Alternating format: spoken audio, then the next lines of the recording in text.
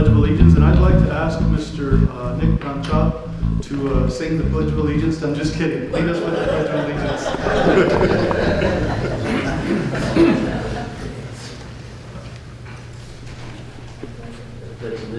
to the flag of the United States of America and to the republic for which it stands, one nation, under God, indivisible, with liberty and justice for all. Thank you, Mr. Rocha. I was hoping you'd do it.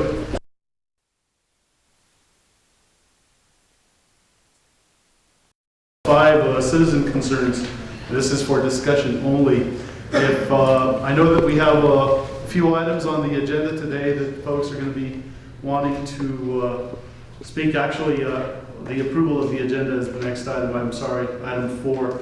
And commissioners and staff, I do have a couple of changes that I wanted to ask for the commission to make with regards to the agenda.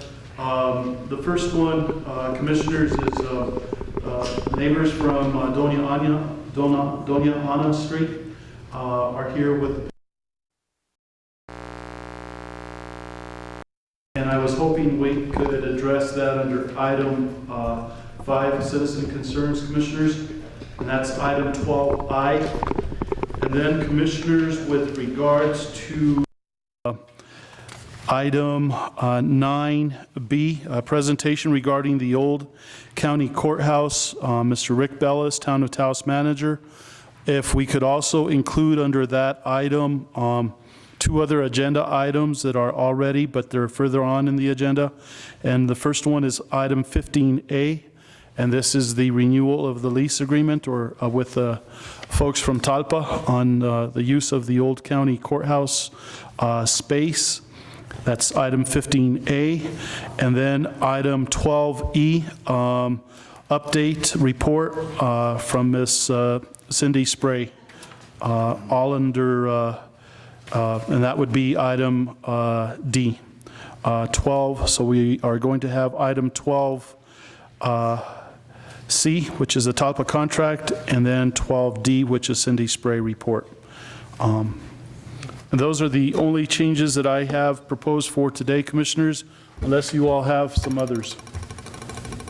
Mr. Chairman, commissioners, under commissioners report, I would like to kind of touch on Santa's Helper del Norte, this is from Cuesta area. If we can get some funding for them to sponsor them so we can buy toys for the kids in that area there up north, District 2. So what should be the heading, Commissioner Sanchez? Santa's Helpers del Norte. Okay, Santa's Helpers del Norte, okay. It would be under 15B. Okay. Mr. Chairman, that would be 15B at that point? It would actually become 15A. Correct. If we move okay. 15A out. Thank you. Okay, any other changes, commissioners? Chairman, just a request. I know the Town of Taos called this morning, wanted to know if we could move their item to right after our lunch break, if possible. I know that there are a lot of folks present here this morning, Commissioner Mayor Baroni, that wish to speak to that item. And so it's up to the commission. Commissioners, what do you want to do? Speaking for myself, I think we need to hear it at the time that it was scheduled on the agenda. Well, again, we moved 2 items up, Chairman. Right. I guess those items can be heard on the agenda too, at the time they were presented. Commissioners? Yeah. With regards to Mr. Bellis's presentation regarding the old county courthouse? I say we hear it right away. Okay. What's the request? I'm sorry. We asked, the town has asked that they could be heard right after lunch on the agenda item. It might be right after lunch anyway, so we can just leave it there. I mean, by the time we get to that item, Chairman, with all the people that are in the audience and the presentations, it'll probably be after lunch anyway. Okay. So any other amendments to the agenda as presented or amended today? Mr. Chairman, Commissioners, I just wanted to say that if I could ask our Deputy County Manager to see if he could get a hold of Ms. Spray, just to let her know that that report has been moved up to item 9. Okay, is there a motion? And, Commissioner, go ahead. Mr. Archuleta, if you would ask too if they would contact Mr. Bellis and let him know that we weren't able to move the agenda around. I was just going to text him, but I'll have the Deputy County Manager call him since he can step out. Okay. Do I hear a motion? So moved to approve. Okay, I'll go ahead and second. Madam Clerk? Yes? Vice Chair Sanchez. Yes. Yes. Yes. Yes. Okay, we'll move on to item 5, highly citizen concerns. Anyone who wishes to speak to any item on the agenda or anything else pertaining to Taos County government? Mr. Hahn, Councilor Fritz Hahn, welcome. Thank you, Mr. Chair, and good morning, Commissioners. A couple months back during the campaign, I was speaking with our elders, and the thought occurred to me that, gee whiz, we officials show up to ask for their vote, and then they don't see us again for 4 years.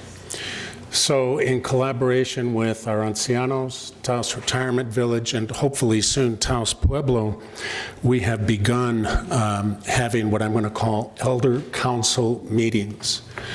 These are not official record meetings. The first 2 took place at the Taos Retirement Village. The next one will be in July 8th at 1 at Ancianos. And then we're hoping to go out to the village for August's get-togethers. These are simply rolling conversations where we elected officials report into our elders and solicit their feedback and obtain their concerns, and perhaps pursue creative suggestions as to how to address many of the problems that we face.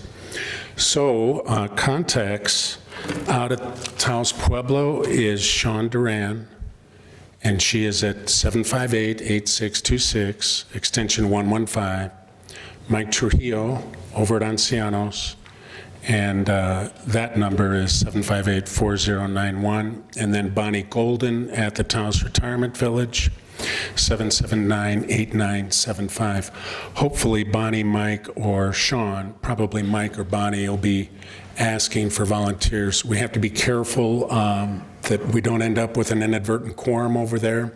But the hope is that for a commissioner or 2, a mayor and a council member, or a couple of councilors to attend these discussions. Thank you. Mr. Hahn, Bonnie Goldman's phone number was 779? 8975. 75, okay. Very good. And I apologize, I did not make it to the last one. I already had that conference in Deming, so I was not able to make it, but I would like to participate. Thank you, sir. And thank you for all. starting this. Okay. And Chairman, Councilor Hahn, thank you for taking this on and moving it forward. I know our seniors in our community really appreciate it, so thank It's you. really important. Thank you. Yeah, and thank you, Fritz, too. We can learn a lot from our elders because, we're getting pretty old ourselves. So. Anyone else? Sir, go ahead and come forward, state your name for the record. So my name is Walter Brennan. I am the head of the union at the hospital, and I wanted to speak to the leaving of the CEO and some issues that have been going on at the hospital. Okay. I do have a copy of my statement that I wanted to give to each of you, and also one for the record if you'd like. Very good. Thank you very much.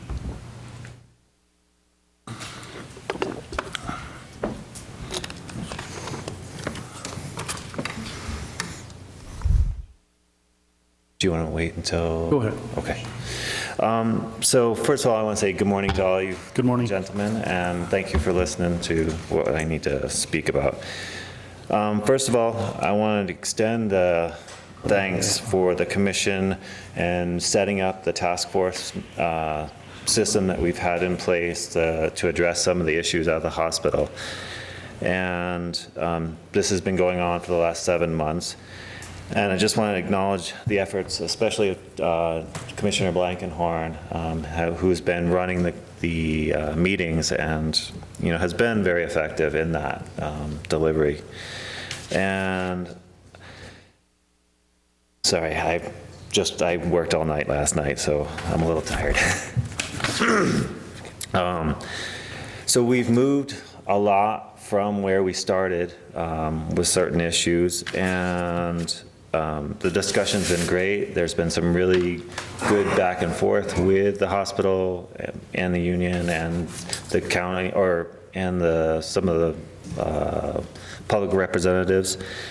And one of the things, though, that hasn't seemed to have come out effectively in those meetings is that in the past 2 years, there's been many decisions made on the behalf of the hospital and the healthcare system here in the county by the Taos Health System's Board of Directors, which is the governing body for the hospital and some of the clinics and stuff here in the county. And these decisions impact the lives of the patients and the people of our community and the people of our community, and especially those people who are actually delivering that care to these people, including the doctors, the nurses, and the other support staff that are present at the hospital. And too many times, these decisions that have been being made have been pushing jobs out of the county and to management companies that are not based here or based in the state of New Mexico. And the issue is that, one, we're losing good staff, experienced staff that have been here for many years, and is creating a greater frustration with the staff that stays behind. And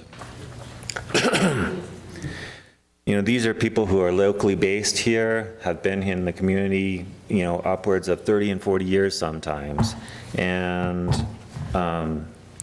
as these people are somewhat pushed out of the hospital, it has created a separation and a real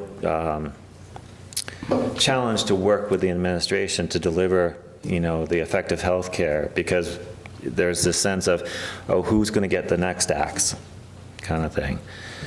And in opinions expressed at the May meeting of the Taos Health System Board of Directors by many doctors and other healthcare professionals associated with Holy Cross Hospital for many years, these decisions seriously also hurt the delivery of the care by losing the connection that these physicians, these other medical professionals that have left, that know these patients. They've been here many years, and that's something, especially in our county and our surrounding area, that a knowledge of these patients that's not just that one time.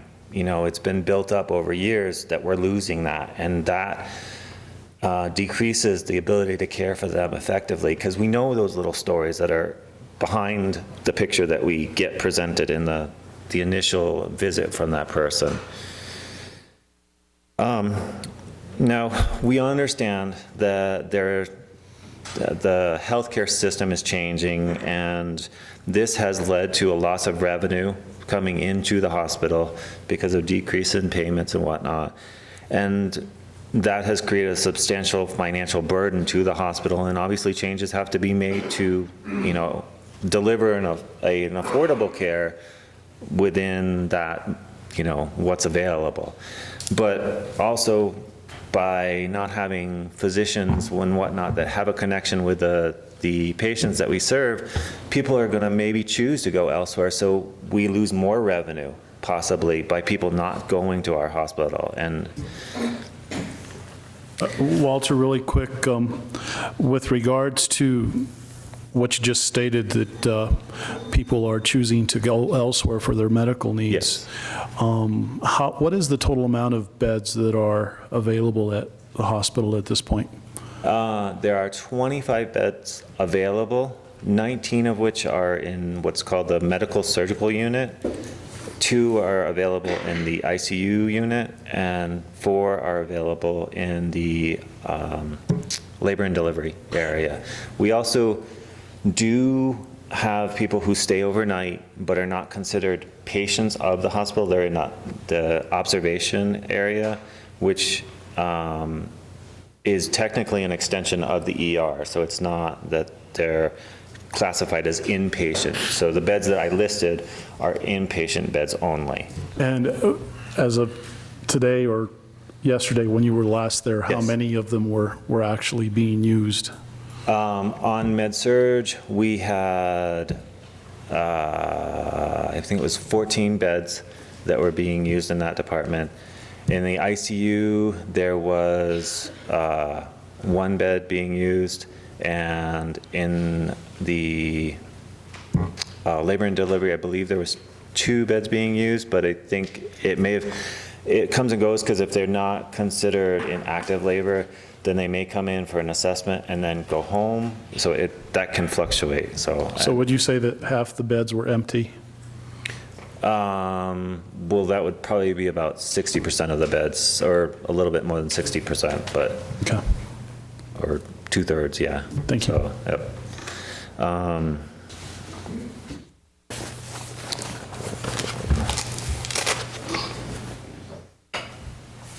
So one of the concerns, or one of the things that we're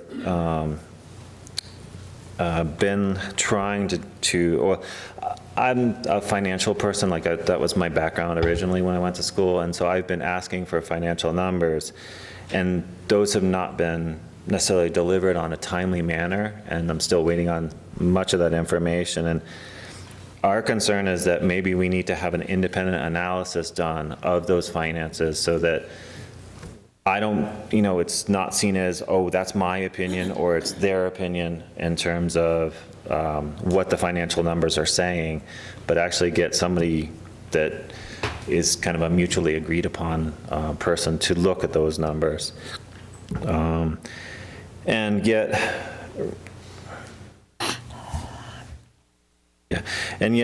recently, obviously, we've been made aware of the resignation of the CEO in the last couple of weeks, and the hospital is in the process of looking for a new CEO, or an interim CEO, because Quorum, which is the managing, one of the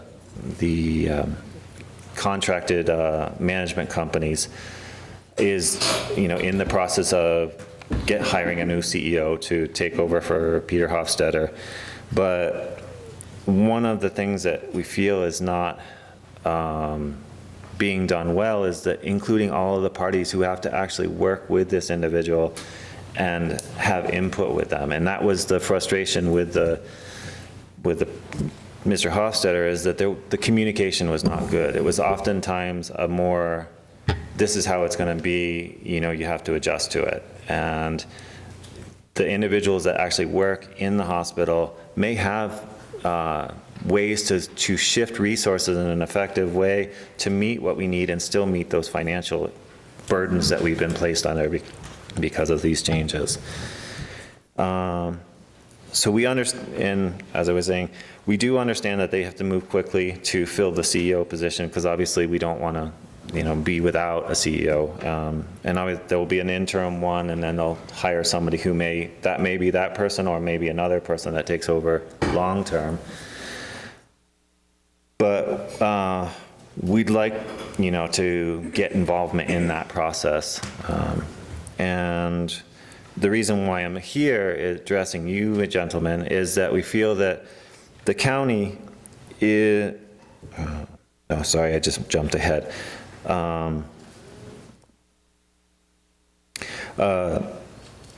of that is that the chairman of the board of Taos Health Systems announced recently that the company who found Mr. Hofstetter is the one leading the search, and there has not been a reach out to staff members and whatnot in terms of the interview process of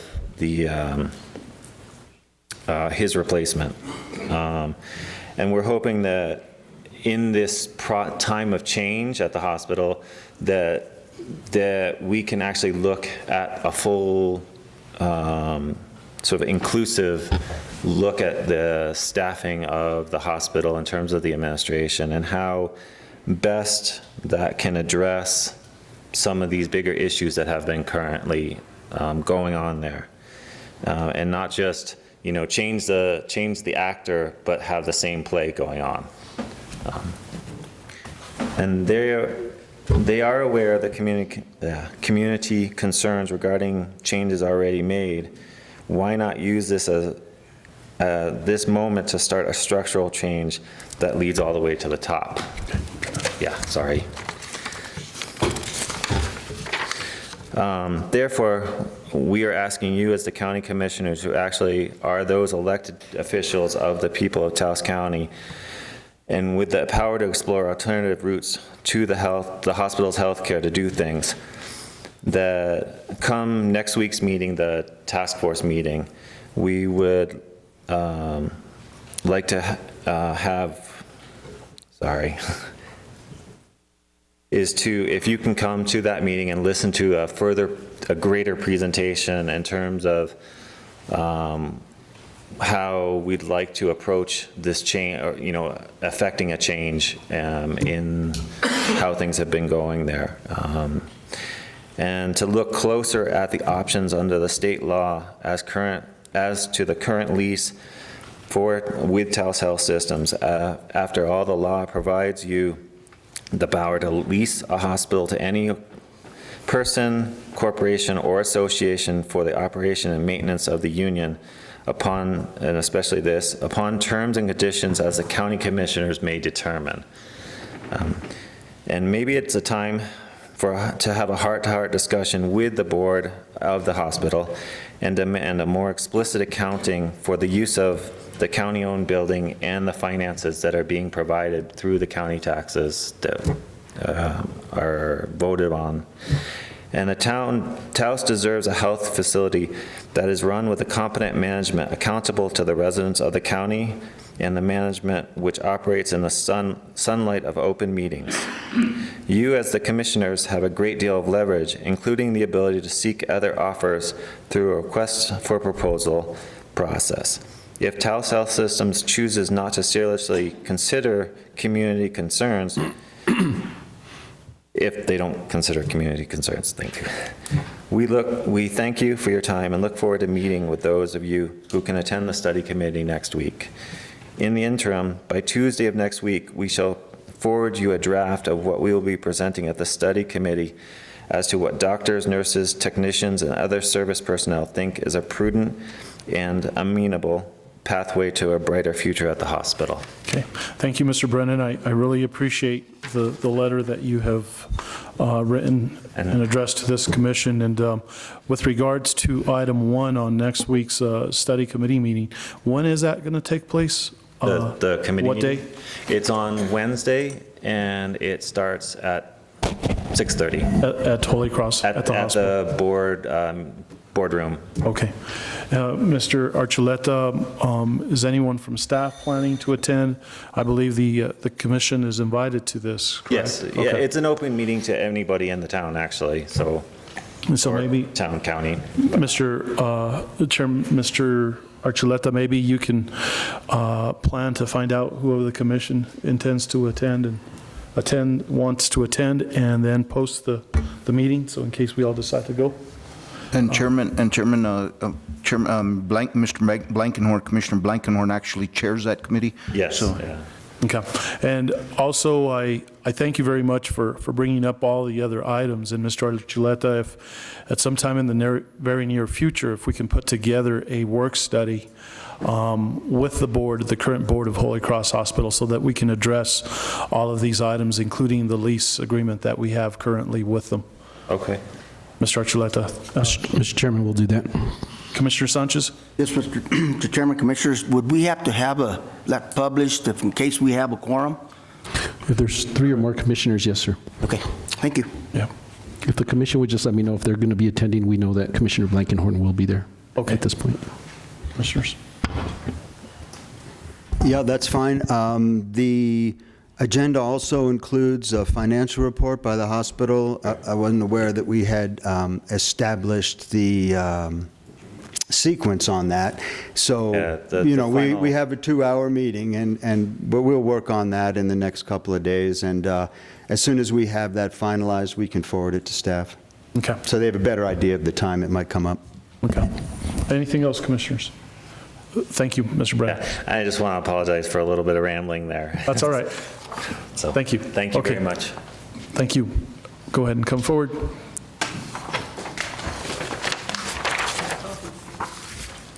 Commissioners, Mr. Chairman, good morning. My name is Martha Jaramillo. I'm the Secretary of the Nurses Union at the hospital. And I want to extend a heartfelt thanks to Commissioner Blankenhorn for chairing and leading our task force meetings that we've been having since last December to such a good place and improving relations with the county, the community, the hospital, and the union. This time last year, we had 8 physicians serving Holy Cross Hospital 24/7, taking care of our patients within the hospital, working together collaboratively with nurses and support staff to provide care to the folks of Taos County. Today, we have maybe 1. Almost all of our physicians have resigned from the hospital or were forced to resign when the hospital went with a management company called Apogee, who will now be running the hospitalist program that we have. And the hospital says that this will save us a little bit of money. But what we've lost is a lot greater than the savings that we will see from this hospitalist company. We'll have 2 full-time doctors on staff who will work 5 days in a row, 12-hour shifts, and then be on call at night. We'll have 4 nurse practitioners that will also work with these physicians, and a nurse practitioner on staff at night replacing the physician that we had before. Last month at the hospital board meeting, 19 of our local physicians came forward to speak during public comment and express their grave concerns at the direction the hospital is going. Some of the hospital doctors who have resigned spoke up at the meeting and said the reason they resigned is they cannot work for a facility that treats their staff the way that they do, with such disrespect and poor communication, and fails to listen to our concerns and take account for the greater needs. They make decisions behind closed doors, and at the same time, they make broad, sweeping general moves that affect many, many people in Taos County. I'm sad to see the outsourcing that's happening from the hospital. We're sending our laundry now down to Santa Fe. We're no longer doing it in-house because the hospital didn't feel they could afford to fix the boilers that needed to be fixed, so we could keep local people employed to continue to do our own laundry. They're looking at outsourcing the billing department. They have outsourced a lot of the management of the hospital to other companies. Even Apogee is based out of Phoenix, Arizona. And so this is revenue that's going out of Taos County, out of New Mexico, to other places. And I would like you to seriously consider coming to our Community Study Committee, which we also call the Task Force meeting. It is Wednesday, July 2nd, at 6 p.m., not 6:30, as Walter had mentioned. We start right at 6 with public comment. We would love to have you there. We will have a proposal in place that we will send to you via email on Tuesday, so you can see what our thoughts are about the future of Holy Cross Hospital and how we can continue to serve the community that we so love. Thank you. I have a question. Who's bringing in all these changes?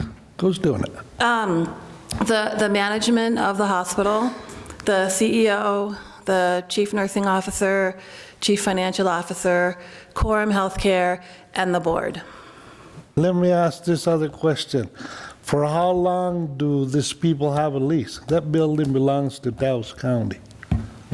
Who can answer that question? Mr. Malone? I can give you a general framework. It's a long-term lease, but there's a 180-day termination clause.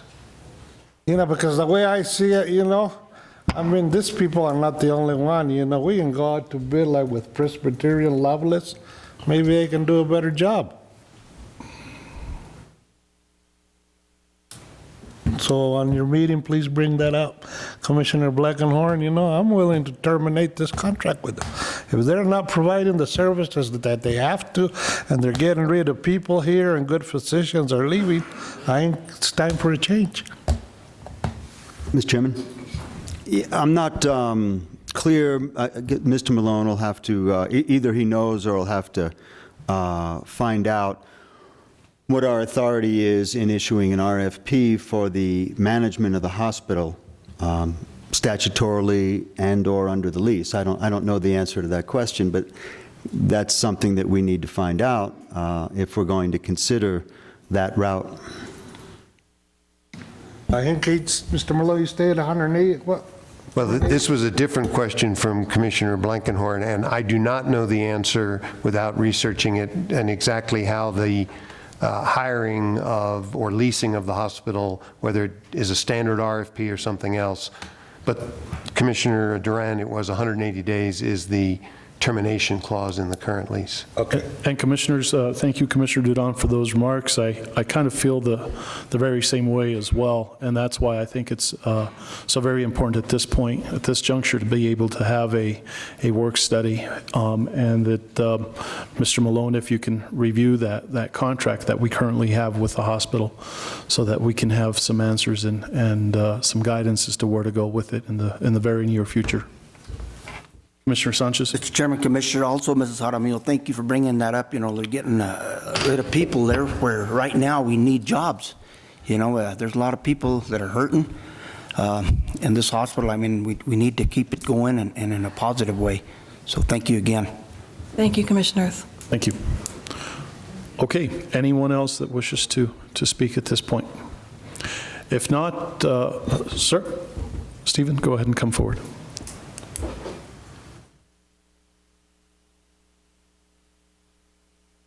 Ms. Diaz.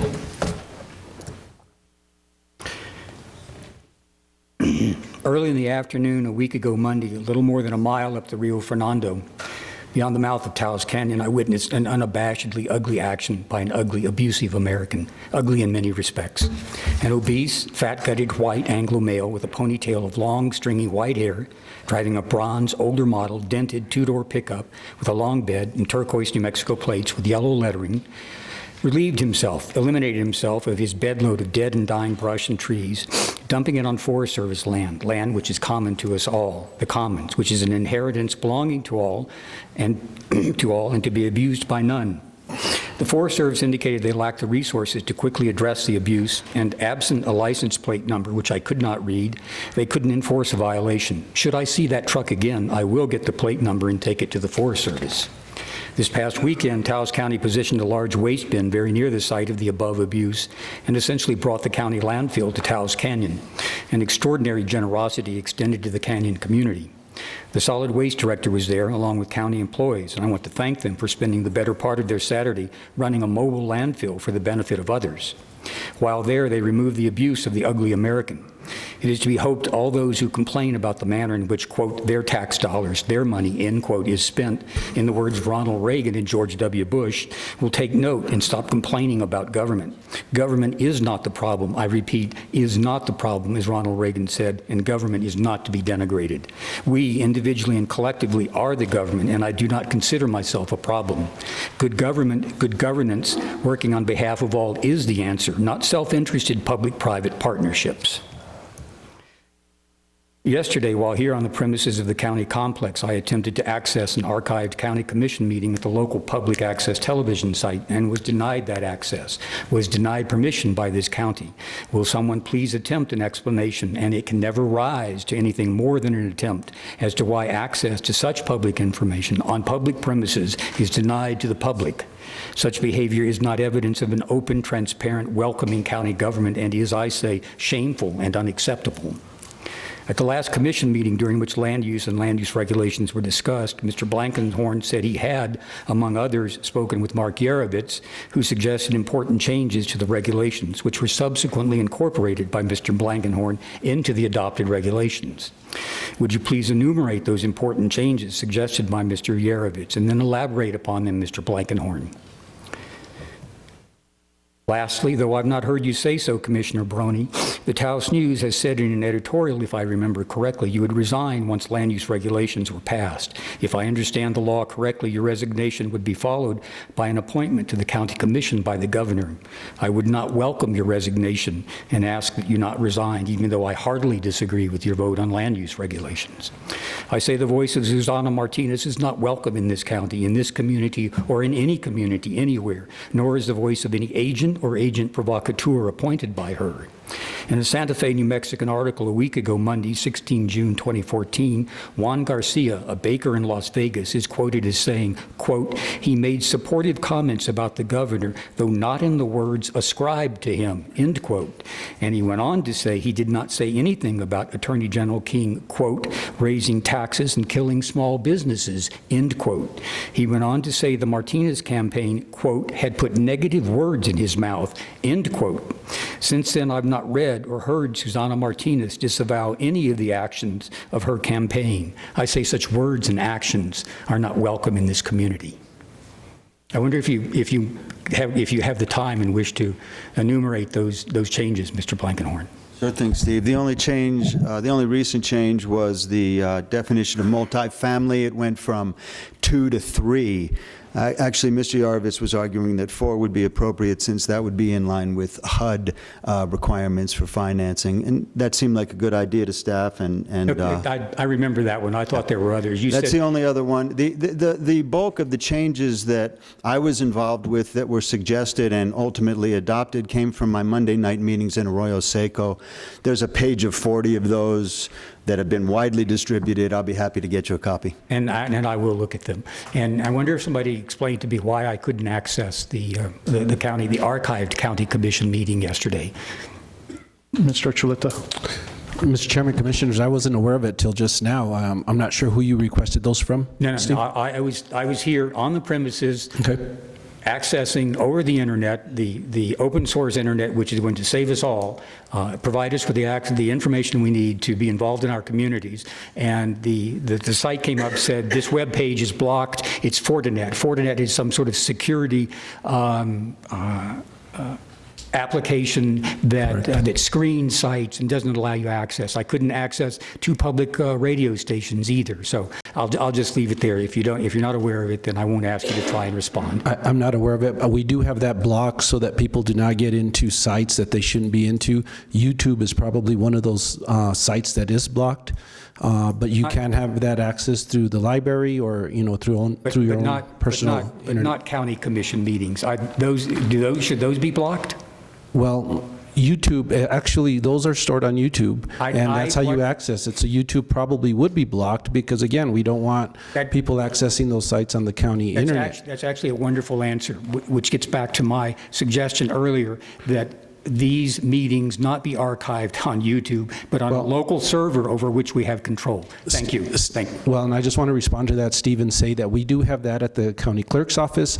We would make you a copy of that if you want that, but you need to request that to us. And I haven't heard a request from you at that point. You were trying to access it through the internet yesterday. Right here on these premises, and that seems to me I shouldn't have to go and pay to do something. I should be able to sit here and access that information. It is as simple as that, Mr. Archuleta. I'm sorry. Mr. Chairman, Commission, I just want to address that is, we just can't have our internet service open to any one of those websites that people choose to access. And we would be more than happy to provide him a copy of that. Had he come and requested that from me, I'd be more than happy to give him a copy of that or give him access to it. But it's the local public access television, Channel 22. So why shouldn't a member of this community be able to sit here on the premises of the county complex and access that site? Thank you.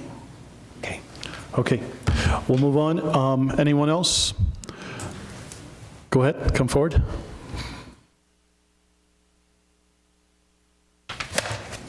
Thank you, Mr. Chair. Good morning. There seems to be an infestation going around right now, and people in Taos County with attitudes that kind of get together in their own little groups, and we call it lobbying. I wouldn't want any of your jobs sitting there. Groups with self-righteous good intentions. Red flag for me, good intentions. Or anybody comes around with shoulds. Please look twice, and I'd like to ask the commission to disassociate from anything to do with the recent renaming of the park. Keep your own credibility. Thank you. Thank you, Mr. Thielke. Anyone else? If not, we'll move on. Mr. Chairman, I have a comment as a commissioner and as a citizen, and I'm going to state this in Spanish. Dan tres comisionados para la izquierda mía que mandaron a nuestra raza al piñón con el Land Use Regulation, gente que ha vivido aquí toda la vida. Pero estos tres vuelven a correr para alguna cosa. Entonces se pueden desquitar. Thank you. Thank you, Commissioner Dudon. Okay, we'll move on to item 5B. This is maintenance of the Doña Ana Street, which is very close. The minutes haven't been adopted, or? We were going to listen. We had listed it, Commissioner Barone, under item 5. Oh, okay. So if I'll continue, Mr. Rick Chavez, go ahead and come forward, and also Mr. Nick Branchal, I believe you have a petition.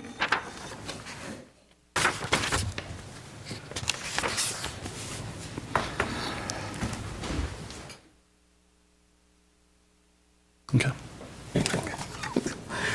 Thank you so much. Good morning. Good morning to all of you. I would like to thank the Commission for allowing us to present our concern today. I would also like to apologize that more of our neighbors are not here. I passed out flyers at the meeting date and time. Unfortunately, I had the time wrong and was unable to reach many of them. So you're going to have a lot of people here standing outside the courthouse tonight at 6 o'clock.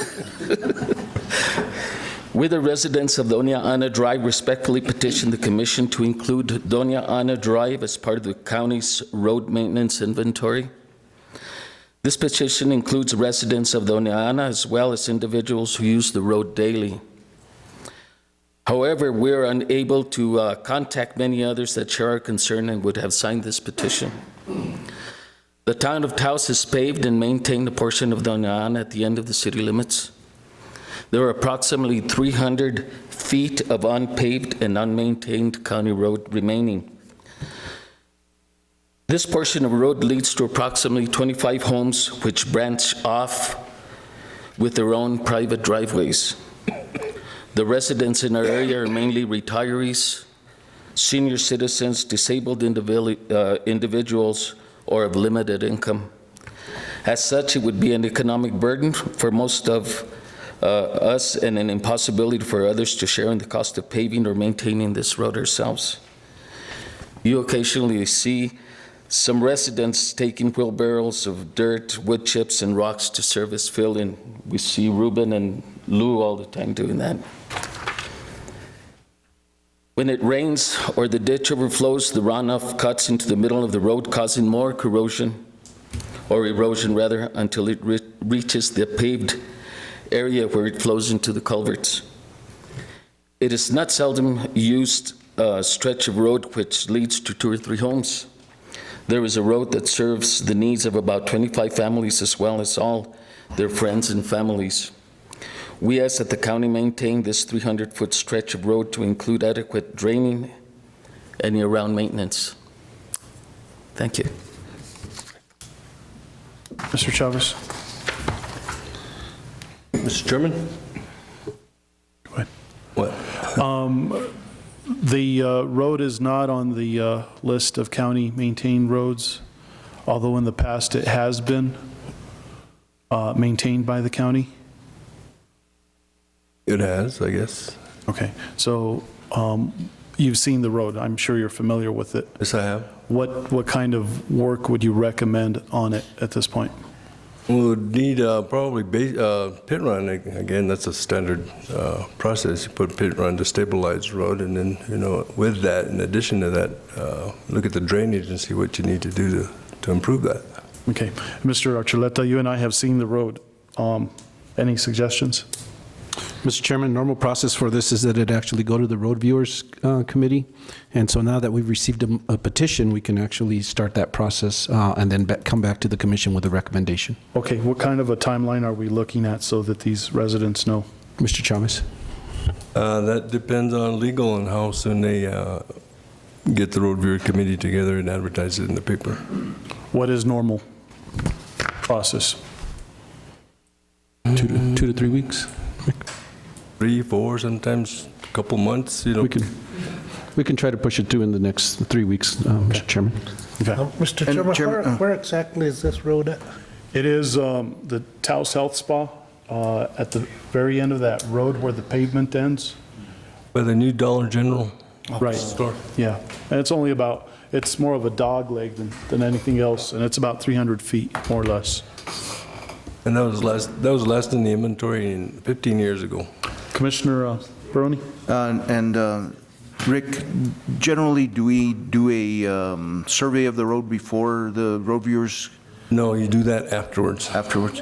So move to have the road viewers committee go out and view the road and bring back a recommendation. Mr. Chairman, we can't take any action. This is a discussion item. It was added to the agenda, as I understand it. It was in the agenda. Oh, I'm sorry. It was on the agenda. So I'll go ahead and second that motion. Thank you, Commissioner Barone. I think it just got moved up. Got moved, Right. okay. Yeah. My mistake. Any other discussion? Mr. Crenshaw, anything else? That's it. Thank you so much. Anyone else from your road wishes to speak? Okay, thank you very much, folks, for showing up. Madam Clerk? Yes. Yes. Yes. Yes. Yes, And okay. Chairman, this is one of them roads that some collaboration between the town and the county could do very good within that area. The town provides the snow removal on the first portion of that road. The possibility of having to take a grader all the way over there just to do the back portion would be a very good collaborative effort, I think, especially during the snow removal season, just to continue run down that road if it's adopted by the county, and then some collaboration could be done within the county. So again, these are some of the things that we'll continue to work with the town and county together. Thank you, Commissioner Barone, and I know that our county manager had already, when he did visit the site a few weeks ago, had suggested that to Mr. Espinosa from the town of Taos, and hopefully we're able to put it back on our maintenance list in the very near future. We'll follow up, Mr. Chairman. Thank you, Mr. Archuleta. Okay, we'll move on then to item 6. This is the minutes, discussion, consideration, decisions regarding the following. The set of minutes from the regular meeting of May 20th, 2014. County Commissioners, So move to approve. I will go ahead and, okay. Madam Clerk? Yes. Yes. Yes. Yes. Yes. The special meeting of May 27th. So move. I'll go ahead and second. Madam Clerk? Yes. Yes. Yes. Yes. Yes. And the June 3rd regular meeting? So move, Mr. Chairman. I'll go ahead and second. Madam Clerk? Yes. Yes. Yes. Yes. Yes. And the final set of minutes, June 6th, special meeting? So move. I'll go ahead and second. Madam Clerk? Yes. Yes. Yes. Yes. Yes. Okay, we do have item 7. This is the public hearing that was scheduled for 9 a.m. Discussion, consideration, decisions regarding the following. Item A, request for consideration and approval of a liquor license transfer from the Polk Oil Company to Western Refining Southwest. Quick stop number 14. This is application number 908016. Robert C. Sprouse, Vice President of Retail Western Southwest. Mr. Edward Vigil, Taos County Planning Department. Welcome. Good morning. Good morning, Mr. Chairman, Commissioners, Mr. Archuleta, Mr. Malone, members of the public. Mr. Chairman, Commissioners, as noted in the agenda, the request today is for the transfer of the liquor license from Polk Properties to Western Refinery. Mr. Chairman, Commissioners, I'd like to give you a little bit of history first. For informational purposes, The Taos County Planning Commission approved special use permit 006-2011, excuse me, on September 14th, 2011. Within the decision of the Planning Commission, Mr. Chairman, Commissioners, the application consisted of a proposal to construct a gas station consisting of a 5,200 square foot Pueblo-style light tan stucco building with a height of 22 feet for the purpose of establishing a convenience store to include the future sales of liquor, and a canopy of 4,656 square feet with a height of 19 feet for the purpose of covering 12 fuel pumps, also in the light tan color. Mr. Chairman, Commissioners, as indicated to you, this is property is for the Polk properties who are in the process, if not have already closed with Western Refinery in selling this particular property in the El Prado area, more specifically located, I believe, at 1318 Paseo de Pueblo Norte. Mr. Chairman, Commissioners, back in on or about October 14th of 2011, planning staff actually prepared a zoning statement to the Alcohol Gaming Division. This Alcohol Gaming Division, if I may, Mr. Chairman, Commissioner, and we apologize for not making this part of your packet, if I may take a minute to read this into the record.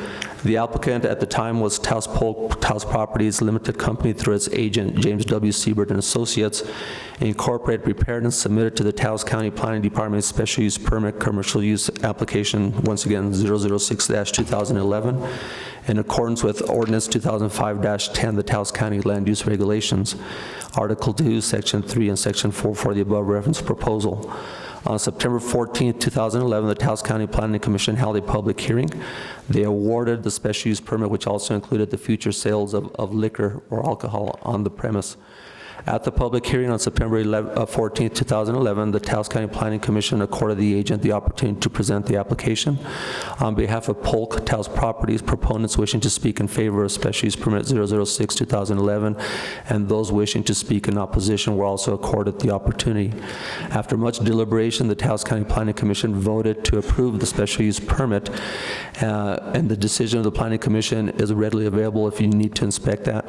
A special use permit does not preclude properly licensed liquor sales, and this is the ability, this application before you today is the ability for the applicant to conduct liquor sales at this site.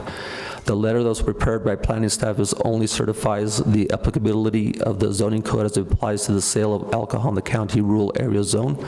This letter is not a business registration license and cannot be construed as approval to begin or continue any construction, modification, or expansion or alteration of the premises. Mr. Chairman, Commissioners, once again, Polk Properties was the original permittee under the special use permit.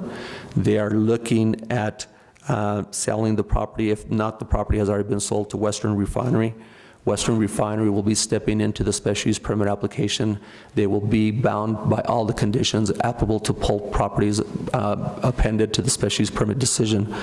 Mr. Chairman, Commissioners, of note, and I believe this was a discussion that was held during the public hearing for the special use permit, there is a church that is located in the general vicinity of this application, and it is staff's determination that the church exceeds the 300-foot separation as required in the application from the New Mexico Alcohol and Gaming. In the cover letter submitted from New Mexico Regulation and Licensing Department dated May 12, 2014, it instructs you, the governing body, on 3 specific items. It instructs you that the governing body may disapprove the issuance of transfer of the license if, letter number 1, the proposed location is within an area where the sale of alcoholic beverages is prohibited by the laws of New Mexico. The governing body may disapprove if the proposed location is within 300 feet of a church or a school, unless the license has been located at this location prior to 1981, or unless the applicant-license has obtained a waiver from the local opinion district governing body for the proposed licensed premises. Mr. Chairman, Commissioners, that's the first item, or first criteria that you need to consider, and again, it is staff's determination. I believe the applicant will address that during their presentation. Also, for the record, during the presentation or the submittal for the special use permit application, the proposed new gas station will be located further north along State Road 522, and along US Highway 64. It is not in the same location. It is in the area that has had previous buildings that were the Paravich buildings that have since been demolished. The second criteria, Mr. Chairman, Commissioners, is the issuance or transfer would be in violation of a zoning or other ordinance of the governing body. The governing body may may disapprove if the proposed location is not properly zoned. Because this office is in receipt of a zoning statement from the governing body, this is not a basis for disapproval. And once again, Mr. Chairman, this application is being considered under a special use permit that was awarded back in 2011 that specifically indicated the opportunity to have future liquor sales. And lastly, Mr. Chairman, Commissioners, the issuance would be detrimental to the public health, safety, or morals of the residents of the local option district. Disapproval by the governing body on public health, safety, and morals must be based on and supported by substantial evidence pertaining to the specific prospective transfer or location, and a copy of the record must be submitted to the Alcohol and Gaming Division. Mr. Chairman, Commissioners, if you have any further questions of staff is prepared to answer any questions that you may have. It may be appropriate to have the applicant come forward and speak on behalf of the application at this time. Okay, thank you, Mr. Vigil. Commissioner Sanchez? Yes, Mr. Chairman, Commissioner. Edward, you did touch on something on the church and the school. It's 300 feet. Is that within the 300 feet there? Mr. Chairman, Commissioner Sanchez, I believe that the location of the church, and I apologize for not knowing the name of the church, but I think it's the First Presbyterian Church. I'm not 100% sure. I think the location exceeds the 300-foot separation, but we could have the applicant confirm that. Okay. And also, Edward, GRTs, who would those go to? Mr. Chairman, Commissioners, those would come to Taos County. Okay. Thank you, Edward. Mr. Chairman, since we had already approved it, all they did, well, they're going to have to go through the whole deal again, but it's just for Western Refinery because Polk sold it to Western Refinery, right? Mr. Chairman, Commissioner Duran, that is correct. This is the opportunity for Polk Oil to transfer their liquor license to Western Refinery to allow this liquor license to operate at the site that was previously awarded a special use permit in 2011. Okay, all right. Okay. The applicant, if the applicant wishes to come forward, you may do so at this time. And you'll have to be sworn in. State your name for the record when appropriate. Thank you. Swear and affirm under oath and penalty of law for perjury that the testimony I'm about to give is true and factual. I do. Please state your name for the record. My name's Roger Burton, and I'm here representing the applicant, Western Refining Southwest. Really, we don't have a prepared statement other than just to reiterate that we're not requesting approval of transfer of the license itself. It already resides at the property that's been designated, but rather we're requesting approval of a transfer of ownership. And the sale of that license is pending approval of this commission. So really, I'm here to answer any questions that you might have. I appreciate the gentleman from Planning and Zoning. He did an excellent job summarizing and presenting the facts to you. Let me ask this question. I don't know if it, how much is a liquor license worth now? Well, it depends on where you are. There's a huge range. Really, they go from anywhere from $350,000 to close to $1 million in Doña Ana County down south. Down there, they're like $1 million? Yeah. I thought they had a set price. No. They don't? No, it's a market price. They're treated like real estate, so it's a negotiation. It's what the market will bear in any certain area. Because I had heard different. No, that's why I asked the question. We haven't paid $1 million, just so you know. That's too much for us. Okay, Commissioner Duran, any other questions from the commission at this time? Okay. Anything else, sir? No, just thank you for your time and consideration. Okay. At this time, this is a public hearing. It is open to the public. Is there anyone who wishes to speak for or against? Ma'am, go ahead and come forward. State your name for the record. You'll be sworn in. I'm Lawrence Baker. Good morning. Swear and affirm under oath and penalty of law for perjury that the testimony you're about to give is true and factual. Good morning, Commissioners. Good morning. Mr. Malone, Mr. Archuleta. Morning. And Mr. Vigil, because you're probably going to be a part of my presentation. I wasn't exactly sure I got all of what you said. As far as the history, actually this gives me an opportunity to speak when I didn't get to speak the last time this came up. So I'm not exactly sure what kind of grounds I have here for my argument, but I hope you'll just listen anyway. So I might have some things wrong, but I think that Mr. Vigil just said that this was passed by the old commission, correct? So There's three of us a bunch of you commissioners weren't here, present. yeah. Three of you were here, two weren't, right? Okay. Now, then you know that there were a lot of people who lived down there who really didn't want this project to go forward. You heard that testimony. I only heard about it far after the fact, when we were doing the Family Dollar, the second Family Dollar. One of the ladies who lives down there came up to me and said, "So where were you when we were trying to fight this?" And I said, "Well, I didn't really know anything about it." So I may be a day short, a dollar short and a day late, but anyway. I know that there was a lot of opposition from the immediate neighbors down there, and I suppose the record would show that, and because I didn't know this was on the agenda until 2 days ago, I obviously haven't had any time to do any research about that. I also know that there was, that there's a lady, a mystery lady, who bought 195 acres directly across from this property, and that she wanted, when she found out what was going on that property, she wanted to buy it, but they wouldn't sell it to her because she wanted to keep it pristine, just like her 195 acres are going to be. So now, I have a bunch of questions. So this property has been sold. So doesn't that mean that you have to get the process started all over again? I mean, don't you have to have, start the new license and that sort of thing? And hasn't the date of the original permit expired by now? It's been 3 years. I think they leveled it 2 years ago, and it was probably a year before that it was not operating. So aren't we a little bit beyond passing something right now? So, and doesn't this come under the new land use regs, abandonment? Commissioner Blankenhorn, I know you've spoken very eloquently on the subject of abandonment. So doesn't this project come under that? And also, now that we have new land use regulations in place, don't you think we ought to have this project fall under all of those new guidelines? The other thing is that with the land use regs, the traditional village concept isn't quite in place yet, but I know it is certainly anticipated. A number of you have spoken to that. This project is really inappropriate to El Prado, and so coming up at this point, it would really be scooting under the wire, and it would forever destroy the character of El Prado.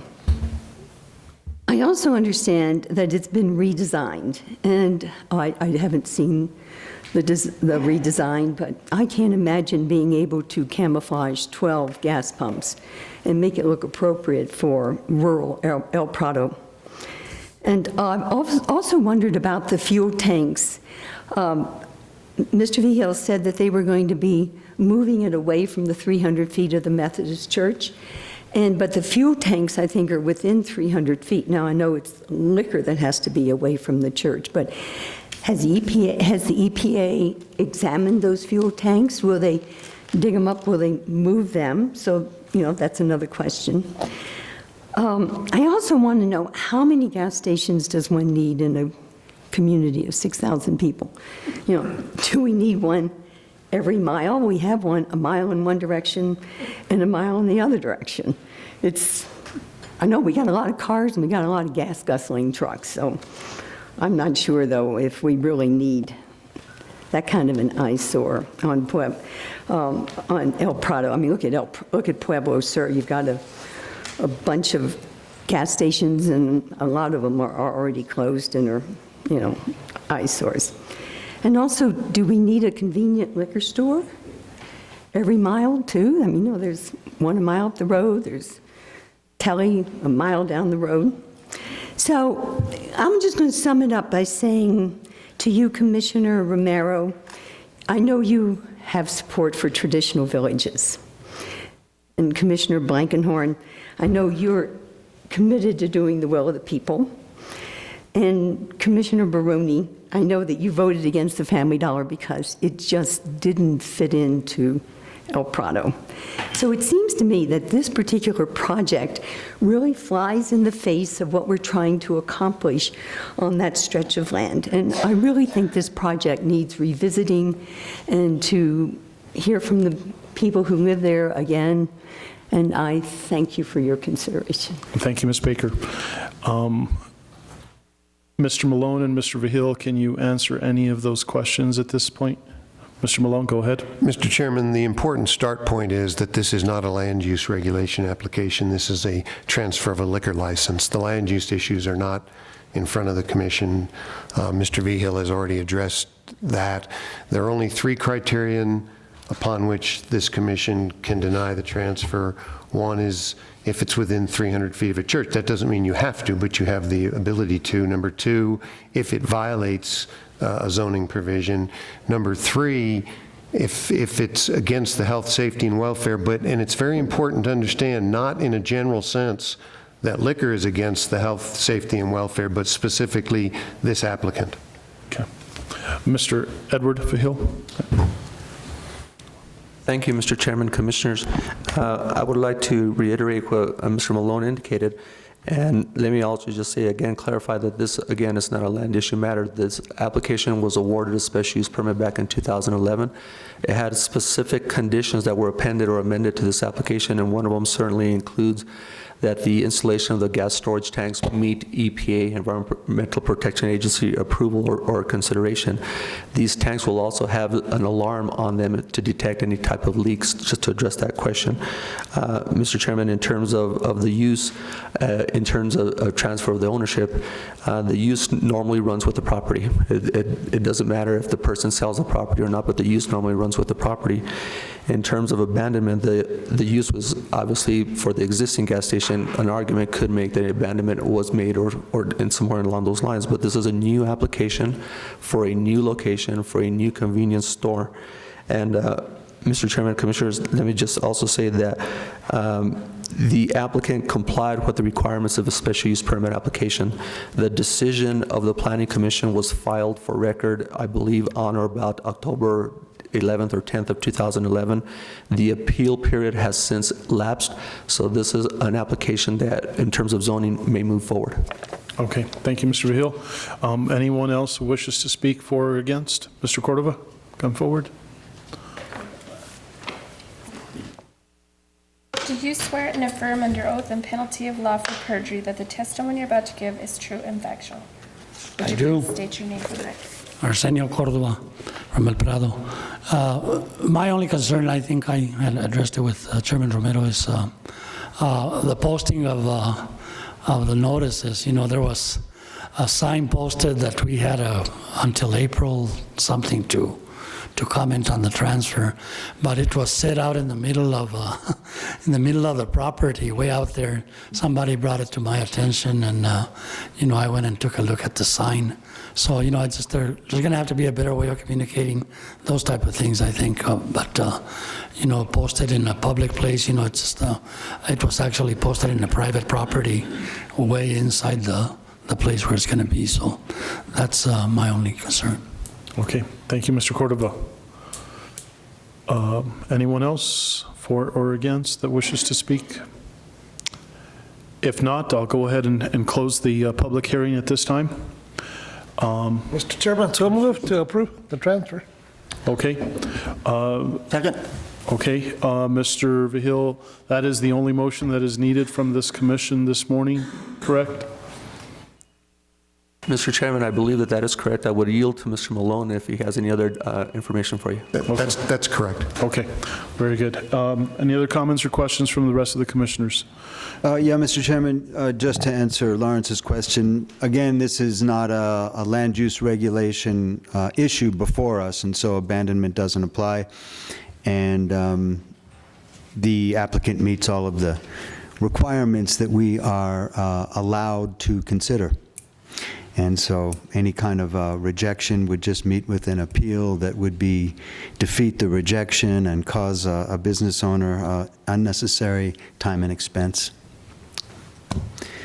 Any other questions or comments? I do have a question. Mr. Cordova, Mr. Arsenio Cordova, what is officially the name of the church in that vicinity? Methodist Church and Prado Methodist Church. Okay. Are there any others within that area? That's it. Okay. Very good. Madam Clerk? Yes. Vice Chair Sanchez. Yes. Commissioner Duda. Yes. Commissioner Rodney. Yes. Chairman Romero. Yes. Okay, we'll move on to item 8. This is awards and recognitions. We have item A, recognition of Ms. Rachel Romero, becoming a certified commercial building inspector. Mr. Edward Vihil. Thank you, Mr. Chairman, Commissioners, Mr. Archuleta, Mr. Malone. Members of the public, if you'll remember, Commissioners, I came before you on April 1st, 2014, requesting out-of-state travel for Ms. Rachel Romero to attend a weeks-long training at the Construction Exam Center in Denver, Colorado, for the purpose of preparing for the test on becoming a commercial building inspector. I am pleased to advise you that Mrs. Rachel Romero successfully completed the process and examination to become an International Code Council commercial building inspector. Mrs. Romero has been a Taos County employee for nearly 11 months. Mrs. Romero is employed through the Taos County Planning Department as a plans examiner-inspector, whereas along with applying her plan review and residential inspections, Mrs. Romero also performs the duties of code compliance and sign permit review and consideration. Mrs. Romero is from the Llano Quemado area just south of Taos. She obtained an Associate of Applied Science degree in Construction Technology from the University of New Mexico. Mrs. Romero also has successfully obtained numerous other state and federal certifications. Mrs. Romero is married and her husband's name is Wayne Romero. Mrs. Romero is also the proud parent of 2 children, Mia and Andres. Mrs. Romero is a valuable asset to the Taos County Planning Department and the citizens of Taos County. And it is my intent to come before you at a later date to request a reclassification to Mrs. Romero based on her recent certification. Today, on behalf of the Taos County Board of County Commissioners, the county manager, your colleagues, and the citizens of Taos County, I wish to congratulate Mrs. Romero. Mr. Chairman, Commissioners.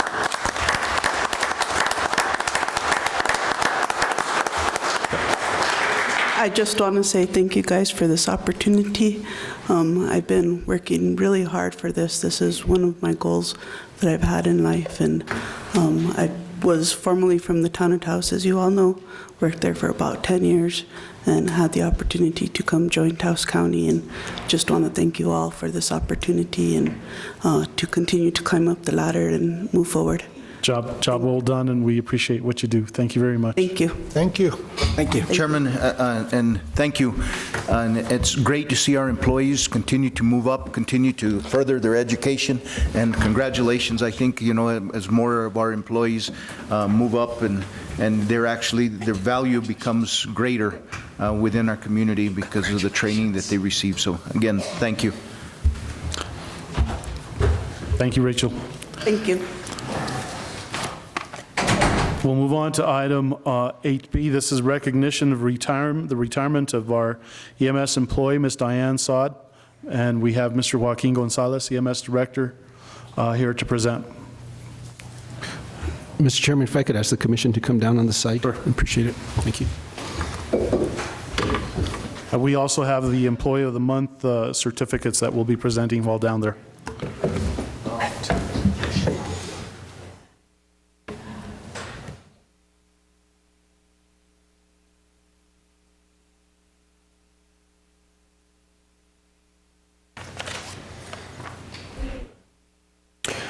Good morning, Commission, Mr. Chairman, members of the general public. It's my honor and privilege to come before you and present a retirement plaque for Ms. Diane Sod, who has fulfilled her commitment to serving her community and the county for 26 years. Ms. Sod started her EMS career with Taos County as an emergency medical technician basic in 1987 and has worked her way up to a paramedic, in which she will be retiring at the end of the month. Just to let the general public know that Mrs. Sod, who is the first EMT/paramedic to ever retire from Taos County. As most of you all know, this job is very stressful, and the burnout rate on this career is very high, but for somebody to to stay 26 years as a dedicated EMS provider for Taos County is very unheard of, and I'm very honored as her director and probably one of her first partners my first partner that I worked with when I started in Taos County and back in 97, 98. We all learned from her, and she's got a very big heart. She loves what she does, and it's going to be very hard for myself and my staff to see her go, but I know that she will still be around, and I wish her the very best.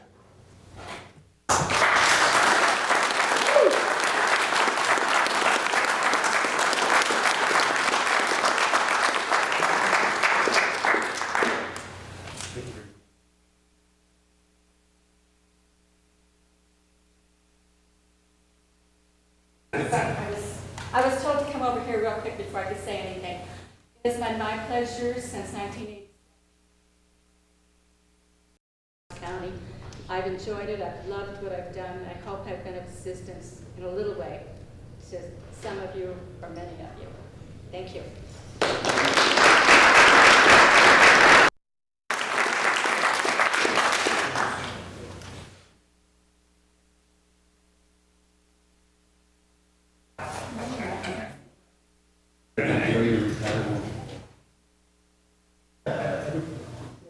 John said to not gonna miss me, I'll be out there. Squeeze in.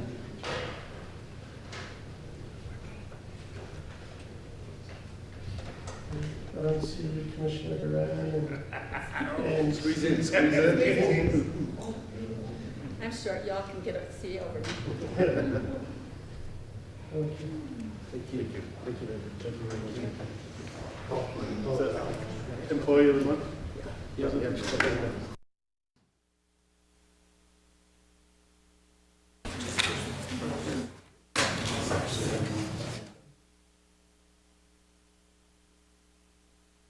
We'd like to recognize our employees of the month for the month of June 2014. We'd like to recognize Mr.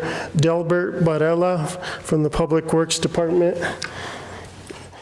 Taos County congratulates Delbert Barella on his achievement of winning the Employee of the Month award for June 2014.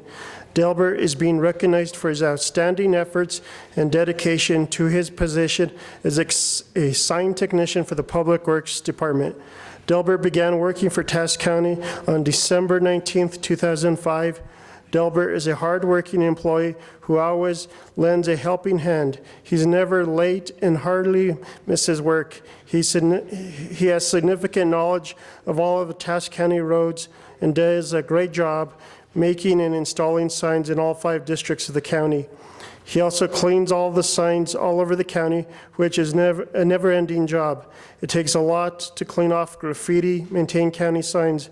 Delbert also is a great help in the shop and office and is always going above and beyond his duties. Thank you, Delbert, for all your hard work. You are greatly appreciated. Thank you, Delbert.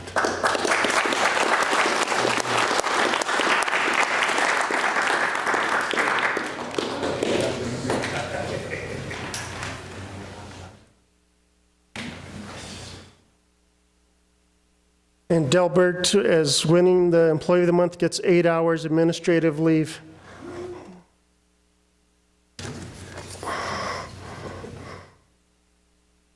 Tap them up there.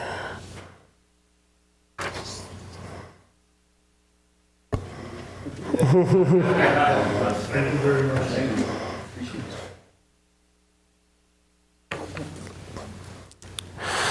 Our next Employee of the Month is Carlos Valdez from the Assessor's Department.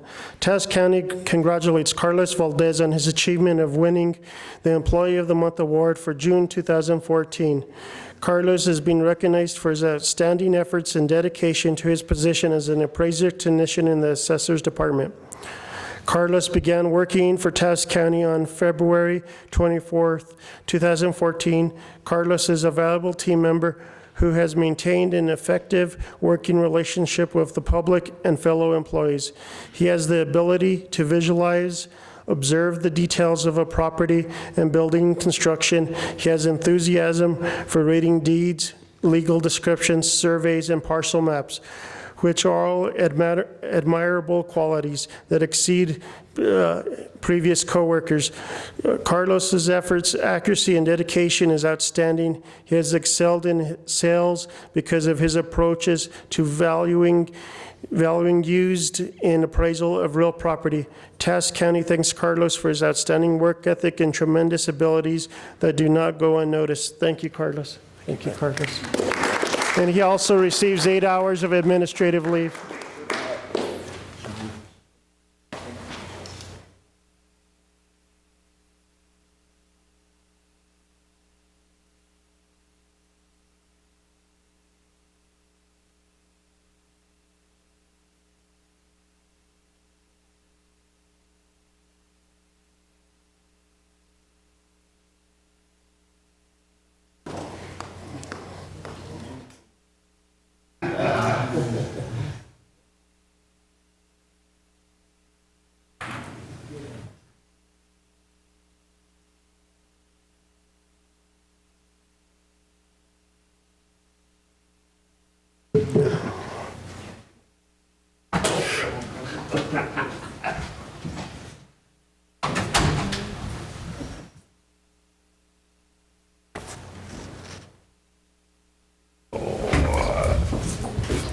Thank you, Brent. Oh, yeah. We'll move on to item 8D, graduates from New Mexico Edge. We do have Ms. Clara Cordova, Certified Public Official and Certified Treasury Official designation. Mr. Brent Jaramillo, Certified Public Supervisor designation. Ms. Karen Martinez, Certified Public Official designation, and our County Treasurer, Susan Trujillo, Certified Treasury Official designation. Thank you. All we wanted to do is to let you know that we accomplished this last week at our annual conference. So we're graduates from New Mexico Edge, and I think it's a great opportunity that the county affords us, and we thank the commission for allowing us to attend these classes and making sure that there's funding to attend these classes.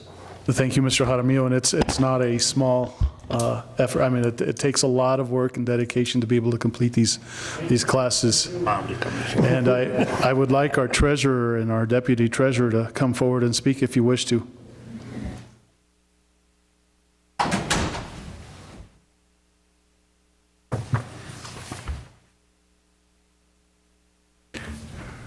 Good morning, Mr. Chairman, Vice Chair Romero. I'd like to thank you all for the opportunity given to me to be able to attend New Mexico Edge College. It is an absolute honor to have received these certifications. There is just so much information that you get from attending these classes. And Susan and I started in January when we took office, and it has been extremely rewarding. You get to meet all people from all the 33 counties. You get to attend classes with people who, leaders who actually educate us and train us and give us the tools that we need in order to accomplish our jobs, to serve the public, to serve our own coworkers. And I'm extremely humble in receiving these certifications. Thank you so very much for the opportunity to do so. Thank you, Mrs. Cordova. Thank you. Congratulations. Ms. Trujillo. Good morning, Chairman, Managers, Commissioners. I just stand in awe of what the state has embraced through this program. In fact, it's not just the certification now. They're working on even a graduate, some kind of a initial graduate program, and qualifying government leaders. So I just feel very fortunate. I've completed my certified public official and now the certified treasurer certificate also, and I completed my supervision certification, and that I will graduate in the winter conference on that. But as Clara said, it's a huge opportunity because they cover everything from ethics to HR to risk management. I even took a course in the assessor's program because I wanted to better understand. We have such a close relationship with the assessors program that I felt that it would give me a very basic knowledge to be able to understand what it is that they do in their office. And so we were in class on Monday from 8:30 in the morning to 8:30 at night. And on Tuesday the same. We crammed in all the classes that we could take to make use of the time that we're out of town. And the conference itself was wonderful, but the most valuable was this. So I'm very, very fortunate, and thank you again so much for allowing us. We do want to get our staff to complete the certification program for the treasurers, and that is such so they can see it is not just the job that they do, but the overall function of the treasurer's office. So I'm excited for them to do that next. Thank you again. You recommend the program to other employees of the county, I'm sure? Of course. Very good. Thank you, Susan. Even to the commissioners. Yep. Thank you. So, Chairman, I just want to, again, Clara, thank you. Susan, thank you. You know, as we continue to move forward with education, it's important.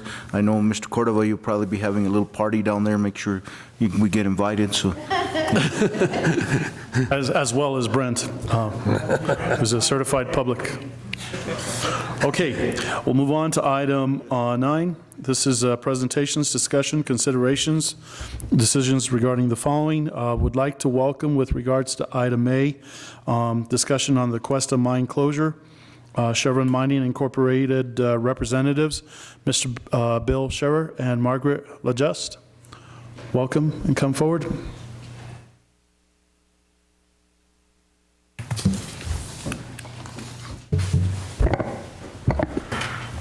Good morning, Mr. Chairman, members of the commission, commission staff, and the general public. My name is Bill Scherer. I'm a vice president for Chevron Mining from the Denver area. With me today is Margaret LaJust. She's our public and government affairs manager at the mine. I want to appreciate the invite and certainly the opportunity to speak before you today about the decision that was recently made by the company at the mine. I want to obviously talk about some of that decision, some of the things that we are engaged in at the moment with respect to trying to minimize some of the impact associated with that decision, and also certainly here to answer any questions that the commission may have. Let me start with the fact that about 3 weeks ago, we did make a decision. We notified our employees, which was about 300 employees at the time, that we were shutting the mine down. That decision was a decision based solely on the economic situation, but it was also going to be a permanent shutdown. As you may know, the mine has had an up and down history over the life of its operation, which goes back certainly almost nearly 100 years at this point in time. But this decision was based, again, solely on the economic situation, and the potential for any future opportunities in the future were just not there. I do want to reference the fact when the global economic downturn happened in late 2008, we did reduce our employees in the beginning of 2009 to about a little less than half of what we had at the time. But we maintained a level of expertise and experience on the hope that we'd be able to bring the mine back. We obviously, at the time, the molybdenum price fell to the bottom, and it has not recovered significantly since that time frame. We hoped that it would. We kept on a fairly large workforce, and we added to that workforce in trying to develop the mine so that we would be ready if the price were to come back. Unfortunately, our costs have increased dramatically, and the price of molybdenum has not returned. So the decision, again, was based on the economics of what was going on both in the world and certainly in the United States with respect to the value of molybdenum. We've affected 300 workers, 300 employees of the mine. The decision was not very easy for us. It We've spent a lot of time trying to analyze the situation since the beginning of this year and worked through a lot of modeling of economic situation for the mine. And unfortunately, nothing in all the efforts we looked at in terms of trying to make a go with the mine any further, it just did not work out for us. And as everyone knows, mining is a hazardous occupation. We do everything possible to make sure our workers are safe. The workers and the employees worked very hard at trying to make sure they were safe and for themselves as well as the workers around them. But we couldn't responsibly continue the operation of the mine, knowing that there was no chance forever to make a business profitable and subject our workers to a situation where they could either be injured or somebody next to them could be injured. So the decision was based on the lack of ability to make a profit going forward for the mine, and certainly around the protection of those folks that worked for us. I will let you know there's a lot of activity going on. We have basically a short-term level of activity and a long-term level of activity to try to minimize the level of impact as best we can for our employees and the local communities. We do know that it will have a fairly significant economic impact to our employees as well as to the communities. The short-term activity is we're trying to do everything possible to either maintain some level of employment. We're also looking for many opportunities for those affected workers to obtain jobs either locally or outside of the area. We do have a job fair actually tomorrow in the village of Cuesta. We've opened up what we call the Employee Information Center. And we've had that open since a couple days after the announcement on June 2nd, trying to help the employees with outplacement services. We have a professional firm in there trying to assist these employees. We are having a job fair tomorrow. We anticipate over 20 different companies coming to the job fair, both companies that we're using locally to help on some of the projects at the site, as well as outside companies that have job opportunities. So we believe we'll have a pretty good turnout of those companies tomorrow. We also have another job fair scheduled for July 16th. We hope to repeat what we'll have tomorrow in the job fair. There's been a fair amount of opportunities within Chevron. We've outreached within our Chevron organization to look for other jobs within the company. We've had a pretty good response of potential opportunities. We've made that very visible to our employees. And then we have also actually had two companies show up prior to this job fair, two different mining companies who had jobs available. Both Intrepid Potash from Southern New Mexico came and had a number of opportunities, and they spoke to our employees.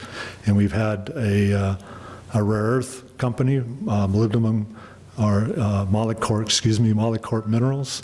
It's the mine that we actually sold in 2008 to this company and gave them the name. They came out as well and had a number of jobs and spoke to employees. We hope both of those companies will be here tomorrow, along with many other companies. We also have assistance available for any employees that are having social type issues. We have what's called the Employee Assistance Program within the company. Those representatives have been on the site and they have talked with our employees to try to assist them through a very difficult situation. And they will be here again tomorrow as part of the job fair. We're hoping all of our employees that are affected will take all these opportunities and try to make the best situation for themselves. We've recently announced that we do have about 25 to 30 jobs that are going to remain at the mine. Some of those are regular jobs, full-time jobs, and some of those are going to be temporary jobs. We made the selections of those and announced those selections to those employees yesterday and informed everyone who did not receive the job so they could focus on some of the other efforts we have to try to look for opportunities for them. Those are our short-term activities. We'll continue that. We have a lot of people and resources working on that at the moment. On the long-term standpoint, we have offered financial assistance to the village of Cuesta, primarily for future economic development. We started this program many years ago.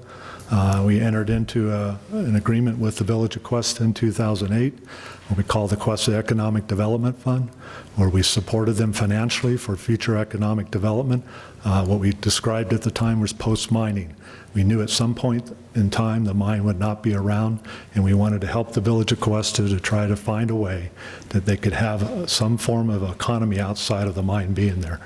That has progressed, since 2008 to today. It has not made as much progress, I think, that the village would have liked to have seen. So we have extended that assistance. We've extended that for another 8 years. That'll begin in 2016 when the first 8-year term ends. We're also offering financial assistance to the Village of Cuesta to provide some planning in order to develop a plan or to use existing plans for their future and try to enhance those in a way that can be implemented, hopefully for success. We've offered up to $500,000 for that planning activity. We're in discussions with the village right now. In fact, we have a presentation to the Village Council tonight with respect to that. And I know there's meetings with the Cuesta Economic Development Board that manages that fund that was established in 2008 also occurring today, and we plan to obviously be attending both events today. So let me just summarize. I know there's most likely going to be a number of questions, and I'd like to get to that and allow you to ask those, but this was something that, again, was very difficult for the company. We had to not only be able to show our leadership in the company that it made no longer any economic sense to operate the business. The company takes it very seriously that it does impact the employees, and takes it very seriously that we are impacting the local communities of this decision. But in our perspective, it was the decision for the future, and we want to make sure that we can do whatever we can at this point in time to try to assist those that are affected. So thank you for that time. I'd be pleased to answer any questions you may have. Thank you, Bill. Commissioner Sanchez? Mr. Chairman, Commissioners, Bill and Margaret, just want to thank you folks for coming up here, taking time off your busy schedule. And, the company has been good to us in the Cuesta area and all the way to Mora, San Luis, Taos County. And I just, I worked up there for 24 years, Bill. I think you were with us here at the Cuesta before you moved on. And like I say, this what you guys are doing here is great for our people up there. I know it's devastating for Cuesta. Now with the times, there's no jobs, and this has really been an impact on our people up there. I know I've had some of my constituents, and they wanted to know, as when I got laid off back in 2009, some of those folks were wondering if they could piggyback off. Let's say if that TAA assistance takes place, if they could come on board. You probably don't have an answer for that, but maybe tomorrow I can meet with you. I am planning on attending that meeting with my constituents in Cuesta. That's what, 8 o'clock in the morning? The job fair begins at 8 o'clock and goes to about 3 o'clock tomorrow. Okay, great. Yeah. Well, I'll be there, and I'd just like to, just thank the company. We were there for 100 years. It did, my daughter, she graduated out of Cuesta. We didn't have to move. For 1986, I did have to go for 3 years to parachute, but I still stayed with the company.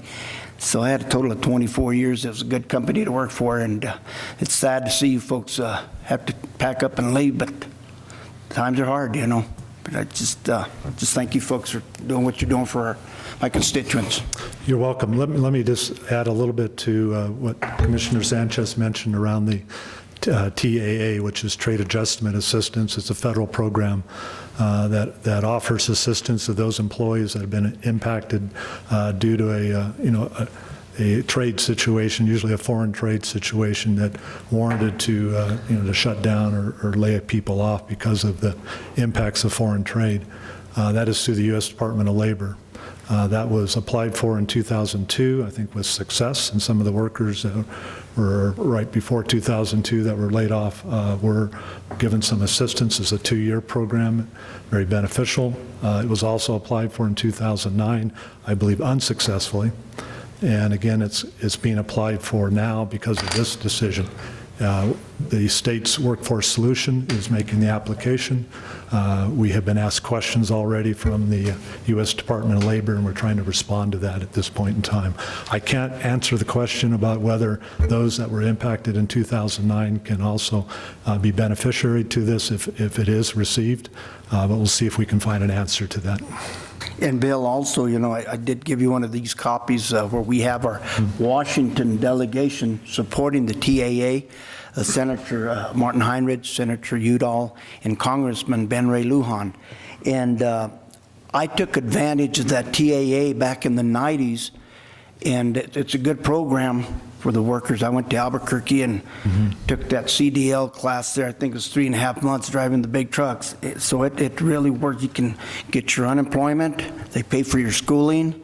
Plus, they help you to pay your rent while you're out there. So it's a good program. So hopefully we can, if we need to talk to our delegation in D.C., I'll be more than glad to give them a holler.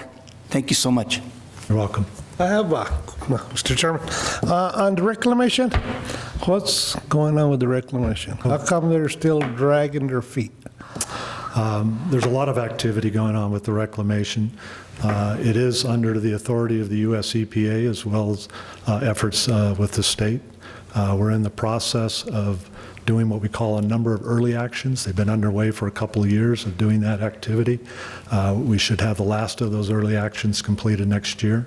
There is technical discussions going on right now in terms of what's probably the largest effort that will occur out there, which is really the reclamation of those large, what we call rock piles. You see those along the highway as you drive past the mine. They're very high, very steep, and it's very technically challenging to determine how best to reclaim those. We brought in a lot of experts as well as the federal and state agencies to try to look at the best way to accomplish that. We hope to be able to complete that work the next couple of years in terms of deciding how best to approach that, and then that work will begin. It's all going along with the schedule that both the federal and the state government processes allow us to go through. And let me ask about the employment. Why is it, but there are a lot of state companies that are up there right now. Why isn't there no local employment, local contractors? There actually are a number of local contractors that are working for the larger companies, and we've always employed local contractors during the operation of the mine, and we continue to do that. You've brought up a good point in terms of going forward with potential opportunities. One of the things that we are looking for in the short term over the next couple of years is a number of those affected workers have the potential to have opportunities locally with these contractors. We will have to begin decommissioning activities and demolition of facilities. We anticipate there could be up to 100 jobs, temporary jobs for our local affected workers, and we have talked with our major contractors that have already hired some of the locals, and we anticipate they're going to hire a lot more in that process. We want to begin that relatively soon. As you may know, when we gave notice to our employees, we told them they would be severed after 60 days as required by federal law to give them 60 days notice. We hope to be able to begin and start hiring some of those employees immediately after that 60 days, which starts on August 2nd. Okay. Chairman? Thank you. Chairman, Commissioners. Bill, one question here that I've got is, before you do the demolition of the buildings, would there be any, I guess what I'm getting at, any businesses willing to come in and use those buildings and hire people? I know at one time, this was way back, there was a company wanted to come in to do bolts and nuts and, you know, that. I'm sure there's probably others out there and utilize the buildings that are there, because, I mean, those buildings are in good shape, you know. That's something that I just brainstorming, you know. Well, it's a good idea, Commissioner Sanchez. We've also had similar thoughts. In the past, the Village of Cuesta has certainly asked us about this at the time that we would shut down, whenever that might be. Could they utilize some of those buildings for use for other businesses and provide economic opportunities for the local area? We support that. We have not made any decisions on what building's going to go down or be demolished at this point in time. We anticipate that there will be buildings left for those opportunities. And Bill, one more thing, Margaret, also, and the commissioner's probably already tired of me saying this, but I've been pushing for a community center in Cuesta since I came on board, and it's much needed.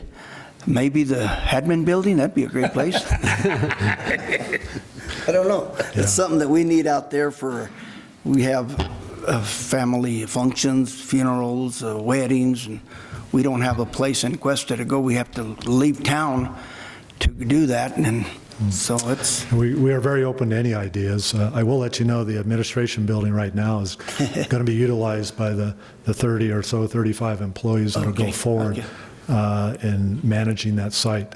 And just for everyone's information, Chevron Mining is not going away. We will have a different group that manages the activity at the site under Chevron called Environmental Management Company. They're forming a new group that will manage the efforts there and all the employees that will be engaged in that. And they'll be there probably 20-plus years. So there will be a base load, if you want to look at it from those terms of employment, not only these what we call regular full-time employees, but they'll also be managing contractors over that 20-year time period as well. So everything doesn't go from 300 to zero. It goes down substantially, but it isn't zero. Thank you, Bill. Thank you. Mr. Archuleta? Mr. Chairman, Commissioners, Bill and Margaret, first, thank you for being here, and thank you for what you've done for the community, and thank you for what you continue to do with the community of Cuesta. The question I have is more to elicit your help in the future. Taos County, about 8 months ago, asked Chevron Mining if they could help us figure out why our GRTs have not increased based on the activity that's happening at Chevron Mining. At that point, we were given the name of your accountant in Colorado Springs, which we called and talked to and asked about where the companies that you're now employing for the reclamation are paying their gross receipts tax. That information was not given to us. We have since gone to the Tax and Revenue Department, asked them for that information. We filled out some paperwork to try to get that information in, and we're in the process of coming in front of the commission to ask for actually a tax accountant type specialty for gross receipts tax to work with Taos County on trying to figure this out. We know that, there's some building going up there. Initially, what Tax and Rev had told us was there was only planning and design that was happening. Since then, I know that you've been building a water treatment plant out there, and there's other items that are happening with some of the rock pile and stuff that's going on up there. But none of those gross receipts tax are coming to Taos County. They're going someplace else. I'm thinking they're going out of state. And I would just ask the company, if possible, because again, Cuesta Mining does use our streets, does use our traffic signs, does use our hospitals, does use our ambulance service, that you guys partner with us to help us get those gross receipts tax that are due to Taos County for the reclamation that's happening up there. Mr. Archuleta, I don't have an answer immediately for you in that regard, but I believe there are gross receipts tax being paid. I don't have any numbers with respect to that, so I'll have to look into that myself. I know we are being invoiced by various companies, and there's a gross receipts tax charge there. I'll have to see how substantial that is and where those funds are going to. Yeah. We just have not seen a jump at all on ours. We've been tracking that, and based on the activity that's happening up there and actually the construction, we should have seen at least a minimal jump on that, and we just have not seen it at all. So that's why we're asking the question. And we could ask, again, if your accountant would work with our people. Again, we could go hire a company to do this, but then that company is going to take the majority of that money also. I'd rather partner with you guys to make sure those tax dollars are staying here for the community. We're very willing to work with you directly on that. And in fact, when I'm back at the mine today, I'll start asking those questions. Thank you very much. We'll try to get back to you as soon as possible. I appreciate it. Thank you. Commissioner? And Chairman, thank you. Thank you, Mr. Archuleta. Those are part of my questions that I always have because, I asked those questions when we met down there too, because, if the company is from another community, a lot of times those GRTs are paid in that community that they come from. So the other question that I did have was, of the 300 employees that you guys are laid off, Do you have a number of how many of those employees were actually Taos County residents? I have an estimate. It's probably close to 85-90% were Taos County residents. About 50% actually resided in the village of Cuesta. Okay. Thank you. And I want to just thank you and thank Commissioner Sanchez for, being the guy that has kept us abreast of what was going on and championing, what's going on down there at the mine. And we really appreciate you guys actually moving forward and trying to accommodate or find jobs for those employees that have been left off. I know they don't want to leave their community. They love where they live, but, sometimes that makes a difference whether you can support your family or not. So thank you. You're welcome. Commissioner Blankenhorn. Thank you, Mr. Chairman, and just reiterate my thanks for you coming here today and answering our questions and making the presentation.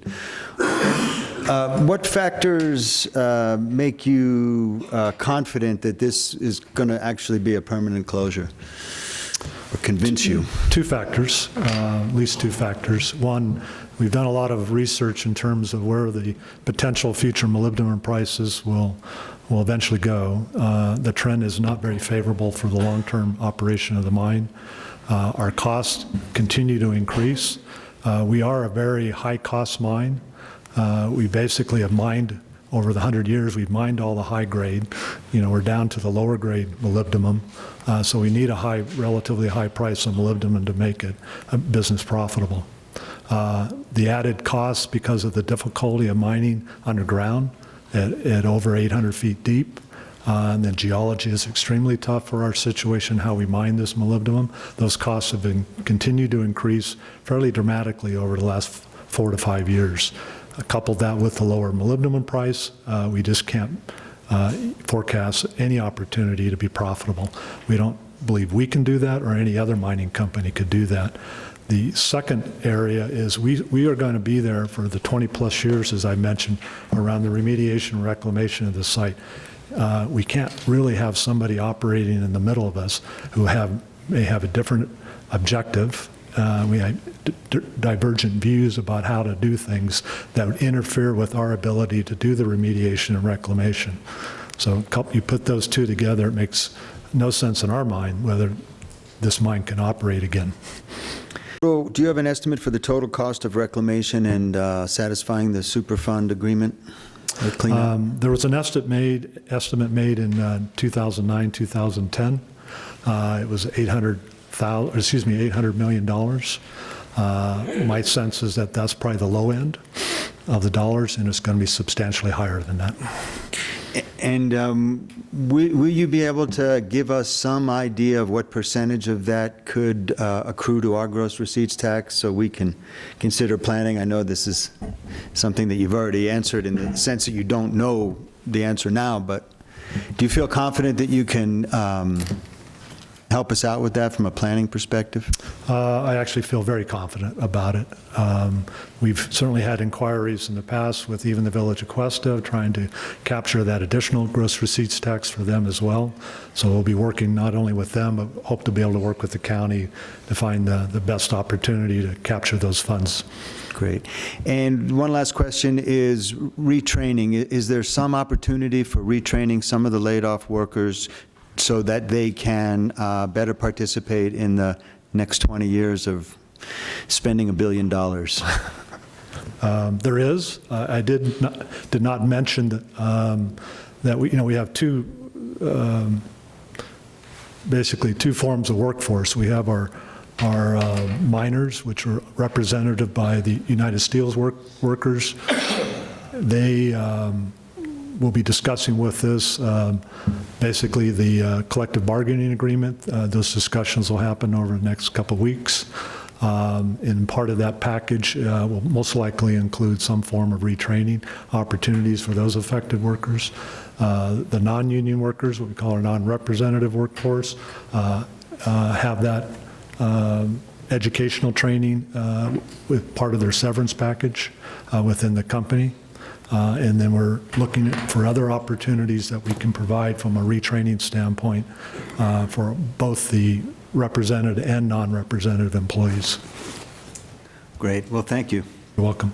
Okay. Thank Thank you. Any other questions, Commissioner? Chairman, one of the other things, I know I talked to Commissioner Sanchez earlier, as we move down the road, town, county, Village of Cuesta, we talk about lodgers tax money that we generate, and one of the things that we consider in our community is the possibility of the film industry. And the film industry, in moving into our community, they are looking for buildings in the 5,000 square foot range to actually house a portion of the film industry during the filming of a shoot, and just wondering if there's any opportunity that, there might be some vacant buildings in that range. I know I talked to Commissioner Sanchez about it, and he was going to look into it, but since you're here.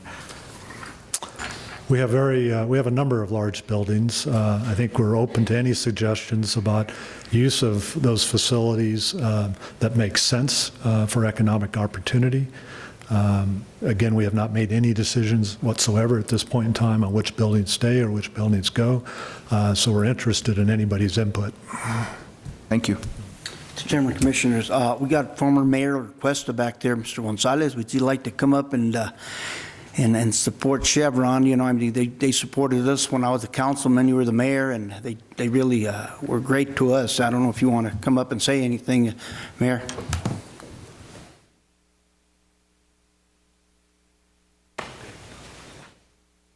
Thank you, Mr. Chairman, Commissioners, Bob. Just want to thank Bill. We worked together for quite a few years when I was mayor and in the council, and Margaret came in later. And a lot of things that you're seeing happen now is things that we prepared for when we were working with EPA to get the ROD in place, the role of decision or whatever it's called. So these are a lot of things that are happening now. And I'm glad that Chevron had the foresight and we had the foresight and EPA to collectively work together to build on the inevitable. It's really sad to see that this decision was made. And I remember and you remember when we used to mine it for $2.80 a pound. And now it's probably $40 a pound or 30, that it costs to mine the operation. So there's a lot of things that have taken place that have driven the costs up. But I can tell you one thing, that the workforce at the mine, the miners at the mine, you could put them up against any mining company, and they're the best, That's the quality of people that were brought up in the mine. And Chevron had spared no cost in helping the community or helping the miners and setting up training programs. Bill and I and the council worked real hard to get this $320,000 grant to the village to set up the economic development plan. And I'm really, really glad that they have extended it another 8 years. So, Bill, I think, is the key to keeping the community together and keeping Chevron together in Taos County, because he's very dedicated, he's very sincere, he's very honest, and he worked really good with it, and both of us wound up with heart problems over this, so I'm glad to see he's kicking good and I'm kicking good. So anyway, thanks a lot for the opportunity, and enjoyed working with everybody. Thank you. Thank you, Mr. Gonzalez. Thank you, Charlie. Okay, anyone else with regards to Chevron? Thank you very much. We'll move on to item 9A, and this is Mr. Rick Bellis, a presentation regarding the old county courthouse. Mr. Rick Bellis, Town of Taos Manager, welcome. I also would like to acknowledge Fritz Hahn, our Councilman Fritz Hahn, and Councilwoman Judy Cantu, who are in the audience.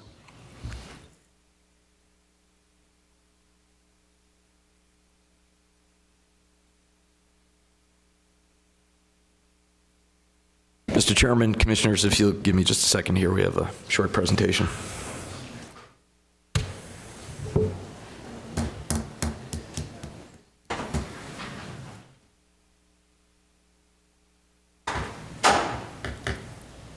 commission in regards to a couple of things, project that I was involved with previously when I was over here at the county, which involved the courthouse and trying to revitalize the plaza. And one of the newest things we've done is we've moved the farmers market to the plaza. Next. Next. These are just some shots, and we are, when the farmers market was over at the town hall, it started off at roughly 350 people on a Saturday. The first week we moved it to the plaza, it was at its peak hour, 350 people in an hour. Next. Next. And that went up to 600, and this past week was over 700 people an hour between 10:30 and 11:30, which is anywhere between 2,500, 3,000 people in a day coming into the plaza that weren't previously. A large number of the businesses are doing a lot more business than they used to. We have farmers from Peñasco, Cerro, Amalia, just across the border in the San Luis Valley, basically all over the county. And whereas they used to take product home, they are now selling out early. And can you play the DVD? And I will tie this together with the courthouse in a minute.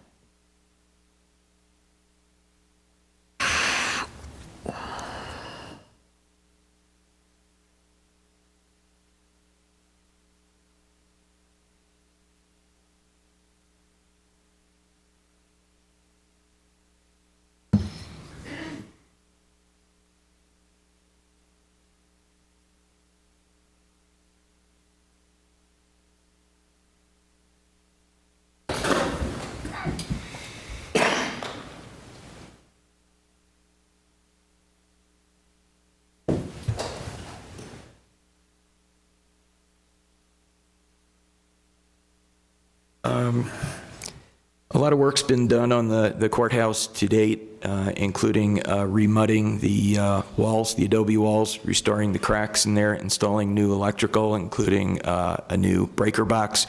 The old wiring was overloaded, and the offices upstairs all the offices upstairs are just about ready to go, including the mural room. You can just keep clicking through. Let's stop on that one for a second. One of the things we wanted to do was to preserve and kind of enhance an interactive experience of the arts that are indigenous to our area. And one way to do that is in the outside hallways to have artists that can actually be seen doing the art. And so the idea would be to have the artist, as you can see on the left, and then have a display area on the right. Keep clicking through. This is some of the work, and I want to thank Mark Flores and his guys, Wayne, Vito, all the guys that worked on it. And as you can see on that one wall, we've left some of the finished adobe on one of the walls so that people can get the feeling of what's behind the diamond finish. And in the newest office that's being worked on, the adobe brick is actually exposed on one of the walls. So again, throughout the building, you'll be able to, we're working on a spot where you'll actually be able to see the lath too. So people will see all the layers in the wall and the construction of the building. Wait, right there. And again, the wall to the right has the one window in it, which you can see that the artist was in there doing the Santos. And the hope would be to open up one window into each of those spaces in there and to have a different artist representing a different art or craft that we do here in the community, that people could, instead of just seeing a picture on the wall, actually see the artist at work in his craft performing that. And it's been pretty popular. It's drawn a lot of people in. Keep going. And here he is at work. And that's a view through the window. Some of his watercolors also being displayed. Going.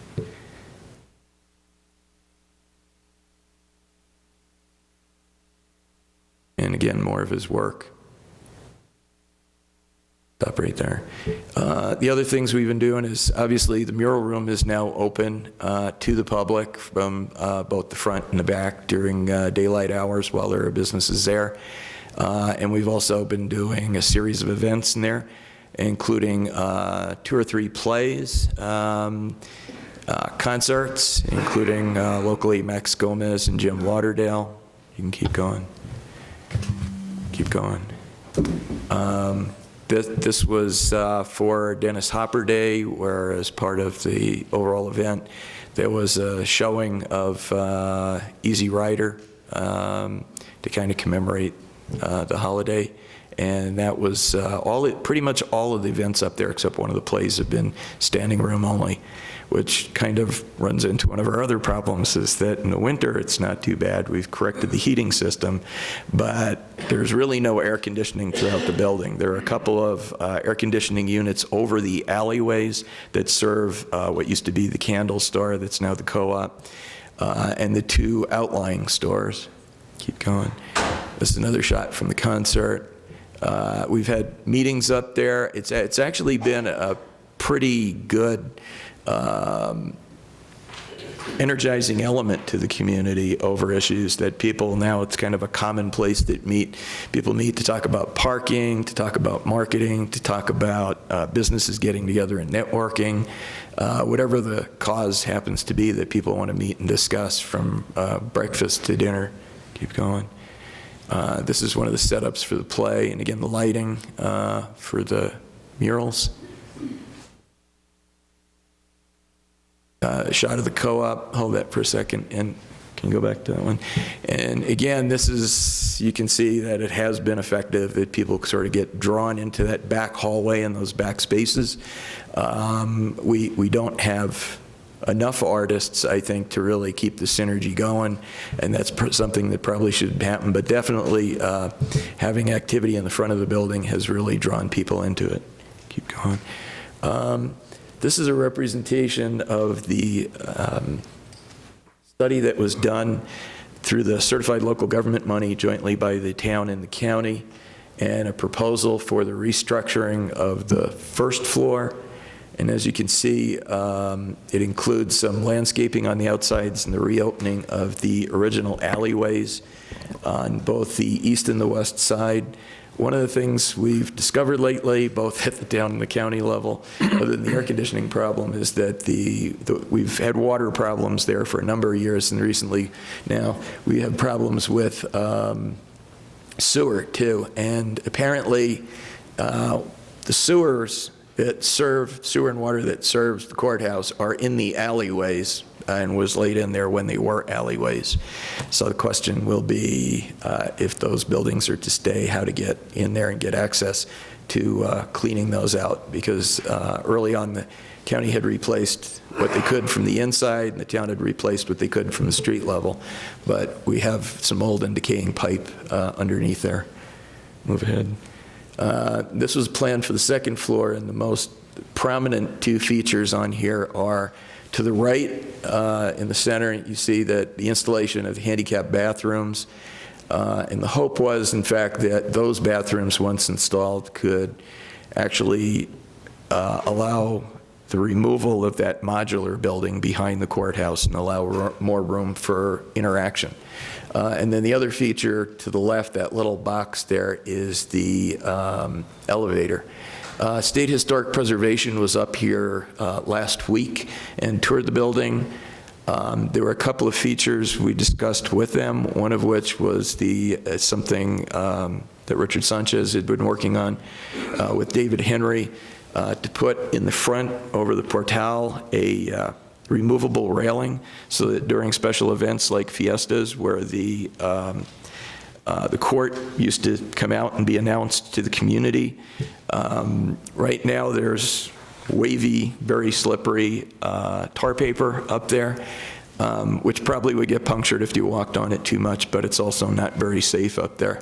So the idea would be to put that railing up there, and I think also the children's parade used to be announced and reviewed from up on that roof. And State Historic Preservation had no problem with that. The second discussion was about the elevator, and they preferred that a design be looked at that would put the elevator on the outside of the building, preferably in the back of the building. And we had discussed with them the idea of putting a deck with a very elongated ramp the length of the building in the back to solve the handicapped access problem. They did not like that idea. Didn't go. The deck, yes, which surprised me, but not the ramp. They said it was so monstrous that it just really made no sense. So, and I believe early on someone, and Chairman, you would probably know better than I who that was, had suggested, in fact, and it might have been you, to put in the mural room on the back wall against where the stairs currently are, to build a shaft for an elevator right there. And they seemed to like that, an external solution, a lot better, to not take away from the integrity of the inside of the building. Go ahead. Chairman, let me ask you a question. Who did this floor plan? How come I have never seen it? This is the first time I ever seen it. This was included in a report that David Henry made to both the City Council and to the County Commission, and it was done about, David, are you here? I am. Done about 2 years ago? This was briefly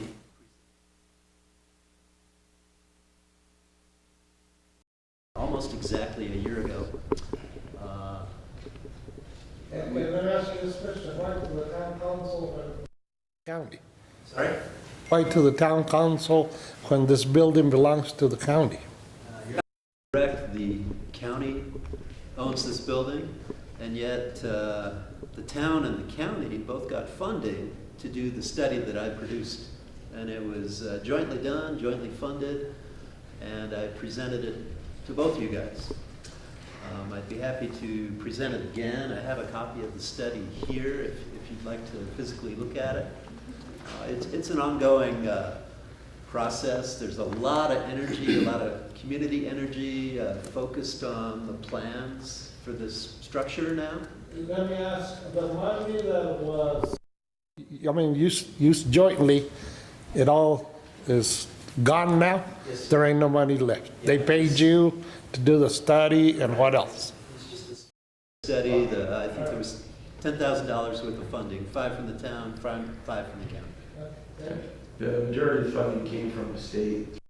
Historic preservation through the Certified Local Government Program, which is why the town was involved. Only the town was eligible to apply for that money. The county couldn't. So the town applied for it on behalf of the county to do the study. And then each of the two entities kicked in $5,000 for the plan. It also involved some questions everybody had about structural integrity, about whether the mural room could be used. And at the time, the commission had instructed that some of those issues be explored before we reopened the building. Mr. Bellis, with regards to the plans that you have right on the screen now, it is being suggested that the two alleyways, the buildings on both sides of the building, the single stories be knocked down. Well, that was the recommendation of the plan, but once it was presented to the commission, there was no decision as to how to proceed. And so we didn't have the money. We applied for the CDBG, and this allowed us, this was a prerequisite to applying for that. So based on this plan, what would it call for? What would you want to see? It appears like maybe some of the side walls would be taken down or to allow for doors or windows? Is that what you're thinking about? Well, actually, David, come on up here. Part of the problem is that the two structures on the side that cover the alleys aren't structures. In fact, some are held up, I wish I had a picture of it, just by masonry nails to the beams across there. And since they're not part of the original structure, we've got water problems that led to the walls on both sides because there's no drainage up there. And the wiring's a mess, the plumbing's a mess, so nobody knows which buildings all the utilities go in and out of. And so I believe beyond the aesthetic reasons for restoring it to its original historic purpose, there were also structural problems that were identified that necessitated that decision to want to have those removed. Let me ask the question. Who owns the buildings on each side of that? You do. The town does. It's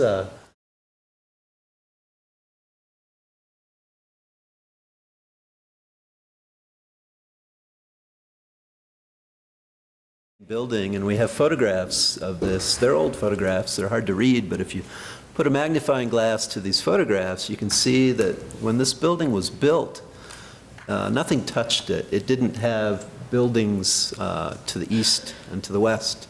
And over time, between approximately 1940 and 1960, the jail was augmented, added on to, as well as additional retail space, and it was probably originally office space prior to the county vacating the building for the new complex. Well, who occupies those buildings now? I mean, on the ground floor, there's some very successful businesses. There's a native artisan, Dean Tafoya, I believe is his name. Dean Johnson, I'm sorry. Smoke Signals, very successful native-owned business, is on the first floor to the left. And Dean is aware of these plans. Obviously, he's not happy, but the intent is not to kick out existing tenants. The intent of restoring the building to its original configuration is to make it a better place for all tenants and all users of the plaza in general. So there are some existing tenants that would be displaced if this plan was implemented. However, what you have right now is essentially a 10,000 square foot building with no bathrooms in it. There's one functioning water closet. This plan gets you a fully ADA accessible building. It meets modern plumbing code. It has ADA accessible restrooms on each floor that the public could use. Wait, hold on. Let me ask this question. How much money are we generating from these tenants, the ones next doors? Not much right now. In other words, they're getting the space for free? No, I was given those. I was given those figures by Taos County staff. I would be surprised if your monthly rents cover your expenses. I'm actually completing an economic feasibility study for you that's about to be turned in, and my study will contain some of that data for you. Commissioners, Mr. Archuleta, does staff have a more accurate figure of how much, and that was one of my questions, is how much money is being earned on a monthly basis, annual basis by all of the tenants in the building at this point? Because it's not just this one alley where there is a business. There's also a jewelry store, the Frescas family, that has a shop there. And they too pay rent. So I was just kind of wondering if our staff knew at this point what those figures are. Mr. Chairman, Commissioners, we don't have that in front of us right now. We can get that here shortly. Okay. And what I would like to see is a report on all of the tenant income that the county sees at this point. Also, what is the width of these alleys in feet? They're quite narrow. One of them is 10 feet, 11 feet off to the right, and the one to the left is about 14 feet. 14 feet. They're very narrow. So your plan then is to create alleyways, vacant alleyways with landscaping and a setup for tables. I see tables on the drawings here. What would be the purpose of these alleyways at this point? I'm personally going to stop calling them alleyways and start calling them pocket parks. I think the term alley has a negative connotation. We have plenty of alleys in and around the plaza that are not good places. This is meant to be a beautiful landscaped spot where you could circulate from the plaza through these pocket parks to the John Donne shops. It would increase pedestrian and commerce traffic between the John Donne shops and the plaza. I think it's also an opportunity to fix some of the egress issues that this building has. When the county infilled the alleys, they boarded up some emergency egress doorways, and those doorways are still there. My plan recommends that we open those doorways and windows up. If you expose the existing doorways and windowways, it lets more light into the building from the sides. That doesn't occur now. There's very little natural light in this building except from the north and the south. We could reintroduce natural light as was originally intended by the architect back in 1932 by implementing this plan. And yes, there are tables and chairs, plants, fountains, water elements in these pocket parks on either side of the building. If you look carefully, it can be secured after hours. There's a gate along the plaza. The intention is there would be a security gate along the alley, or Juan Largo Lane. I call it the alley, the north alley. So it would not be an alley where people would pass out at night, and start calling it a pocket park. And the State Historic Preservation folks, they've looked at these plans and they're fine with it? They have given it their blessing. They funded this study. We've been in close contact with them over the past several years, and they've been very helpful, cooperative, and we have their full support. Is that in the form of a letter, an official letter stating that they are fine with the reconstruction of the building? I believe it is. I could do some research on that. We've certainly had meetings. They've looked at this plan and have, at the very least, verbally given it their support and blessing. Would there be, is there an opportunity for us to see a written okay on it at some point? I could look into that for you, absolutely. Okay. We have a contact in Santa Fe that has been shepherding this project along as we've been working on it. Who is the contact? Her name is Deborah Zook, I believe. She's with SHPO in Santa Fe. Commissioner Romero, I can get you her contact info after the meeting. Thank you. Today.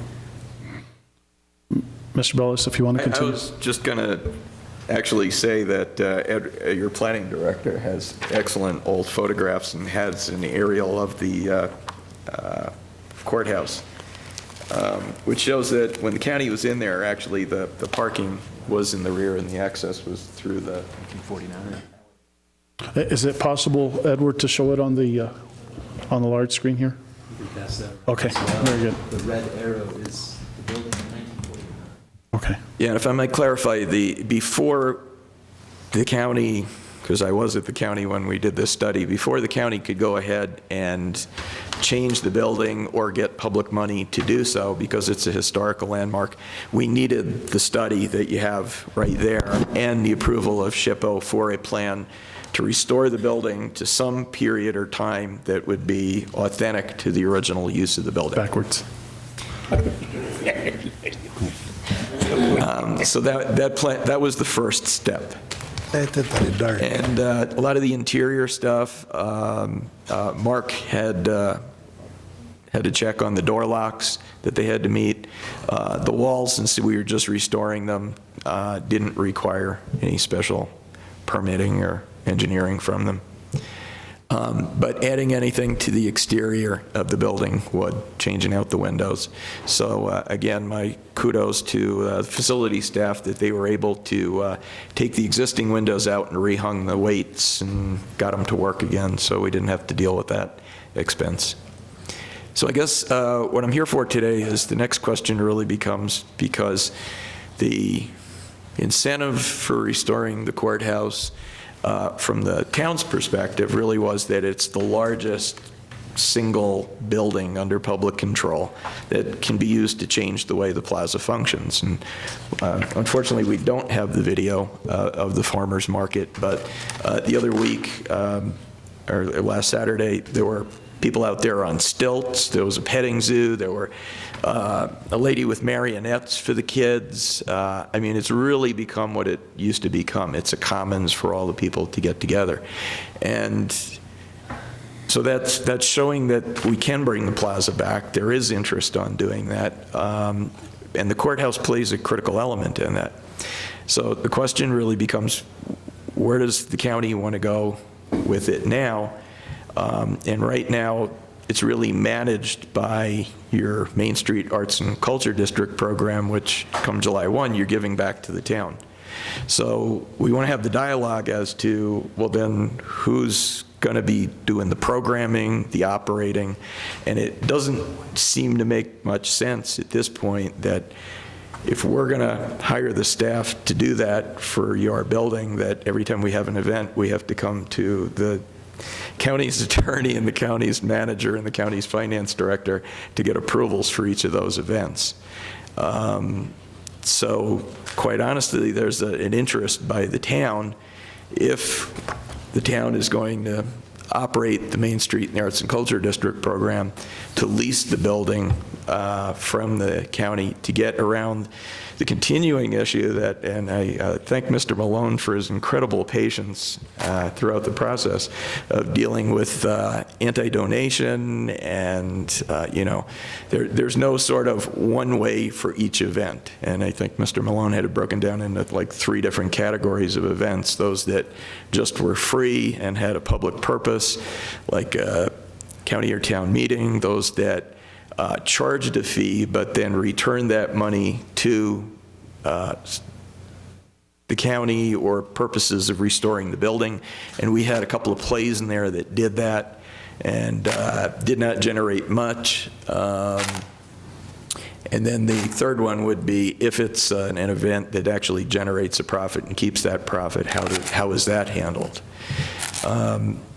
So the solution really seemed to be to have some entity operate the building rather than either the town or county having to deal with that on an event-by-event basis, and to do a Local Economic Development Act or LEDA agreement that they manage that building, and they didn't have the headaches we do of, as a public entity, of who's in there, how long are they in there, what did they charge, you know, what is the event worth, what did we get back in return, doing a contract. The idea of doing a contract for somebody that's a bunch of volunteers putting on a play or a concert just really gets to be such a headache, it makes the building almost unusable. And we have that in the main building too. I think there's only actually one store in there in the main portion of the building that is paying rent.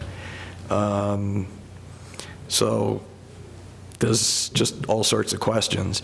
And the other part of it is there an interest on the county in moving forward? Because clearly we got to do something about the bathrooms. At this point, I agree with Mark, we've just locked the bathrooms because otherwise it overflows down in the old jail, in the utility room, and then we really have a headache down in there. The air conditioners have broken down, and the hydronic system that was put in was designed to do both heating and air conditioning. But we didn't have the money at the time under the DOE grant to do the full air conditioning. So that's $100,000. The elevator, $75,000. The bathroom, $150,000 to $200,000. Jacking up the sewers and replacing them. So we're starting to talk about a lot of money. And who's going to do that? And the perception is that because the town has more of an investment in it on the plaza, being an active building, both in the front of the plaza and in opening up the back as well, to create more activity. And we've proved we can attract those numbers to make it pay. And the town is eligible for CLG monies that the county isn't, and could go after that historic preservation money to do a lot of these things.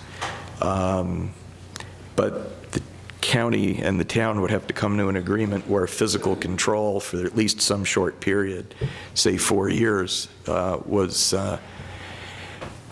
whoever got the money would have to have an assurance that the work would be done to the historic standards and the activities that are consistent with that would be carried out for the period of the grant. Thank you, Mr. Bellis. Many years ago, before I was county commissioner, the county went ahead and leased the old courthouse for $1 a year to a local businessman, and that was the worst mistake that the county could have made. He promised to refurbish the building and to bring it up to par with as far as the structure is concerned and everything else.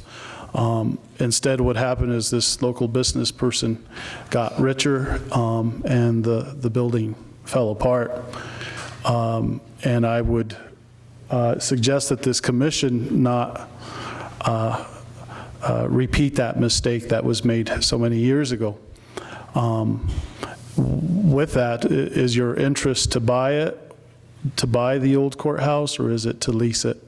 No, I think it's to lease it for a finite period of time in which we could do the renovations. And there's no reason we couldn't design a lease agreement that gave the county the check off on any of the modifications that were done. Just like renting a house, you got to check with the landlord before you do any permanent structural improvements to it.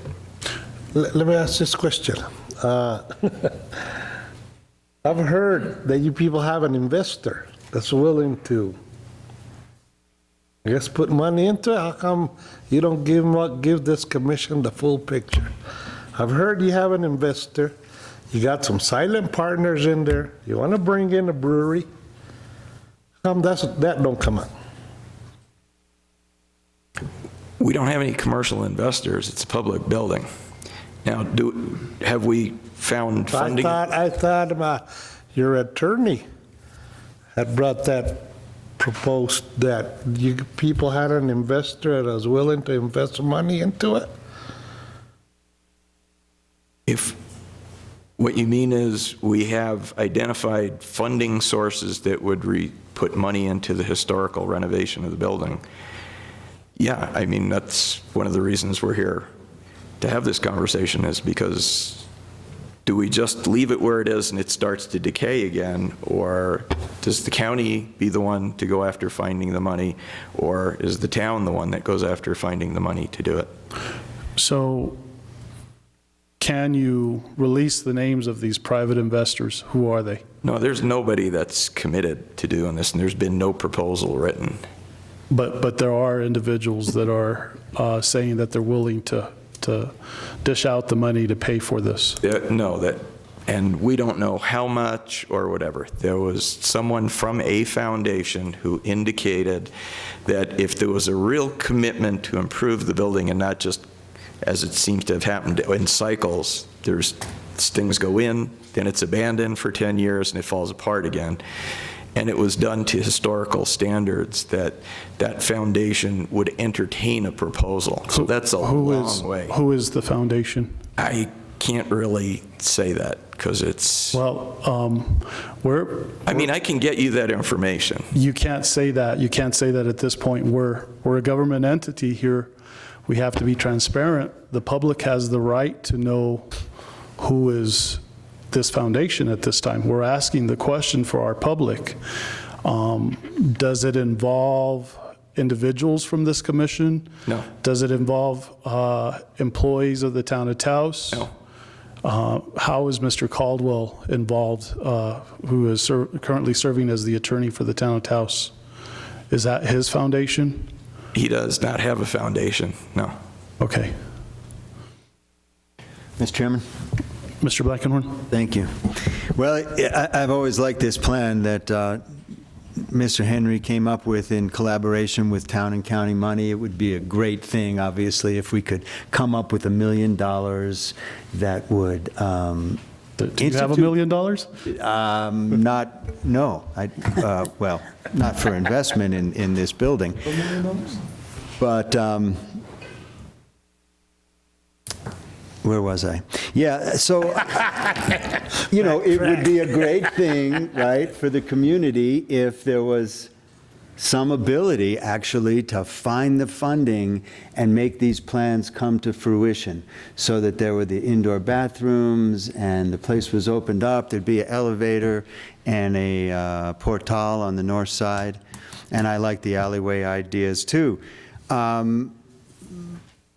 So, you know, but unless there's an identification of some sort of even the likelihood of raising this money, what are we talking about here today? I mean, you know, I've really liked the energy that's gone into the plaza. I like the work that the town and the county have done together to revitalize the plaza. I think it's really important, and I think that this building is the key element to it. But I guess I haven't heard enough about substantive plans to make it happen. Well, a week from now, there's no plan for there's nobody over there monitoring that building. And having seen the rents in the past, because when I came on board, you weren't even collecting rents on any of these properties. There hadn't been any contracts for 5 years. You're not even covering your electric bill, no less your heating bill and everything else. And the interest right now is that there's a waiting list of events for the next 6 months that want to use that building, and you have done what you instructed staff to do, which is to get the mural room open, get activity in the building, get interest back in the building. And we've got a week to decide, is that all going to stop once again on July 1st? And there's no real plan to continue that. So the interest right now is the programming in the building, that somebody has to take responsibility for that. And then if I think before I would feel comfortable, or probably Mr. Henry would feel comfortable coming to you and saying, yeah, I've got $100,000 to do X. You would want to have an agreement on what you want that building to be restored to. And then it's simple, we can figure out a price. I mean, Mr. Richard Sanchez already said, it's $40,000 to do the demo in the alley. Mm-hmm. Some of that we know, some of it was $75,000 for the elevator, but until we agree on a configuration, you don't really know a price. And as you know, Commissioner Blankenhorn, you can't go asking for money unless you know how much you're asking for and what you're asking for it to do. So you want the commission to make a decision about specific improvements to be made on the building? Is that what you're asking us for? That would help. And is there an interest in doing some sort of lease so that the programming can continue and the town will handle that for now, and we can come back and identify through a committee what improvements you want to make, when we can afford them, and who the people are we're going to apply to. I mean, we're all government agencies. It's all going to be a public process. And they're going to come from one or three places: the federal government, the state government, or some foundation. That's the only place we're going to get it. It's not going to generate enough. But there's probably, yes, also a desire, Chairman, to you gotta, if you could put a commercial activity in there that met with the needs of the community, but also donated its profits or a percentage of its profits to fund these operations. Because right now there's no income stream to support. Even if I go out and I ask somebody for the money, we got to pay it back in some way. So there's got to be a way to pay that back. And I don't think either the town or the county are willing to commit a GRT or some of our road money to do this, as worthy a cause as it is. Let me ask a question. The funding that you stated that the town will get, I mean, you stated the word, I forgot. Certified local government funding? Yeah. How much is that amount a year? Well, how much did you get last time, or between the county and the town? What was the amount? I think it was about $30,000. We just got $40,000 to actually carry this study out into the plaza. That was just awarded, but we've never asked for anything bigger than that. Well, what's the amount that you can ask for? We'd probably only get maybe $100,000, $200,000. At the most. Per grant, per round. Per year. Well, you can get more than one grant in a year. And who handles this grant? Who handles the CLG grant? State Historic Preservation Office.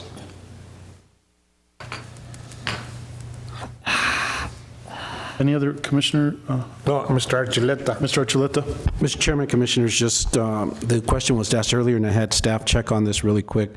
Currently, right now, we have 3 individuals or 3 businesses that are paying at the Old County Courthouse, one for $3,000 yearly, another one for $8,700 yearly, and the third one for $6,996.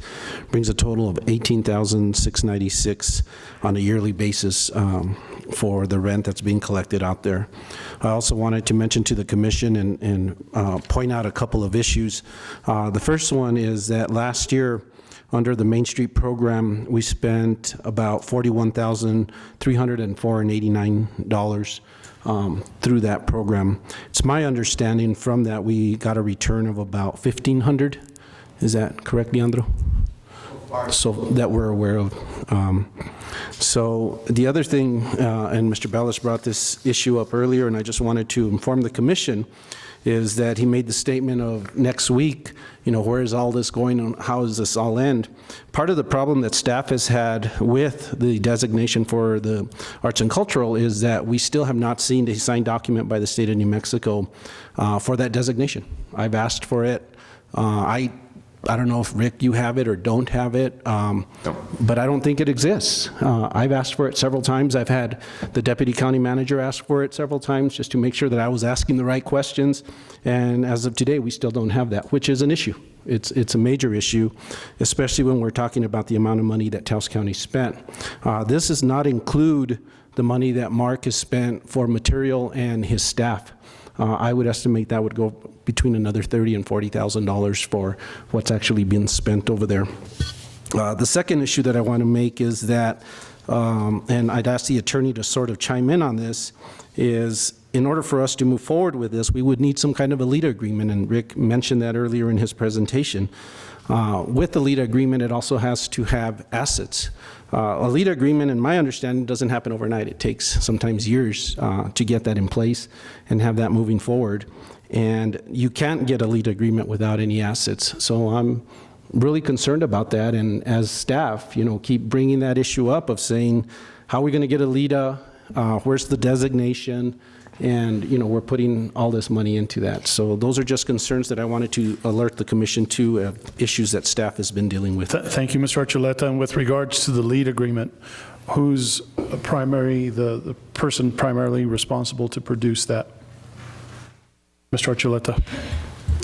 Sorry, Commissioner, Taos County has not pursued that again because we still don't have the arts and cultural designation that we were supposed to have, and I don't have a copy of that. That would be the first process to move forward, and it's been 6 months and I still don't have it. So who is the person or individuals that need to produce it? I don't know. The state of New Mexico, I believe Mr. Bellis reported to this commission 6 months ago that the state of New Mexico had given us that designation for Taos County, and so I've yet to see it. Mr. Bellis, can you shed some light? Yeah, the designation was granted, and there was a letter of agreement and a sample MOU, and it ground to a halt in the feud between the town and the county, and discussion stopped. But that letter, until that letter of agreement is signed, we have to sign it as town and county and send it back to State Economic Development Department, John Barella's department, and Rich Williams is the coordinator there for both the ACDs and the Main Street programs. And in fact, he just contacted the board and said, I'm still waiting for the letter of agreement. So the entity that you refused to mention that might possibly have the money to do the construction or the reconstruction and remodeling of the building, are they willing to pay for the entire amount, no matter the cost of, including the elevators and knocking down to the alleyways or the pocket parks, as we're going to call them? I do not have a... Can you come here? Swear me in. Thank you. Swear and affirm under oath and penalty of law for perjury that the testimony you're about to give is true and factual. I say yes, because last time I said I do, it cost me a lot of money. So, yes. I have no funding source. I have not talked directly to any funding source, including the CLG people. I don't have an amount as to what this would cost. I have no investors. I have no business contacts to pay for any of this, and nor have I proposed that to anyone. Commissioner Baroni, you had stated in a telephone conversation a few days ago that you and Mr. Bellis had an entity that was willing to pay for this. And Commissioner, I didn't say we had an entity. I said there's opportunities for us to apply for funding with some nonprofits within our community that have been brought up through the TENS. There's different organizations within our community that are willing, provided there's an agreement between the town and the county, to move forward with this type of avenue. My goal started 8 years ago with this objective when Councilman then, Gene Sanchez, brought this to the forefront amongst a bunch of us that we would like to come together and put restrooms, public restrooms in there, actually have a center where everybody within the community, I want to call it a, I can't remember the term we used. Business incubator? Well, not only not a big business incubator, but a cultural center for culture within the community can all come together in a place. They'd have a place where they can come all the way from Costilla to Peñasco within our community, that everybody could get together. So, and have public restrooms. This is one of the biggest components of our downtown area. It brings people there, but we just want to make sure that it continues within our community and not fall down.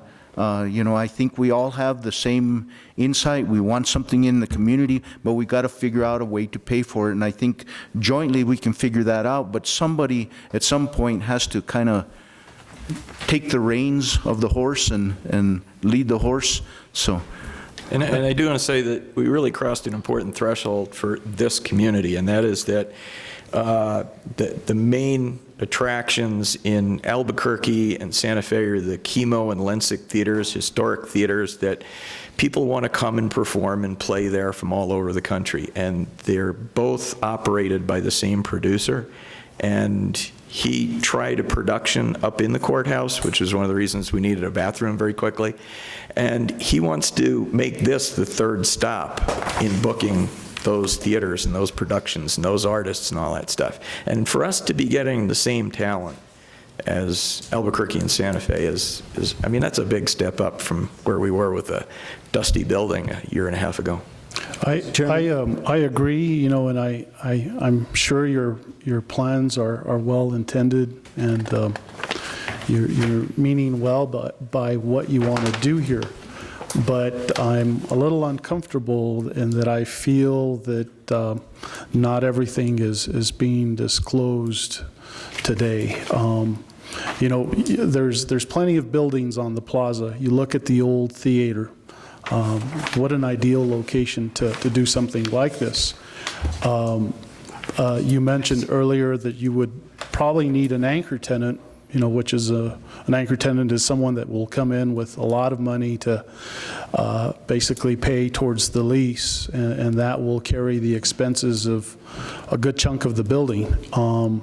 Do you have an anchor tenant in mind, and is there an area in the building that you would want to see this anchor tenant, and can you answer any of those questions at this point? I think the solution to everybody's problem in a public building of having to deal with entertainers and alcohol and all these other things is to put a tenant in there that manages that, and that's their business.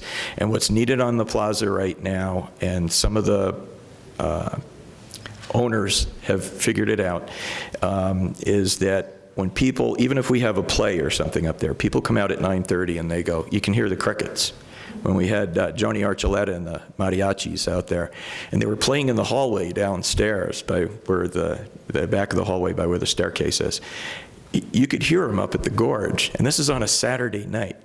And for us to really bring that plaza back alive and for people to stay here, when people were coming out, they were going, I'm going to get in the car and go to Santa Fe because there's nothing going on here, you know? And this is a weekend when people were coming off the ski valley because it was 50 degrees and there was nothing to do. So am I hearing then that your proposal would be to bring in a tenant that would be a bar, some sort of a liquor establishment? I wouldn't say a bar, versus, no, but versus a more of a cultural establishment?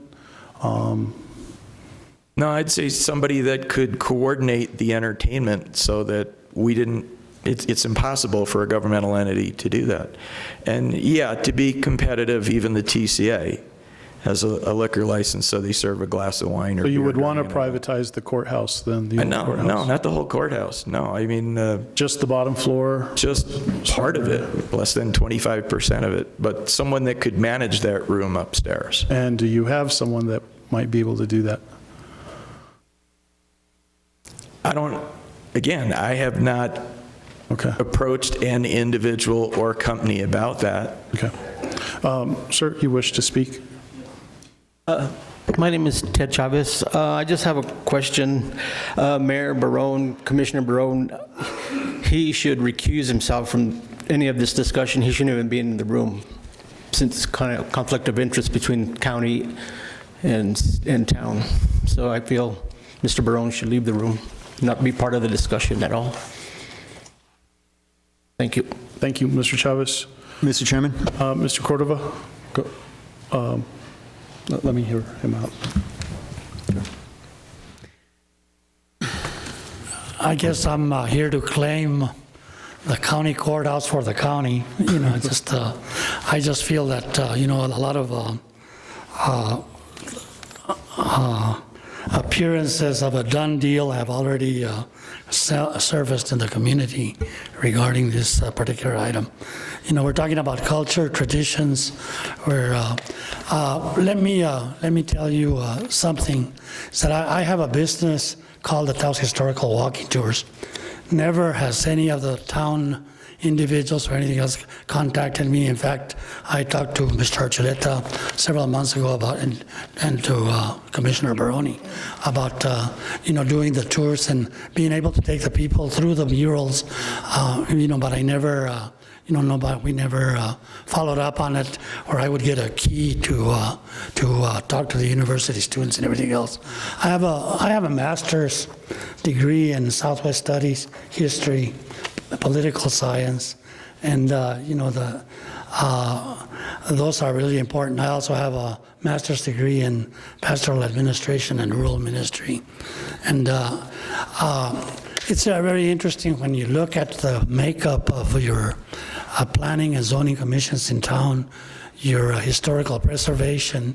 I've been before them and asked them how many of them have a degree in history, how many degree in culture, and none of them have been able to come forward and say, I have that credential. I would hate for you, Mr. Bellis, to be the next Kit Carson because you're going to throw out the smoke signals out of the town, you know, because he's a Native American, you know, but I would hate to see that happen to you. We have the history in the town of Taos. You know, they built a convention center. They acquired from the National Guard different buildings, only to turn around and give them away. We have down here down the street, Mary Medina building, owned by the town of Taos, which absolutely has not done nothing with it. You know, we acquired that real estate. They destroyed that building. I worked there when it was a department. I think Steve did too. When it was part of the Department of Human Services. You know, I was an administrator, he was an administrator there, and they acquired it. What for? You know, you'll probably can, maybe you can give it back to the county or back to the state of New Mexico. The privatization of the old county courthouse would be a travesty. It's a historical building, and I think we have enough bars on the plaza. You yourself said that you heard the music from the gorge, after you came out of one of the presentations. I have offered to do presentations there on history of Taos, the real history of Taos, not the one that we would like to erase. But I think there's enough bars in the area that attract a lot of people into the plaza already. I would suggest the done deals that have already happened, and I think the questions that Commissioner Duran brought up, it's all over town. The Taos Mesa Brewery is going to move in a restaurant and move in a thing they've already been promised that without putting out RFPs to the community. So there are some of us who would be willing to take a stab at it and to take a stab on serving on some of your commissions. Of course, I don't, the only claim I have to the town of Taos is the little courthouse down there, I think that the displacement of other businesses does not help the economy or the gross receipts, because it's the same people coming in. And why is there such a big rush to do this?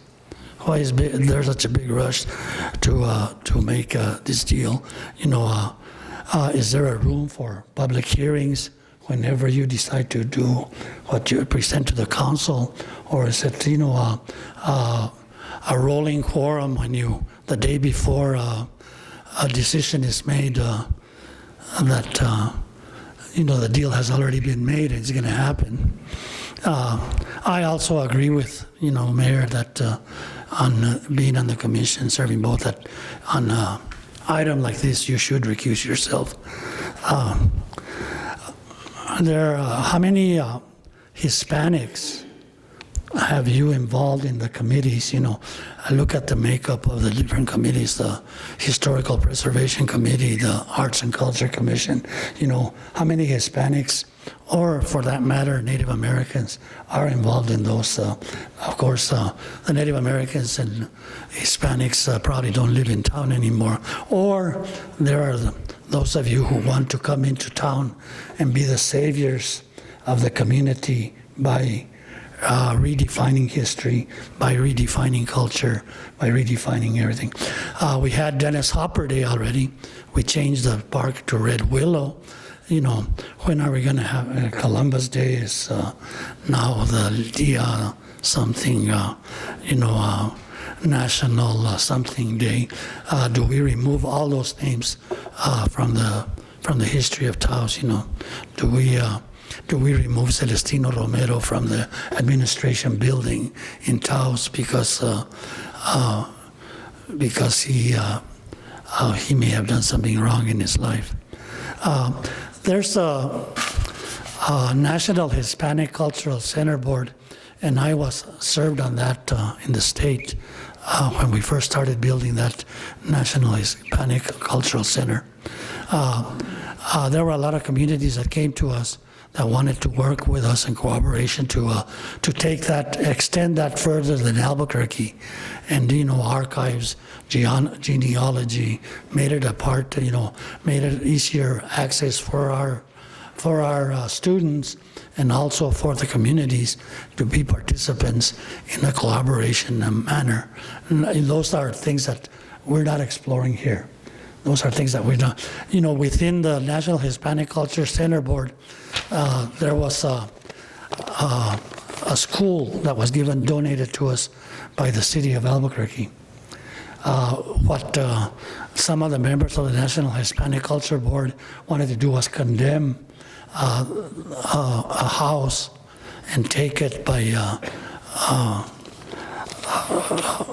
what's the word, domain, the eminent domain. Take it from a little old lady who would not sell her property. And a couple of us volunteered, Dr. Anselmo Arellano, myself, volunteered to go talk to her. Her son died in Vietnam. He planted a little tree in front of her house during that, when he was a little boy. And it grew and it grew and it was huge. And the consensus of some of the board members was that we condemn that property and offered her a duplex. She lived with her daughter-in-law, offered her all kinds of property in order to get that, and she wouldn't budge because of the sentimental value that had. You know what? We built a center around that little house. The lady died, and the heirs of that property said, we're going to honor what she wanted. And right around that, the National Hispanic Cultural Center is a tiny little poor house with this beautiful tree that was planted by that Vietnam veteran. But, we need to look at history. You need to look at, as county manager, as mayor, you have to look at, appointing people that are long-lived members of this community.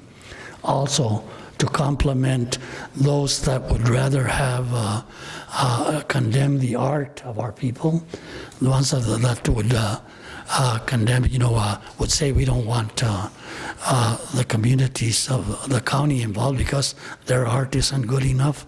Who are the judges as to what art should be?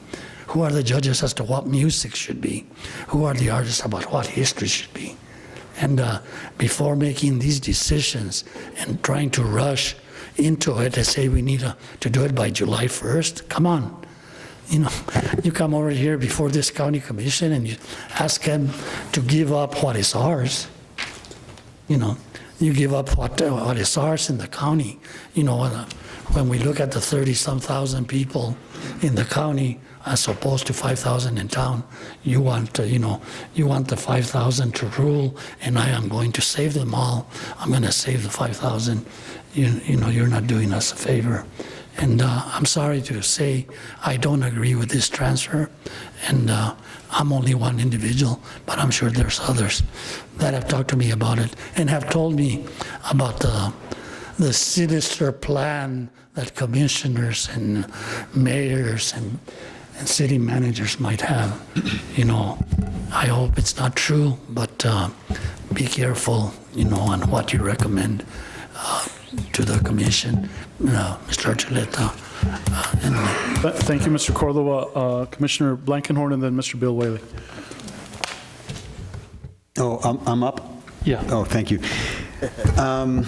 So I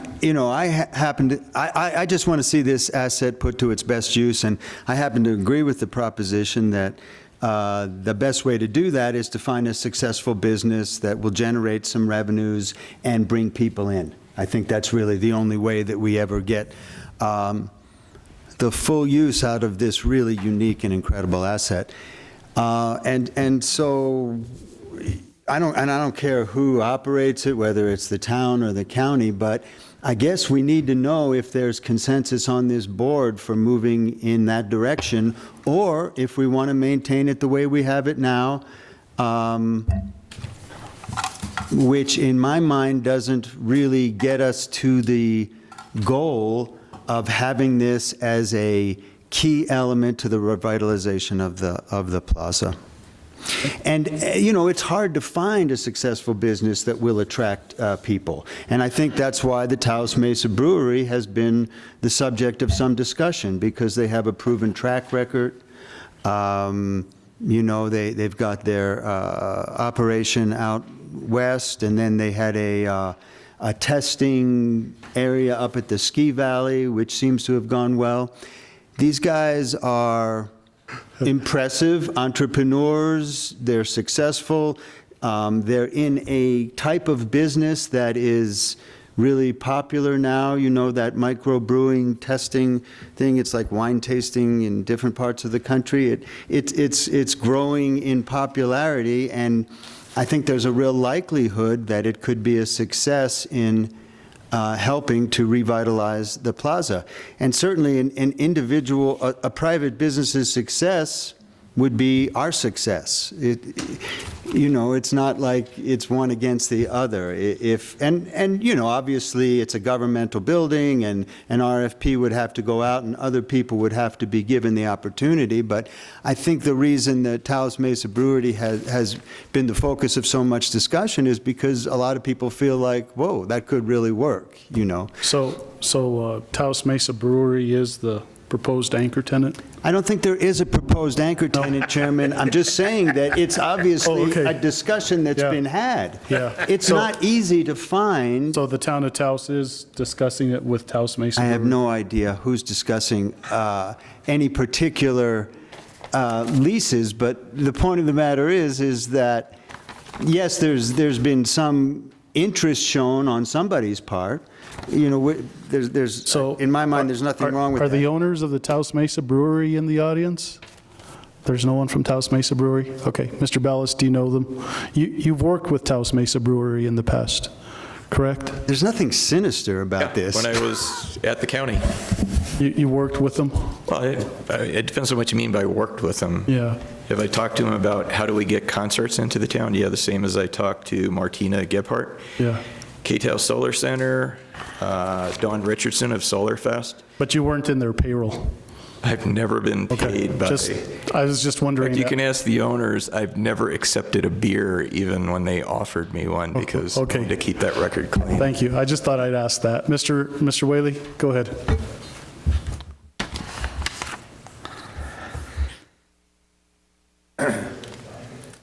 Gentlemen, I'd just like to defuse this a little bit. I want to tell you that I'm not exactly sure why I'm in the old county courthouse right now, but somebody asked me to move in there prior to Fiesta to generate a little life, so Deb and I are in there. And I will say that everybody there is getting along. We constantly are tour guides as far as the frescoes in the mural room. We've reproduced some cards that we sell, and when the attorneys come down, they really like to buy those cards that say too many laws oppress. So from that standpoint, everybody's getting along. And I think Rick and Cindy have done a good job of booking acts and theater, and people love being in the mural room. It's a really great room for whether it's theater, music, or just meetings, because when you get bored, you get to look at the murals. And I think that one of the, so there's that. I mean, I don't think there should be any panic over what's going on there. And also, I want to say the guys from the county have been great, you know, in terms of the remodeling they've done. It's amazing. I mean, they're not there like every day because they have other obligations. But I think the county's been really smart about the way they've invested in the place. You know, and Vito and Wayne and Earl and all the guys. And Mark is, anytime we have a problem and I call Mark, he's on it. So in that respect, things are going well. Now the one problem that you have is always in Taos. It's the plumbing, right? So if the restrooms are open to the public, we've had backups a couple times, and that's when we found out that the grade on the sewer line goes toward the plaza down that alley, and I suppose that's crucial in terms of making some kind of decision about the alley. I have studied Mr. Henry's plan, and I think it's a good one. What I don't understand is why the county and town, oh, of course I understand it historically, but if you guys can get together on E911 dispatch, it seems to me you could get together and operate the old county courthouse for the benefit of the whole community. Regardless of who takes what. Instead of just the town of Taos. Right. It's nothing personal, but I've always been dubious about the town of Taos, just due to its hierarchical culture as opposed to the more broad-based grassroots culture of the county.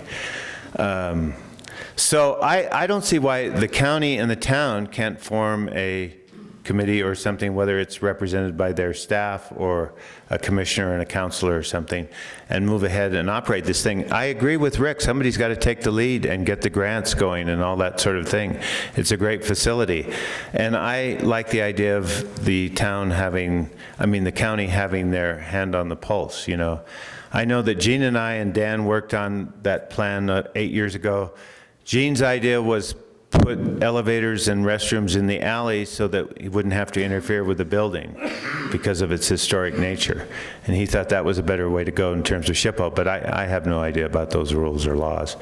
So that's the only thing I have to say. I don't see why the two entities can't get together and do it. Thank you, Mr. Whaley. And regardless of the time frame, you know, we in the courthouse can help out. Thank you very much. Mr. Stephen?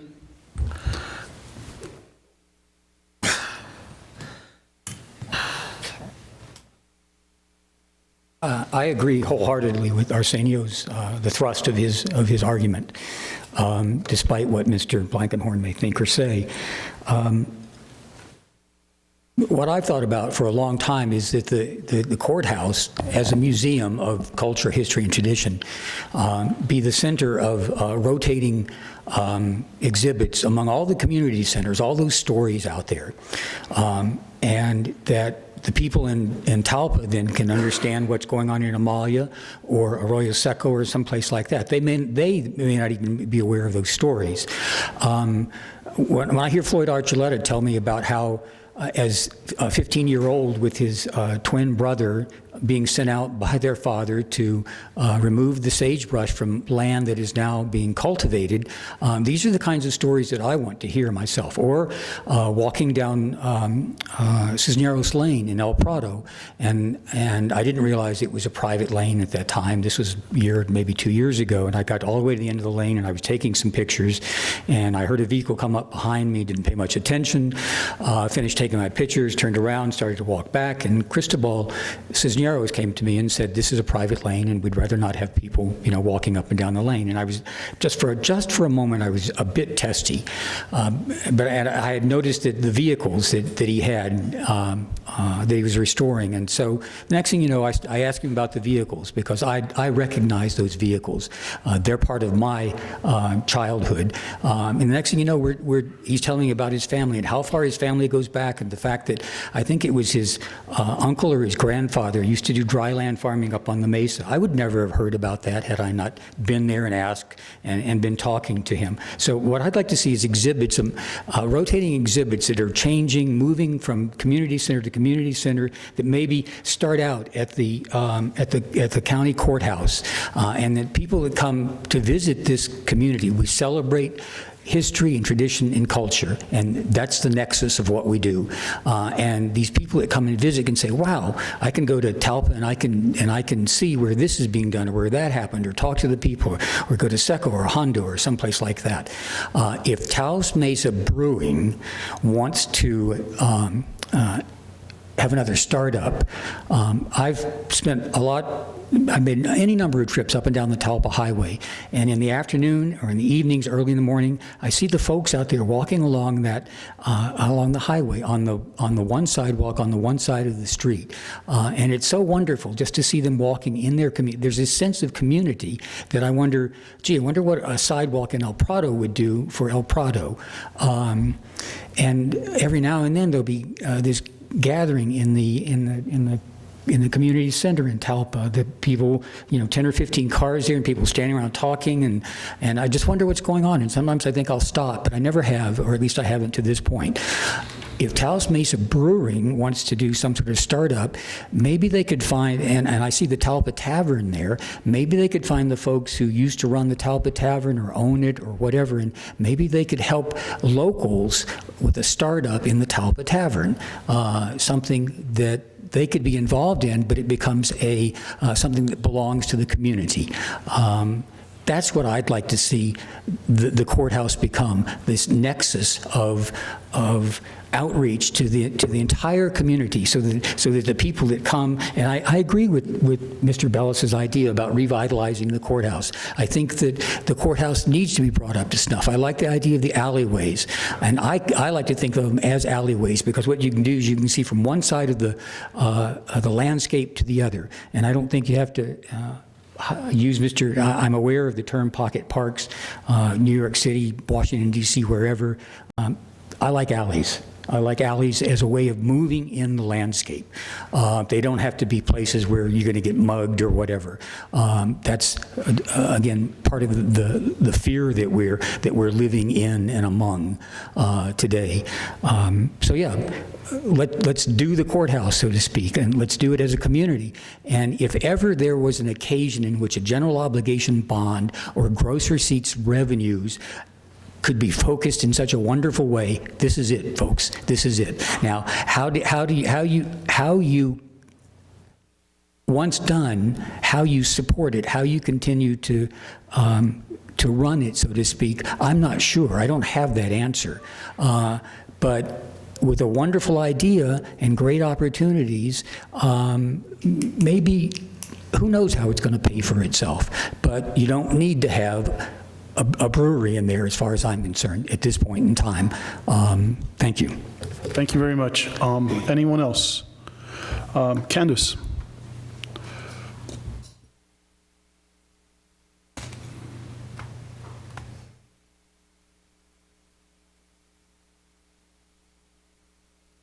Good afternoon. Mr. Chairman, Commissioners, County Manager, staff. May I have your permission to read an email I received from Kathy Cordova? I believe you are her commissioner, Mr. Blankenhorn. This is from Kathy Cordova. I think it would be politically incorrect to jump to judgment and act quickly without more study into the matter of the old courthouse. According to rumors that I hear, a brewery will rent the property, and I feel that there is enough bar life around the plaza area as it is. I think that the facility should house something cultural. The new commission will have to live with this decision for a number of years and should therefore be the governing body to make that decision.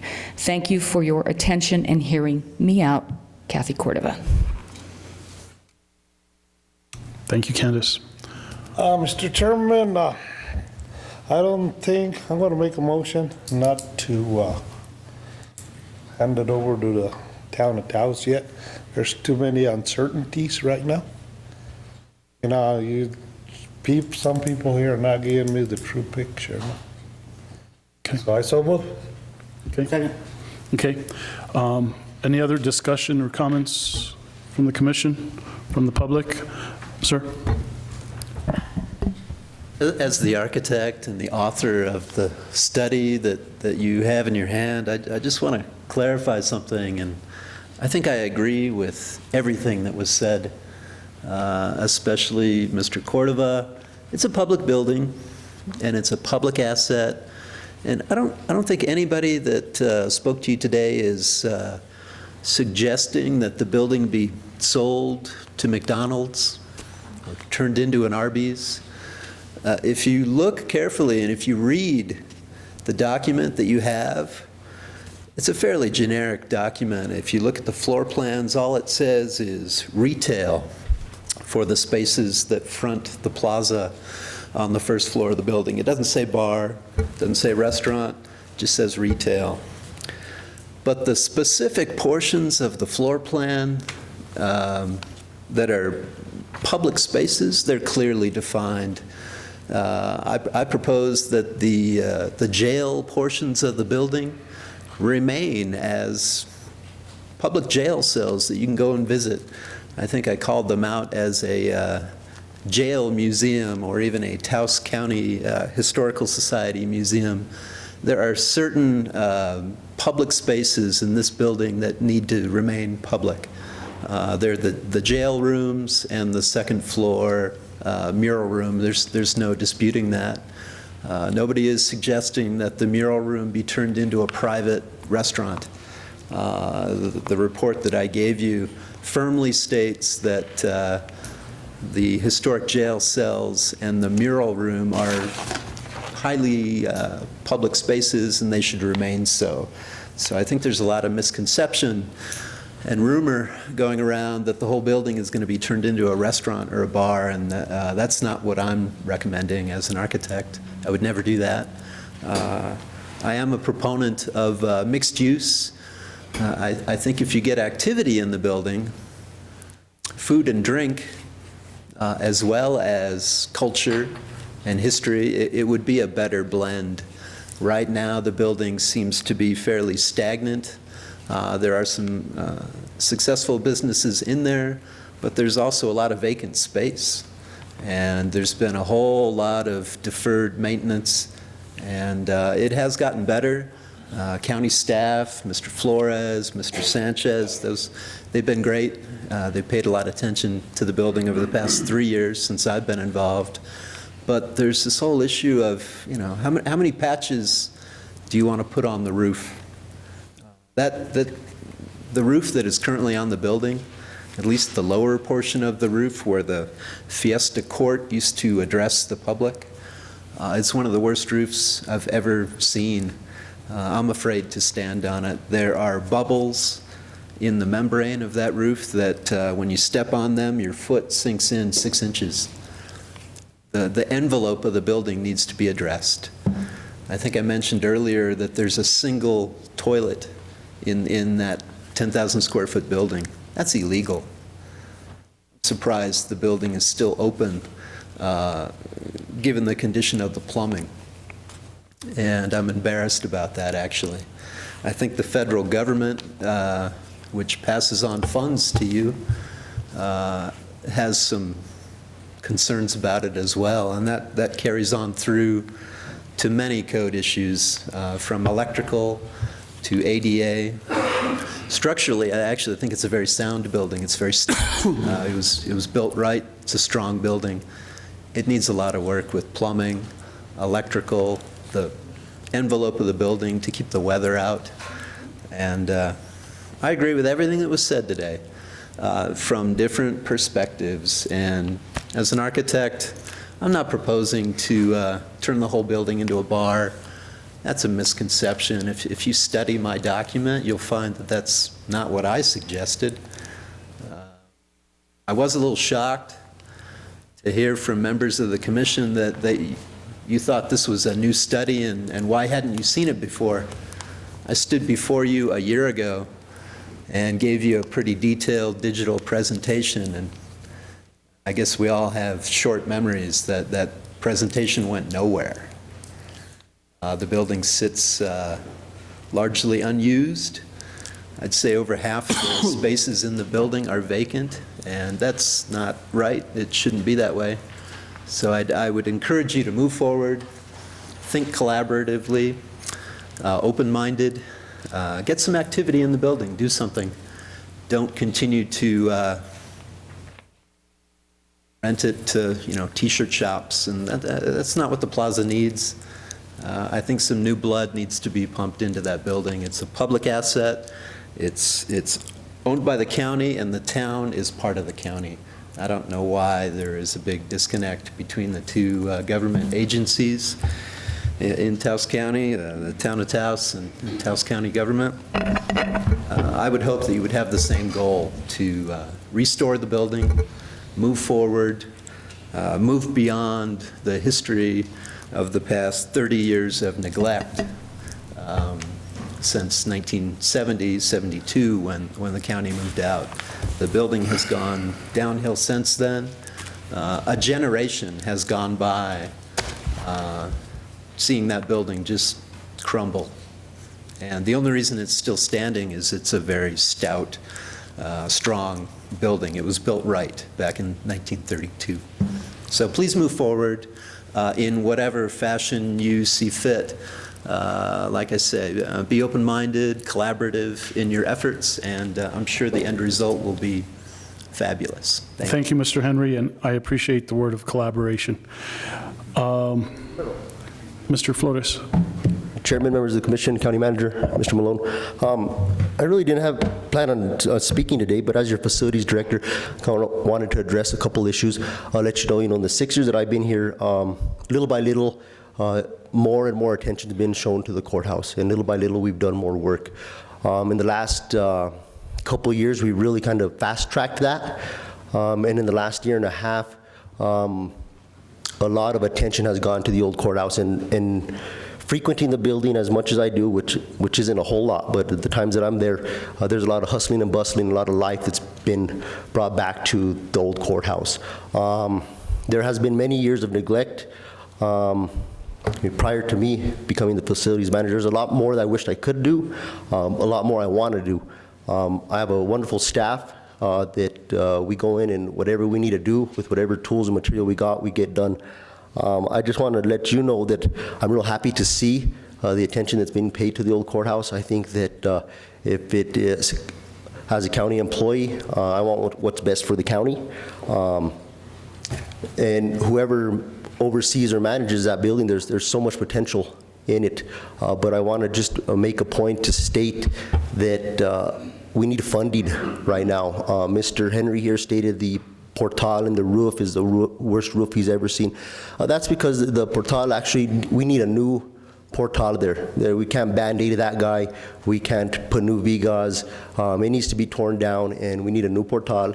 And with the new construction of the new portal, we get a new roof. Whoever roofed that portal did a quick job, probably wasn't inspected, I don't know.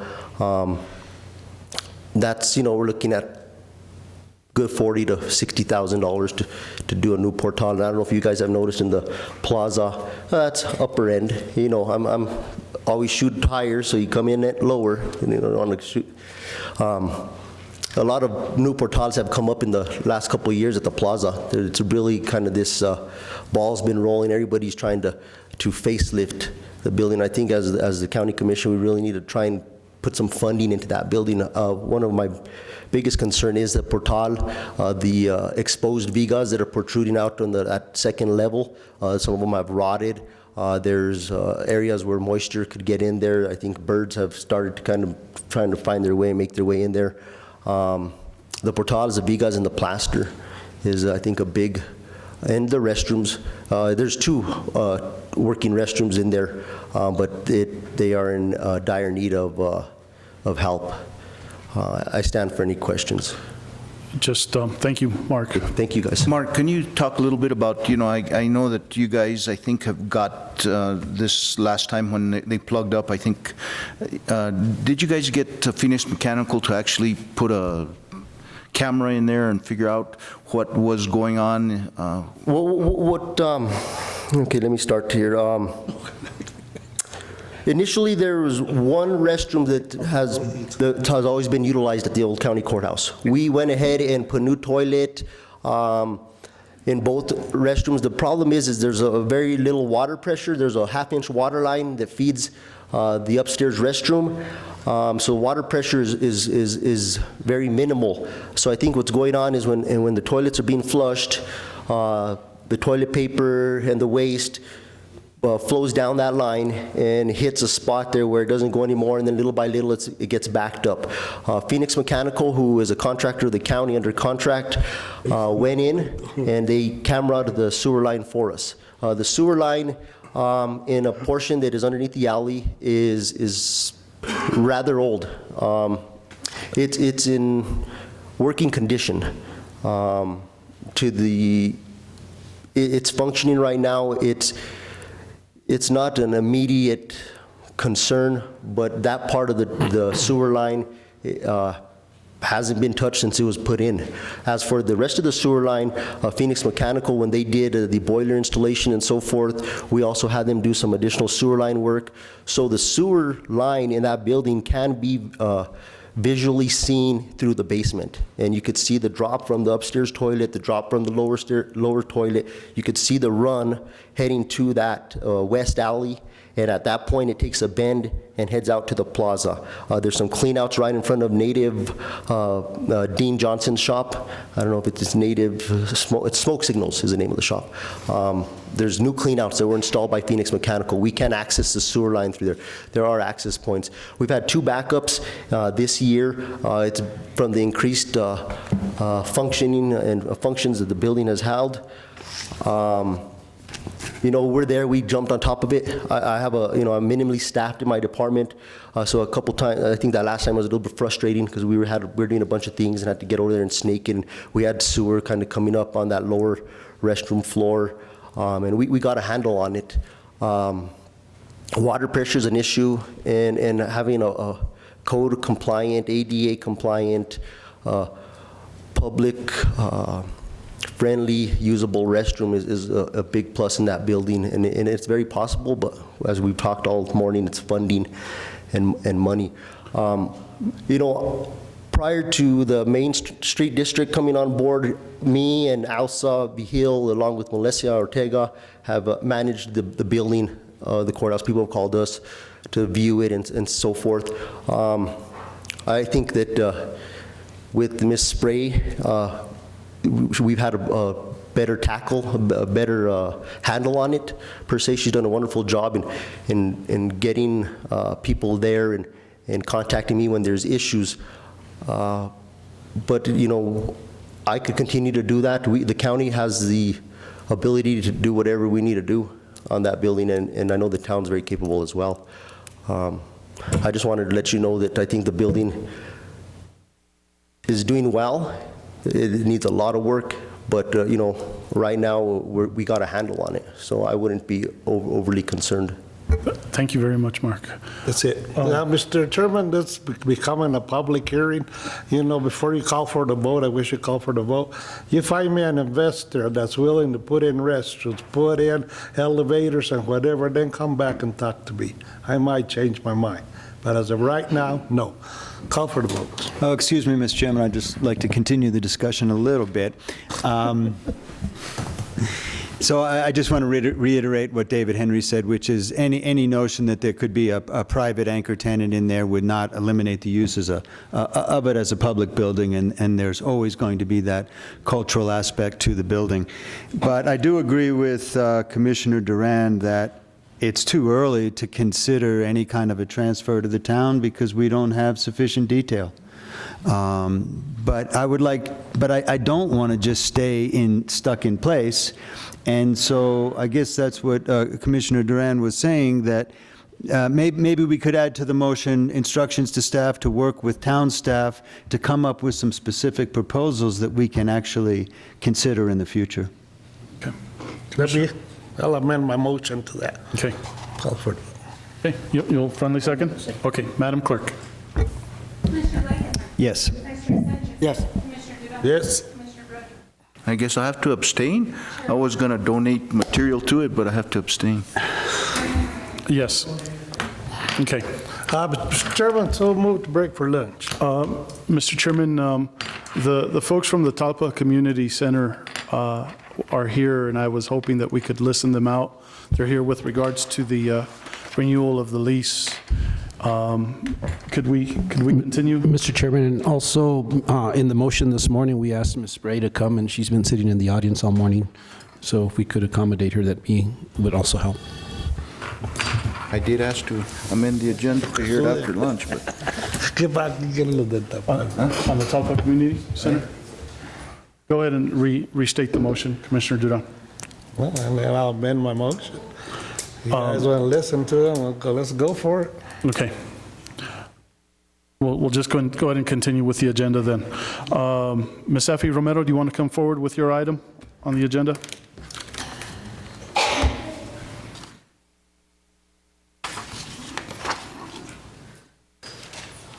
And this is discussion of a contract for the use of space by the Talpa Community Center. I think there was a little bit of correction to that. Ms. Effie, go ahead.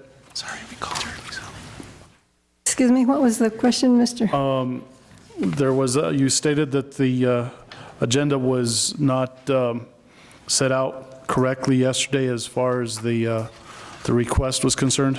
It's not the Talpa Community Center as a whole? Yes, it is for the Talpa Community Center, but the shop that we have is for all of Taos County. So it's for Taos Community Centers Co-op. Okay, go ahead and present your thoughts. Okay, I did send you, gentlemen, a flyer on what we are requesting, some of the things we've done with the money we've received. I have a profit and loss on the second page of where we're at. And we would just like to request the same location we have. And I know that it looks like that we might have been put back in the jail where we were to start with, but the money... That didn't sound right. Put back in jail. Yeah, why, don't go back on that one. Why you were put in jail? Back to the jail. But they're going to tear it down anyway, so that's okay. But we really like the location we have. We also understand that you are looking for funding. I do have a meeting with our artists tomorrow evening, and we might even approach that subject to see if there's a possibility of some rent money coming to the county. Let me, Mr. Chairman, let me ask one question. This is for Mr. Malone. Is there, let me see how I want to put it. Is there a problem because the Talpa Community Center ain't paying rent? Or? Let me answer the question, and it's going to be a relatively lengthy answer because what we have with the Talpa Community Center is a management agreement, not a lease. They are managing the community center's artist cooperative on behalf of the county. And that was an idea that came up originally when Sammy Pacheco was the county attorney to deal with difficulties that were created for local organizations like this if it was a lease. However, back then, DFA said, okay, we'll go along with this management agreement idea. About 6 or 9 months ago, Anita Padilla informed me that people had changed at DFA, and they were saying, we don't care whether you call it a lease or a management agreement, we're going to treat it as a lease. And so you're going to have to send it by us for approval. And so we're going to have to do that. We're going to have to revise what we've done in the past, and we can work with the organization to do that, but it's going to be subject to DFA approval. And what's going to be necessary is that DFA will require us to establish a market rent for the property, and then DFA in the past has allowed community organizations to contribute in kind part of that rent. It doesn't have to all be in cash. And we're going to just have to work together to figure out how to do that. And it's not completely in our hands now. We're going to have to present it to DFA. And commissioners, I would imagine that the same would work for the other tenants that are there, is that they'll be required to pay. Exactly, Mr. Chairman. That's been on my to-do list. Obviously, we only learned about DFA's new approach, and one of the things we've got to do is be in compliance with regard to all the folks in the Old County Courthouse. Okay. So would that mean we would have to move while you're finding out, or we'd just stay where we're at and continue on? And We need to go ahead and move as quickly as we can to get an agreement in front of DFA. And no, I'm not saying that from our perspective you have to move while we're doing that. Okay. Mr. Malone, would you recommend a month-to-month lease with them until everything is cleared, or? I would not, because even a month-to-month lease has to be approved by DFA. Okay, I see. Okay, so a timeline, probably we don't have any idea yet at this point. I do not have an idea at this point, Mr. Chairman. Commissioner Barone. The only question I had, Effie, is how many other community centers are represented there? you know, right now there isn't anymore. We had two others when we started. We had Peñasco and... Can you speak into the system? We had Peñasco and Arroyo Seco, no El Prado. And after trying really, really hard, some of them decided just to go ahead and back out of it. I think El Prado, they said they were so new that they didn't think they were ready for this because it required a lot of work from their board as far as being in the shop and stuff. And Peñasco, their distance of coming over and participating in it. However, we have people from that area. We have about 3 that's from Peñasco, I don't know, 3 or 4 that's from Cerro, and we do have from all the areas. Mr. Chairman, And just to add to what Effie has said, Commissioner Barone, the management agreement actually sets out that all of the community centers across Taos County are welcome to participate, and actually we would want to bring that forward into any lease.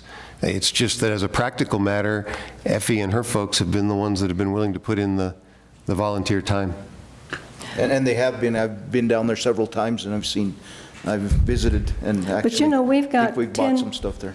We've got 10 or 15 years, is it, Mr. Cordova, ahead of El Prado, and I know what those first years were really like. I mean, we still struggle, but those first years are really hard. So I can see where they were at as they're not ready to do that. So how many artists, craftspeople do you represent? And are they from throughout the county or just from They a have to certain live within Taos County, since this is a management agreement with the county. I believe we have 32. area? Go ahead and come forward, ma'am, and state your name for the record if you want to speak. My name is Antonia Valerio. We currently have 33 artists within the shop. And they are from throughout the county? Throughout Taos County, as far south as Chamizal, up through, not quite Costilla, but Cuesta and Cerro.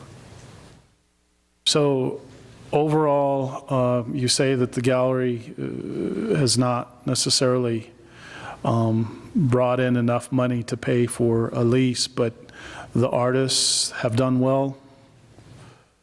The artists have done really well, and the center has done, you know, we've done a little. I have the report there for you. But if you figure how much we did last year, and there, some of the artists, I mean, it just really helps them out, because, you know, this is a low-income area, and especially as you get older, the jobs are harder to find for older people, so a lot of them are our older artists. So there have been some successes then, as far as the artists are concerned, individual artists? Yes. Okay. Mm-hmm. Any more questions? Mr. Malone, your recommendations as far as today, obviously we probably can't make a decision, but do you have any recommendations, Mr. Malone, Mr. Archuleta? Mr. Chairman, from the legal perspective, simply direction to go ahead as I've indicated and move forward with the lease that we present to DFA for approval. Then so moves so that the attorney can go ahead and do that. Okay, I'll go ahead and second. Any other discussion? Not, Madam Clerk. Commissioner Blankenhorn. Yes. Vice Chair Sanchez. Yes. Commissioner Duda. Yes. Commissioner Perez. Yes. Chairman Romero. Yes. Okay, the last item before we break to lunch, Ms. Cynthia Spray, report.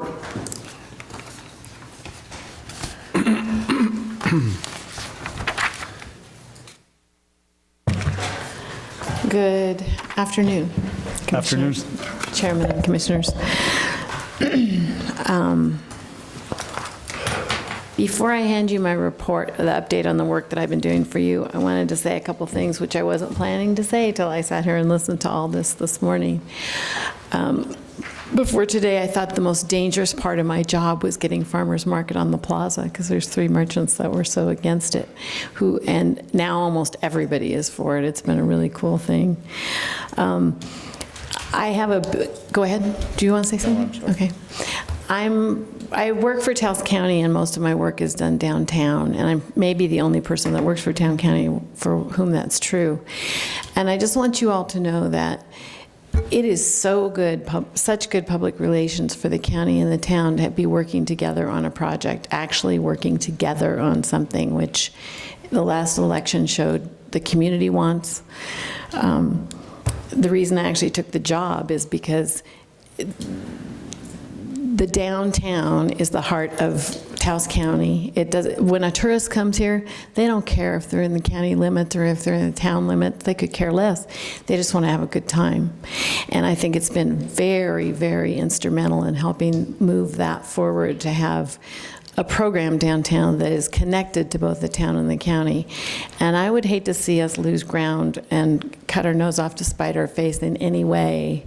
I know that I've lived here 35 years, there's been trust issues the entire time. I get them, I've watched them. Mr. Cordova and I actually got historic preservation awards together in Santa Fe at the Scottish Rite Temple for doing historic preservation in Taos.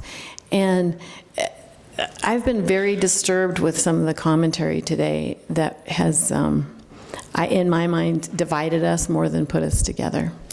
And also, I am your economic development specialist, and I spend every day in the courthouse. Don't tell Mr. Jaramillo, I even work on Sundays sometimes. And I love that building. I adore it. And I have worked very hard to get more activity happening in there, which is what I was directed to do. I think that we can find solutions to all of this together. And I would hate to see us start going like that again on a building that is so special to all of us, even to me. I love it. And I guess maybe that's all I have to say before I give my update on my work. Thank you very much. Can I approach? Go ahead. Thank you.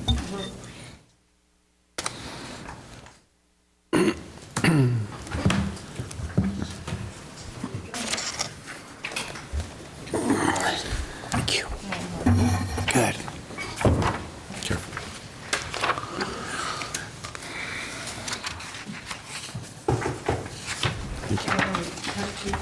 Yes, please, for the record.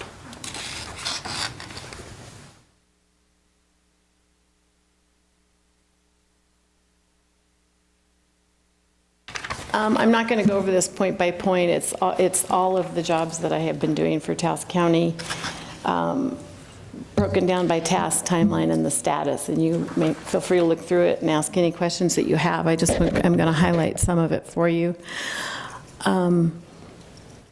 The Old County Courthouse, booking the mural rooms about 35% of my workload. It has been incredibly popular. That room's been used 132 times since the date of my hire, December 9th, 2013. So about 22 times a month. It has generated actually more money than you had indicated earlier, because in point of fact, I have another $1,250 that I have been waiting for Leandro to come back from Deming to give him. Some other things that I've noticed in overseeing that building over the last 6 months is 7 years ago, this commission had me on an advisory council to ask the Taos County residents how they wanted the building used. And part of the work from that commission was to choose incubator businesses to be in the bottom of the courthouse. I just think you all should know, as a business person and a manager, I have looked into who's been there and how long they've been there, and I think that you all should know one of them's been there in their 10 years, one 5, and the other one 7.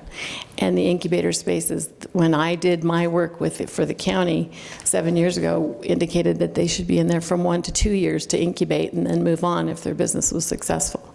So I have a concern, and I just wanted to bring it to your attention, that that building, in order to thrive, needs to be managed in a very professional way and a friendly way.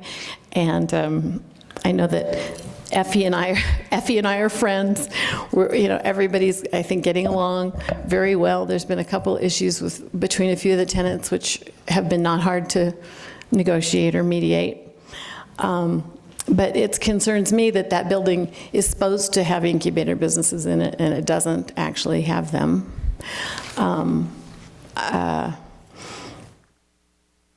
I guess that's probably all I have to say about the building, and then we can go on to my work. But I love that building. I've enjoyed being in it every single day. I watch it as if it were my own.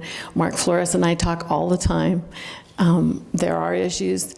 There are things that need to happen to make the mural room actually more profitable and more usable.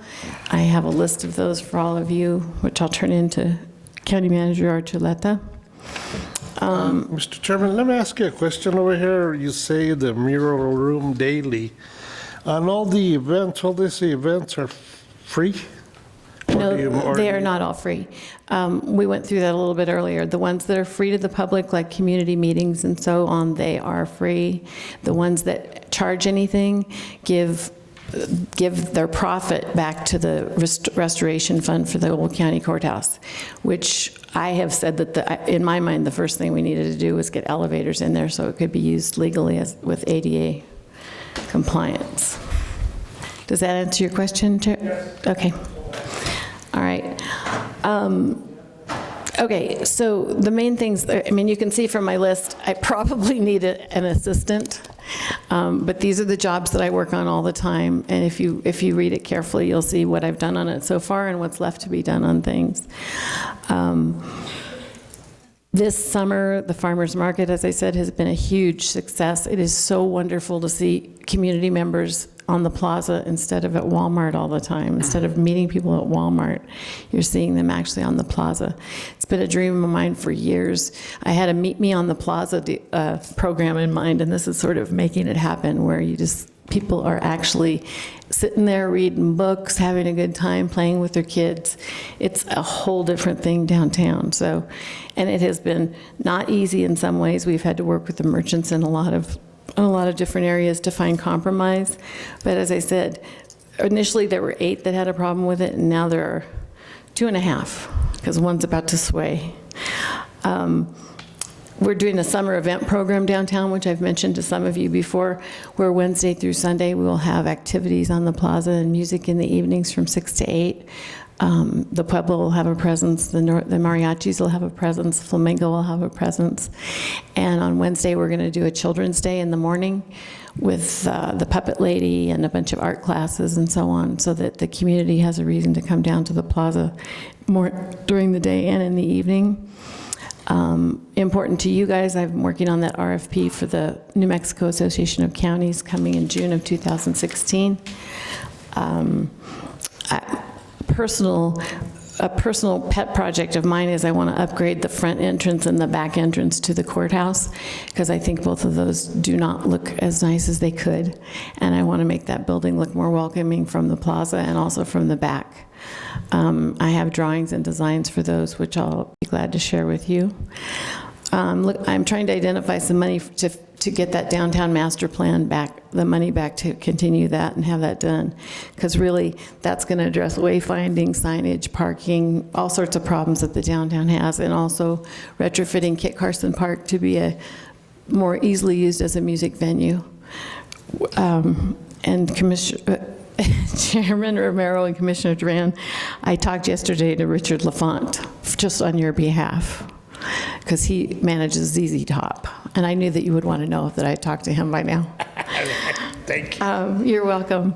Someone wanted to get ZZ Ward here, and I said, no, it's ZZ Top he wants, not ZZ Ward. Anyway, Let me ask another Yes. question. When I had a phone call, I'm sorry. When you said that you collected some money from the mural room, the money goes back to where? There's a line item in the budget that your finance director created that is Old County Courthouse Restoration Fund, and it's going into that. And how much are we built up in that? Currently, the programs in the mirror room, after I make the deposit, which I couldn't make because Leandro was in Deming, it'll be $2,750 in the last 6 months, actually 5 months. Okay. And currently in that budget, there was $3,000 in there before I started, and I'm not sure where that came from. But I'm booked, that room is booked through May of 2015 already. So that room is making money, and it's going to continue to make money. It does need some ceiling fans or some cooling. There's a few needs that it has to make it to where people are more comfortable with it. Right. And I've actually asked County Manager Archuleta to have a workshop with you guys so we could all talk about that room and how to best use it and how you'd like to see it used and how much money you'd like to charge for it, and get that all ironed out. All right. Probably there are some long-range goals in the work that I gave you, and maybe you would be kind enough in your leisure time to look at those. They are really important. One of them is reinstating the Los Carpinteros program through the high school, where kids learn to make New Mexican furniture, because it disturbs me a lot that kids drop out of school because they don't have a trade. And in my shop, which I've had for 26 years, I can sell all the New Mexican furniture, new or old, that I get. So I think it'd be great for the kids in this community to learn to make that as a trade instead of dropping out of high school. And the other thing that actually is my biggest passion is working with at-risk youth to develop arts-based trade skills, so that kids in this town that are going the wrong direction can be gathered in and be taught art. I've talked to several of like Jim Wagner, Ed Sandoval, Miguel Martinez. They're willing to teach art to kids that are in trouble, to try and gear them towards something that's positive. That would be a trade for them also.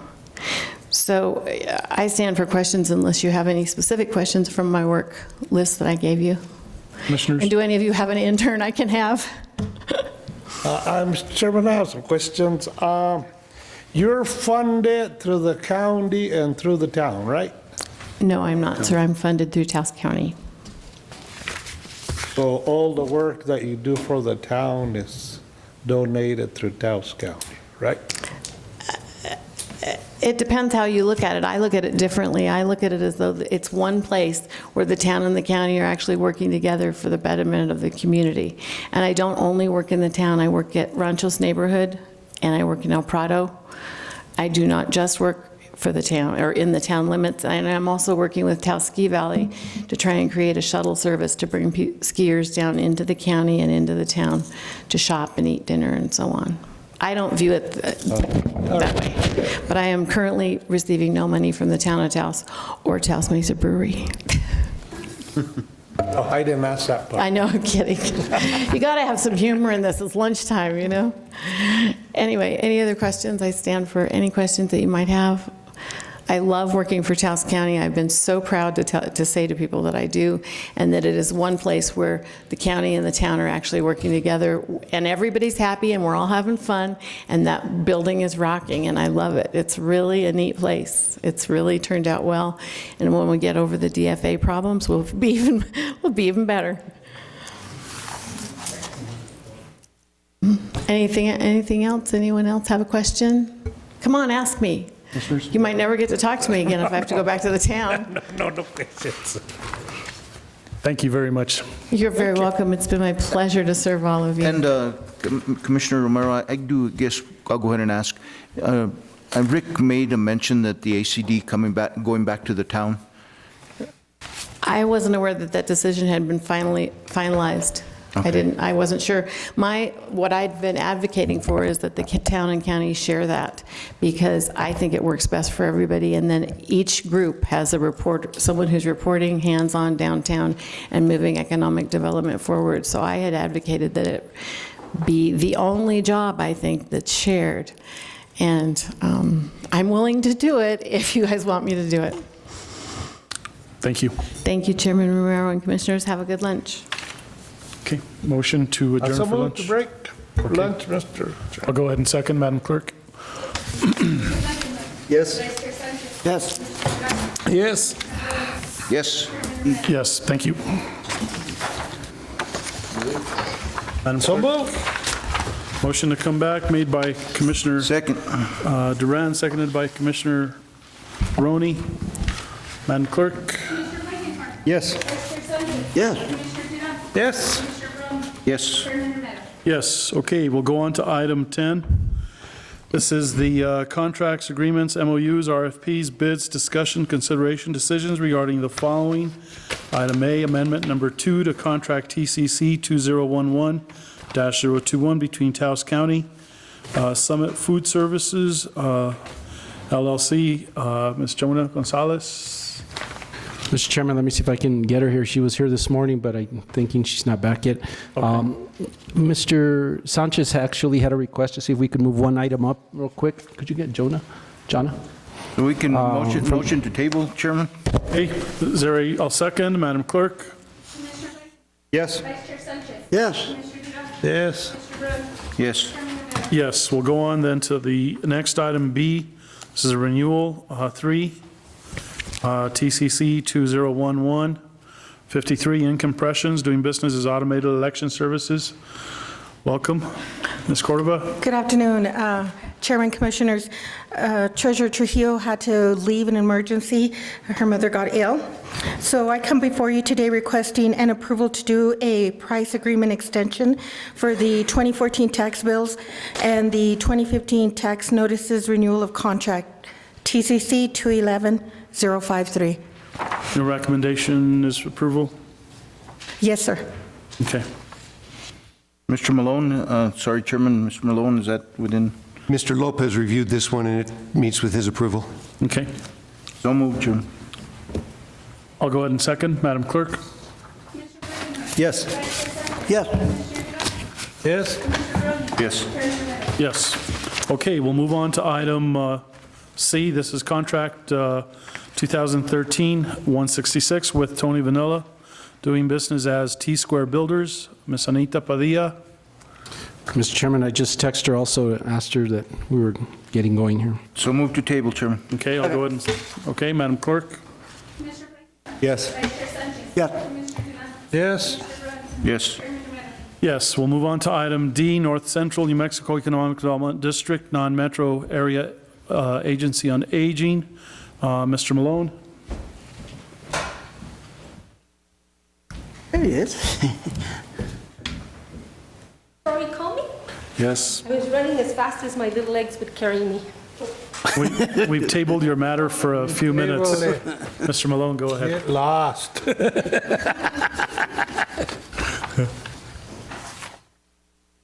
Mr. Chairman, I would suggest that we take 4 contracts. We'll have to take separate votes, but we have 4 contracts that all go together. 3 of them are listed in order there, and I think the 4th one is a little bit further down. The first 3 are with the AAA, the Area Agency on Aging, and the 4th one is with the Non-Metro Area Agency on Aging. These 4 contracts taken together represent the assumption by the county of the Ancianos program. They are separate. Each of them represents a separate program that the county would be taking on. I have negotiated with each of the agencies for various language that I felt was important to the county, and they've agreed to those changes. They're incorporated in what you have before you. The total of the 4 contracts reflects the total amount that we would be receiving from the state agencies in exchange for running the Ancianos program.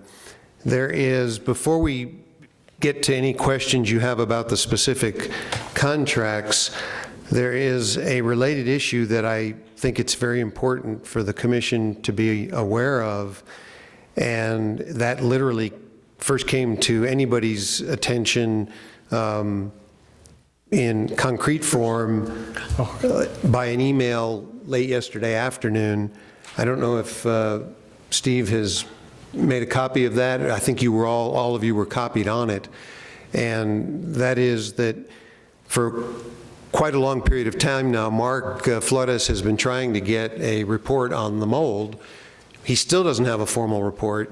What he has is a, quote, preliminary report from not the certified industrial hygienist who has actually written the report, but from the remediation company that hired the industrial hygienist.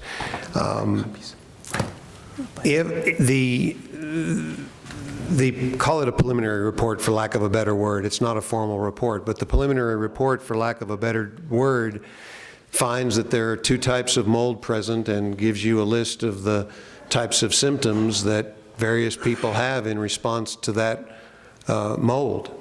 And if we enter into these contracts, we're obligated to these agencies for a year. And we're going to have to go forward and provide the services that are provided for in these contracts. And I have to alert you that if the final report looks like the preliminary report, then it would be my recommendation that the county takes on risk by opening the program in the existing Ancianos building across the street. Now, I've asked Mike and Steve if there's kind of a plan B. Is there a way to carry on the program prior to the remediation being completed? The second point is that there is no formal relationship yet with the town in connection with the building, because that was pending getting the environmental report, and we still don't have the environmental report. So the contracts are appropriate.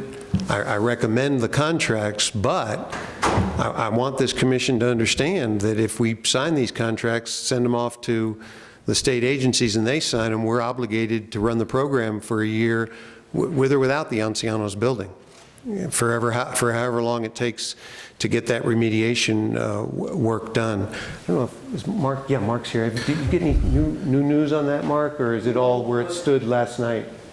Mr. Chairman, Commission, if I could, just real quick.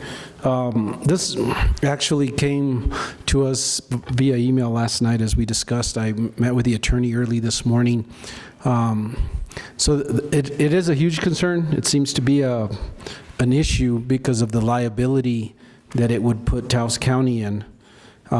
We could approve the contracts and move forward that we actually don't take on or feed out of there until we actually get some kind of a report, but it puts us in a situation. I don't, you know, there's a couple of recommendations that we have out there. We could possibly use the Cuesta Community Center and maybe the Chamizal Community Center to actually provide the Meals on Wheels, but that again would mean that the center would close until that remediation could happen. We could consider going back to AAA with the current money that we have for feeding, and consider doing vouchers to the elderly to go to one of the local restaurants if we could get that organized and done. My fear is, I know that Mike has also looked at the possibility of using like a Talpa Community Center or something like that to also provide meals out of there. My issue with that is I think that we would have to do something with EID, make sure that they come in, that they do the inspections, that, you know, I don't know if we have a big enough walk-in freezer over there. So these are issues that just continue to come up, unfortunately, with the center. It continues to come up with the building sort of out of our control. We've been trying to move as quickly as possible. I know Mr. Flores has tried to meet with as many individuals as try to get this done, but this is an ongoing issue. And the report that we saw last night, I mean, the reality of that is that there is going to be a liability to the county, and we wait for direction from the commission as to how you would like us to proceed with that. Cautiously, but as far as the mold is concerned, whereabouts is it located? Is it just in one area, or is it in various areas of the building? We don't know the answer to that because it's a, quote, preliminary report. We have visual observations that Mark has made, but mold is something. I'm prepared to give a little bit of a report to the commission, so whenever you're ready, I got that length. So. Okay, well then, go ahead. Yeah. So initially, everybody was aware that there was mold there. There's been roof issues there. The mold and the water damage is on the north wall of the Ancianos building. So it's this wall that faces here. That's where the roof slopes. There's a minimal sloping roof. The membrane has bubbled and causes the roof to hold back water, and the cañitas are a little bit higher and typical around Taos, I guess. I don't know if it's building tradition or what, but so the roof has leaked. They did an assessment, and the certified industrial hygienist found that there was mold. We knew that there was mold. There was visual mold. He found two types of mold via my email, and I have it here. They found what is considered Stachybotrys. It's a mold closely related to, has a bunch of different stuff here. It has widespread distribution, about 50 species. These molds are frequently associated with poor indoor air quality that arises after fungal growth on water-damaged building material. Exposure to the mold can have a wide range of effects. And in speaking with the people from Williamson Restoration and them speaking with the certified industrial hygienist, mold affects different people in different ways. It depends on your respiratory function, your health. You know, somebody that's like I myself, for reason, I bucked bales of hay since I was a young kid. My wife and my kids, they have hay fever all the time. I could go out there and throw hay all day and it doesn't bother me. So mold and, different things affect people in different ways. In regards to the mold, there is some concern, and I'm not gonna downplay it by any means. But one of the types of mold, the other type, the cladosporium, is found, it's most common indoor. It's an indoor and outdoor mold. It's outside all the time. It's commonly found on living and dead plant material. That type of mold is rarely pathogenic to humans. It can have some sinusitis and pulmonary issues with people that are sensitive to it. The Ancianos building has been in this state for, I first became aware of the mold issue maybe last year when we started entertaining the idea, and I don't know where it came from. But who knows how long it's been there. I'm sure that now that maybe once it's brought out to the open, pretty soon everybody's going to, who knows the type of, my cough is associated with that or this or that. The industrial hygienist did not consider the amount of mold, in speaking with Williamson Restoration, to be an extreme health hazard. If that was the case, he would have notified us right away, you need to shut that building down. His license is dependent on that. They went and they did the testing.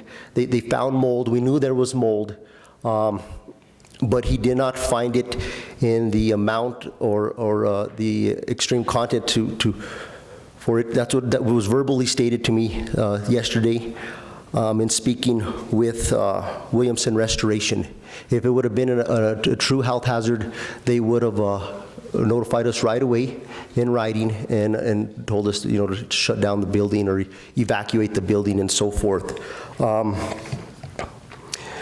I have some information here just to share with the commission. Mold is normally found indoors at levels that do not affect most healthy individuals. Mold growth in an indoor environment is typically related to water or moisture, which we have a leaky roof, and it affects that side of the wall. Now the question is there mold in the rest of the building? Well, mold travels by air, and there's mold spores in here in the carpet. Anything that's organic or organic material that it has moisture on it at some point or another can grow mold. So for significant mold growth to occur, there must be a source of water and a source of food. The food is either a carpet or cellulose containing material. Cellulose is a common food for spores in an indoor environment. It is part of the cell wall of green plants. It's found in carpet. It's found in building material. You need moisture to grow the mold. One of the reasons why they probably found a mold throughout the building, if that is the possibility, it's because of the HVAC system over there. I can't tell you the maintenance or what kind of routine maintenance was performed on that HVAC, how often the filters were changed and so forth.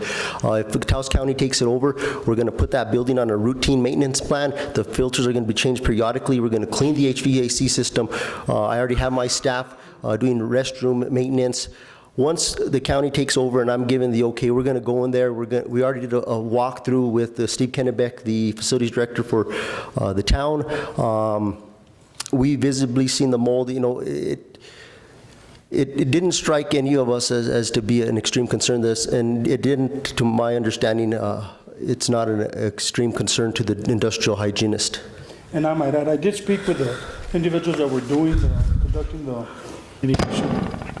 I did speak with the individuals that were conducting the testing, and I asked him, are we going to need to be closing the building down? And said, the mold that we found, he says, is in certain, look, the wall area. He said that can be, the building doesn't have to be closed. That can be cordoned off and covered, and we can do remediation in that certain area, those areas that they found the actual mold in. So they advised me that the building would not really have to be closed because they can cordon off those areas. So he said, when we conduct the remediation, we'll cover it up. We'll do all the safety precautions that we need to take when we do the remediation. But we don't see that you would have to close the building. So. So to continue, in regards to sampling of mold in general, and this is stuff that I did a bunch of Google searches and found some stuff on the internet. This comes from Wikipedia, so it holds some weight. In general, the EPA does not recommend sampling of mold unless occupants have symptoms of mold, or there's, I'm getting sick, I'm faint, I can't breathe. Every time I go in that building, my eyes water, my nose irritates. We haven't had any of those reports from anybody. We took a sample for mold because we visually saw mold, and we wanted, rather than go and just tear down the sheetrock, we want to know what kind of mold is, what the way to go about taking care of it. Really, when you do sampling, you sample for what is the spore concentration in the air, how much of the mold is in the air, and also what type of mold it is. So we found out what type of mold it is, and they're the two most common forms of mold. In regards to the remediation of it, I spoke with Williamson Restoration, and the mold we have, or the level of mold we have, is considered either a level 3 or a level 4. A level 4 is greater than 100 continuous square feet in an area. And what that requires is a personnel trained in handling of hazardous materials. They need to wear respirators when removing the building material. They need to dispose of the material that has mold. The use of an exhaust fan, cordon off the area. Williamson has given us a proposal that I have here in my hand, and I could forward it to anybody that would like a copy of it. So what they're going to do to remediate the mold here is turn off the HVAC system to this area, cover all duct openings within the containment area, establish a containment area around the affected areas where the work will be performed. They will install HEPA filters with negative air scrubbers to maintain negative air pressure in the contained zone. They will clean, disinfect the entire spaces with mold and remove any material containing mold. Their quote on this is $10,000. Let me get the final number here. They bid it at about, right, here we go, $10,389.43. And part of that bid is to remove the mold, take care of the whole issue. They're gonna put the sheetrock and everything in as new, repaint, and do everything for us. I've been really pushing them. I met with Williamson Restoration, I met with Kears, I got 2 quotes. Williamson was the one that returned everything in a timely matter. We went with them. I spoke with Scott Maysura yesterday from Williamson. I asked him if we should shut the building down, if we need to, evacuate it, close it down till we could get it remediated. He said that he didn't feel that was necessary. That of course they're going to find mold in the air because there's mold on the walls. They actually sampled the wall. They sampled in between the walls, and they sampled the air around it. So of course you're going to find some mold in the area. But versus the area of the Ancianos, which is that far east side where they do their dance classes and the offices are located, your spore count is going to be really low versus testing the air in that corner where we have the mold. You're going to, and most of the time the air is going to settle. So if you're in there and you're making a ruckus and moving your feet and maybe touching the wall, you're going to bring those spores and they're going to become airborne. And at that point in time, you're going to have mold. I don't really know what other information to give you guys other than they did find mold in the building. We don't know the exact spore count, but it was relayed to me that it isn't an. It's up to you guys to really decide on how you want to take it. They didn't relay to me that it was a hazard or a concern to shut the building down. And who will pay for the cost of that remediation? It's my understanding that I would come out of my budget, and I'm willing to pay for it out of my budget, but it depends on the lease agreement, the tentative agreement with the town. I don't know if the town should remediate the mold prior to turning it over to the county, or the county, once we get it, this should have been taken care of by Ancianos initially. They were the building tenants, and when this issue initially developed, You know, they had an agreement with the town of Taos that they would maintain the building, change light bulbs, fix whatever plumbing issues they had, and that was never done. So if we become the tenants, and it's all based on our agreement with the town of Taos. Okay. Mr. Chairman. Go ahead, Commissioner. Did you? Mr. Archuleta, wasn't there any money from the legislature? Ms. Padilla, if you want to answer that question, please.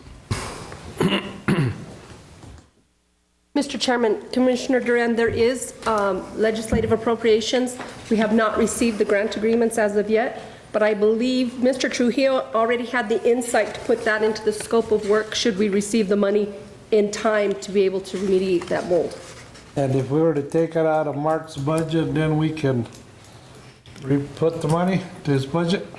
Mr. Chairman, Commissioner Duran, we can't reimburse things before the grant agreement has been signed. So if we pay something out of his budget, say this month in June, we get the grant agreement in July, I can't go back and reimburse it before July. Put a match to it. Commissioner Sanchez. Chairman, Commissioners, also, Mark, you said that this company said you don't have to shut it down. Yes. Keep it going, that way we don't shut it down for ancianos. But that didn't put us in a liability down the road in case somebody would come back at us. Well, you know, Commissioner, I could get Williamson's recommendation in writing, what they want to state via email. I've been pushing for the document, and they told us 10 to 14 working days. If I'm not mistaken, Mike, they were not here last week, but the previous week. And I walked this site with Keers, who does asbestos, lead, and mold remediation throughout the whole state and southwestern United States. I walked it with Williamson Restoration. None of them showed obviously there's a liability issue. They didn't show a high level of concern. You know, yeah, you got some mold. You know, let's test it. Let's see what kind of mold it is. You know, since we're here, we'll test other areas of the building, find out the extent. That building's been open it's open today, and the mold that is on that sheetrock right there is pretty much undisturbed. People have been going in and out of that building. So to be real honest with you, the liability shouldn't be on the county. You know, stuff like that is from a periodic and prolonged exposure. That's how you develop respiratory problems. You don't walk into a building and breathe mold for the first time and all, you know, it depends on the person. It affects everybody differently. Mr. Chairman, where's them clowns that used to run ancianos from Santa Fe? Those are the ones that should be paying for this. You know? They never did anything to the building. How come they're not up here now taking care of the problem? They just want to throw it to us. Mr. Chairman, Commissioners, I am not an attorney. I am not an industrial hygienist. I oversee the facilities for you guys. It would be my recommendation to move forward with this in a timely manner. We did the report on the environmental assessment. We need to figure out an agreement between the town of Taos and the county on how and who's going to pay for it. We should have that document this week, by the end of this week, stating the extent of the mold, and then we can move forward getting it remediated. Williamson can come here, and it'd take about a week or so to get the mold remediated. So if we move forward in a timely fashion, this problem could be negated, and the center will stay open. And I don't think leaving it open one more week, 2 more weeks is gonna have, you know, it's not the liability, you know, I don't think it's gonna change. Mr. Chairman, right now, we haven't signed no contract, so them clowns from Santa Fe are the ones that are the ones still running the program, right? The people from Santa Fe are the people that we contract with to run the program. They had contracted with the nonprofit that we call Ancianos. So in purely legal terms, Ancianos is still running the program. Now they're getting all kinds of help from the folks from Santa Fe, but the folks from Santa Fe are not the people running the program. That's who we're have a proposed series of 4 contracts with to take over the program. But who could we get information to see the amount that Mark just told us, to see if the county can get reimbursed for that? Since we're not the age, I mean, we're not taking it over right now. We haven't. We haven't. If we sign these contracts, we've agreed to. That's the point. And these. But see, the point is that we should talk to whoever the funding comes from to see if they can pay for what he said, 10,000, whatever amount, no? Because really, it's their problem. Mr. Chairman, if I could just, the issue is, Commissioner, I hear what you're saying, and I think that's something that we could have with AAA. The problem is that if Taos County is going to take over the program and run it on July 1st, then we don't have another commission meeting between now and then, and it needs to be approved today. So that's where we're looking at from the commission. As far as paying for the remediation, I mean, that's something that we could hopefully talk to AAA about and see if that's possible. I don't know if, Mike, if you've talked to them or not.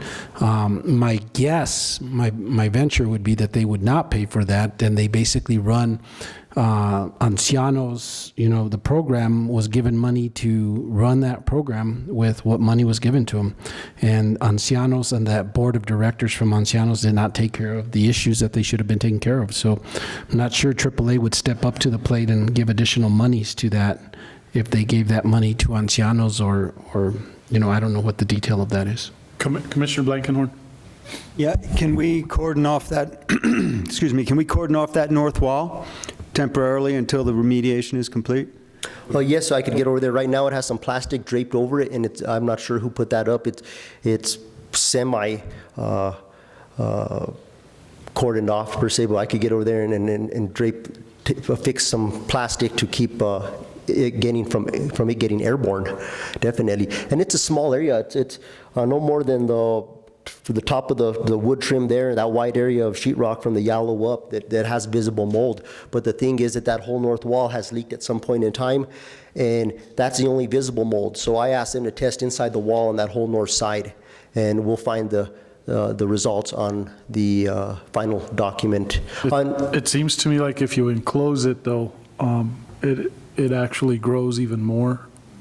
With moisture right now, it's already growing. The main thing with the mold is getting airborne. It's just like with asbestos, like Mr. Sanchez stated. As long as you're not tearing up the asbestos-containing floor tile, you're actually okay. It isn't going to bother nobody. When you start breaking it up and breathing in the airborne particulate, then you have an issue. With the mold, the sheetrock, nobody's going up there, I would hope not, and rubbing the sheetrock and getting it loose and breathing in the mold.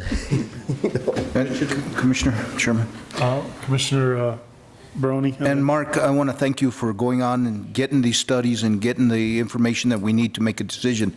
I think it's great that you went and did that.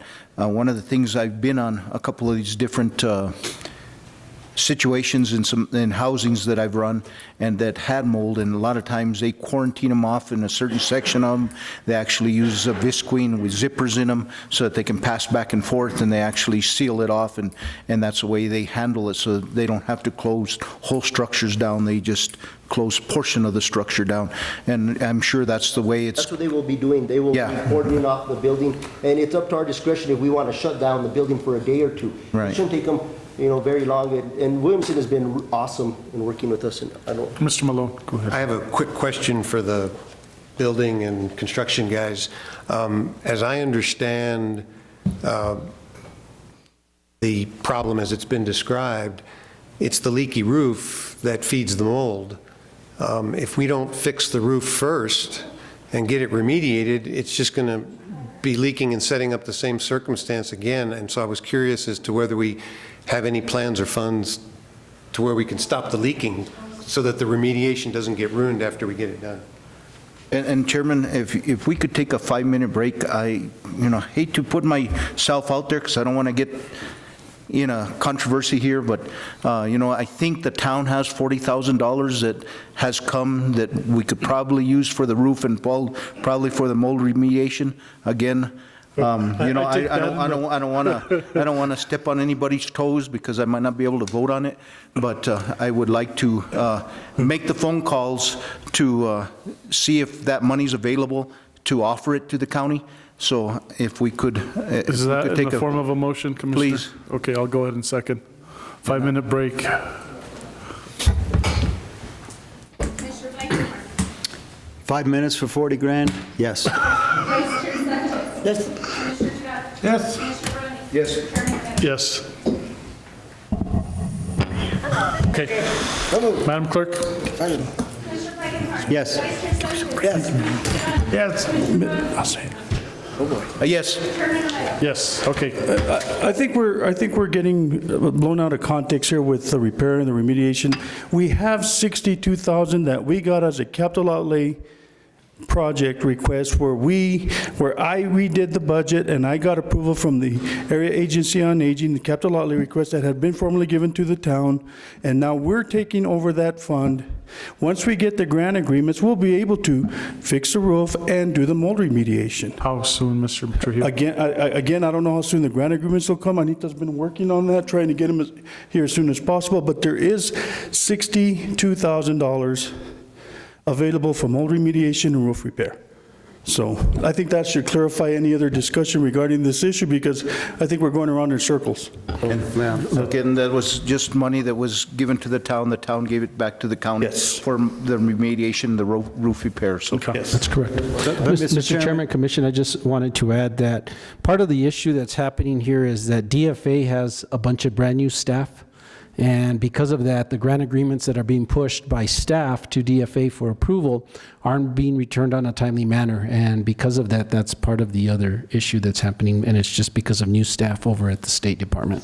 So, Chairman, I just have a question for Mr. Archuleta. Yes, sir. I know that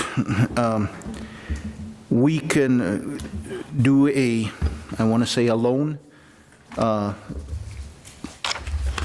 that, and then, or I guess it would be called a loan or a bar to use a certain portion of money. Mr. Cordova, you might help me, to be able to... From the town? Well, either from the county, because I think the town has already given the money to the town's already given the money to the county. So within the county, I know that PILT has come in a little more, so there's a little additional money there that could be loaned to do this remediation and then get it back after. Mr. Chairman, Commissioners, and Mr. Cordova, please correct me if I'm wrong, but my understanding is that basically we cannot reimburse any of that money back to the county or to the city unless there's an actual grant agreement from DFA, and that's part of the issue, is that you're correct, Taos County received about $174,000 over what we had budgeted for PILTIS last year. Obviously, we could use some of that money if the commission so chooses to use some of that money to do that. But once we use the capital outlay money that we have now put in a grant agreement to fix the roof, we can't pay that back if it's already been paid out. The grant agreement has to be in place before that money can be spent. And please correct me if I'm wrong, but Chairman, Commissioner, yeah, that's basically what I would have said. The comment by Commissioner Duran about putting a match, I thought he meant cash match. If the project was to exceed the amount of a grant, maybe we would be able to use the additional amount above to get the work started. But I wouldn't. I think he did mean cash match. He meant cash match. That's right. So I wouldn't have a problem with that if there's additional funds that came in from PILT. Let me get Commissioner Blankenhorn first. So it's a matter of timing, right? If we enter into these contracts that are on the agenda today, then we're obligated to serve food starting July 1st, and since we don't have an alternative, we're going to have to do it in Ancianos. That's why I asked the question about cordoning it off. Is there some way that we can just cordon that off temporarily during that interim process until we are able to get the remediation and the roof repaired? And would that be a sufficient safeguard to satisfy our attorney? We'll get that done first thing in the morning in regards to cordoning it off. And But Mr. Chairman, see, it's all on that grant agreement. You know, When what's it the comes- purpose of doing the wall if the roof ain't fixed? And we get, you know, and we get the grant agreement in August. It's my understanding. Wait, hold on. And it starts raining, then you're gonna have the mold problem again? It's my understanding, in meeting with Mr. Kennebec and Julie Scanzi, I believe, that they did some repairs on the roof. They believe that they repaired where it was leaking, but the roof needs to be re-roofed. That roof is going to be continually having issues. It needs to be re-roofed. I could take photos and show the commission the condition of the roof. Right now, You're not answering my question. You know, if the roof needs repair, and you go out and do the wall, and you just state in again, the roof needs repair. And if we get a monsoon season, what's the use of doing the wall?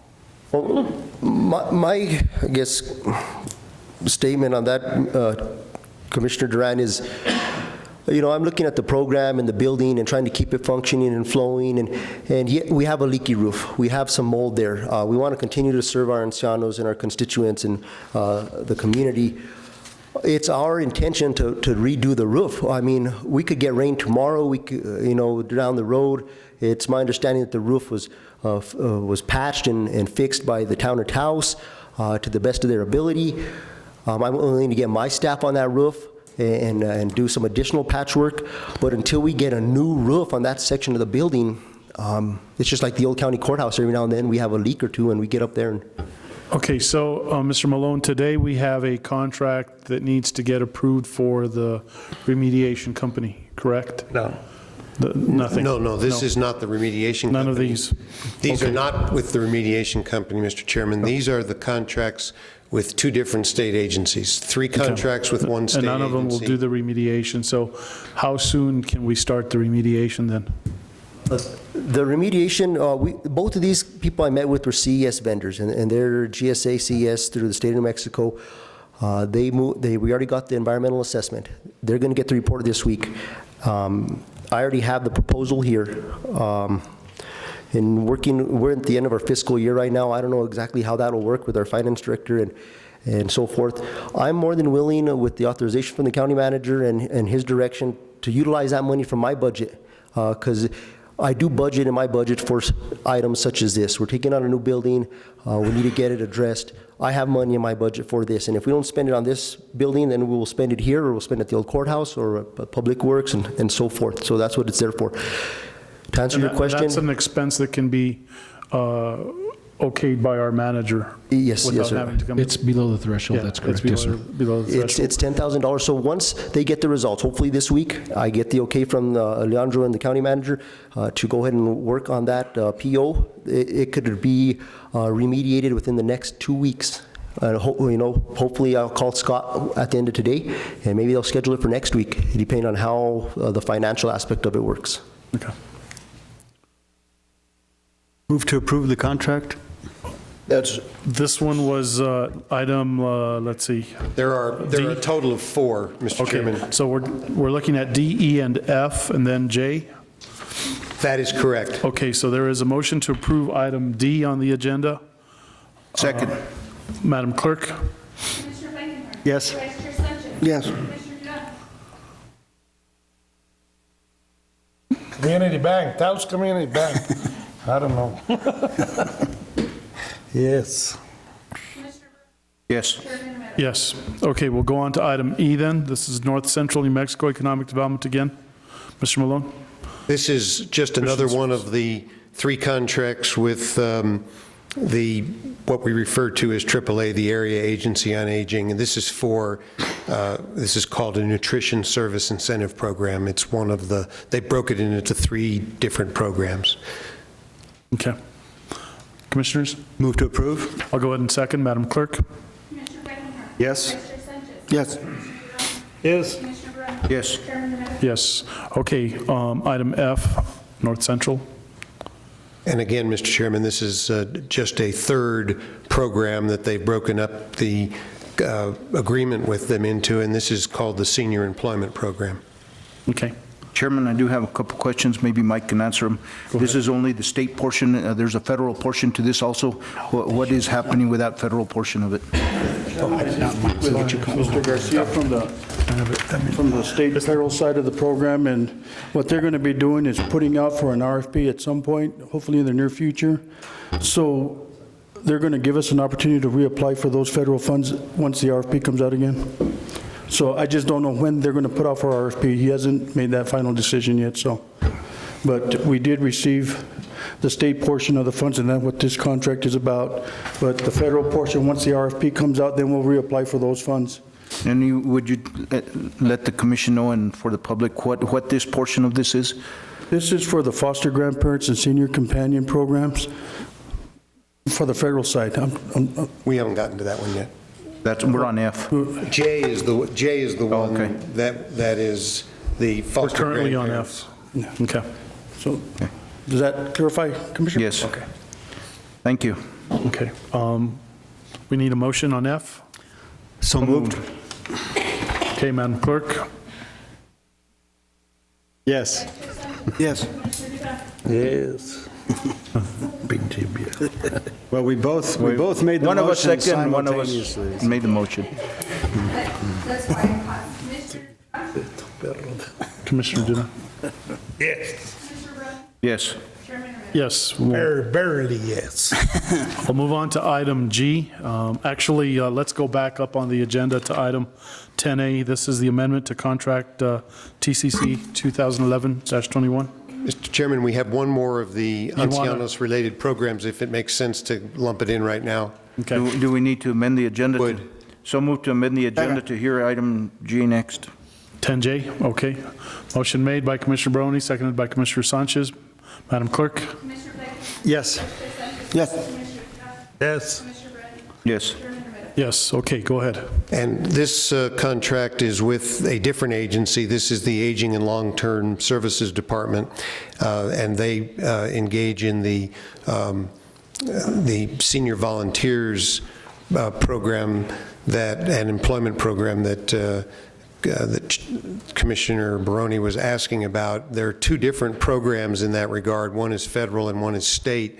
And as Mr. Trujillo was explaining, the federal government was not willing to just give us that federal program.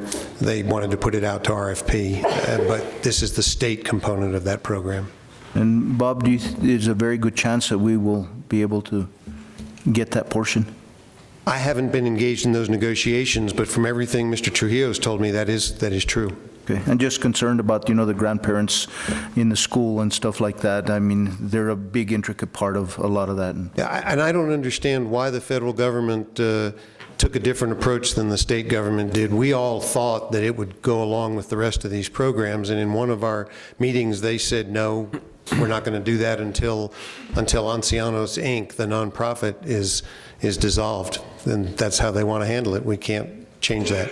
Mr. Archuleta. Mr. Chairman, Commissioners, and Mike, please correct me if I'm wrong, but my understanding of what happened is that Ancianos decided to move forward to go ahead and get the federal money. They were actually awarded the federal money, and because of that, Taos County could not move forward to try to get that money. Once they found out that they weren't going to get the state match, then the Ancianos Board of Directors basically said that they can't handle the program and they wanted us to take it over. The feds at that point said no, that they would have to re-RFP it and we would have to apply for it just like anybody else on the RFP process. So it wasn't anything that the county did. It basically, the Ancianos Board at the time felt that they were going to continue to do that portion of the program and wanted to do it, so they RFP'd for it. They were awarded it, and then they gave up that grant. So our hope is that once they re-RFP that out, that we'll put our best foot forward and try to make sure we get that grant. So at this point, we only have the state portion of it. Okay.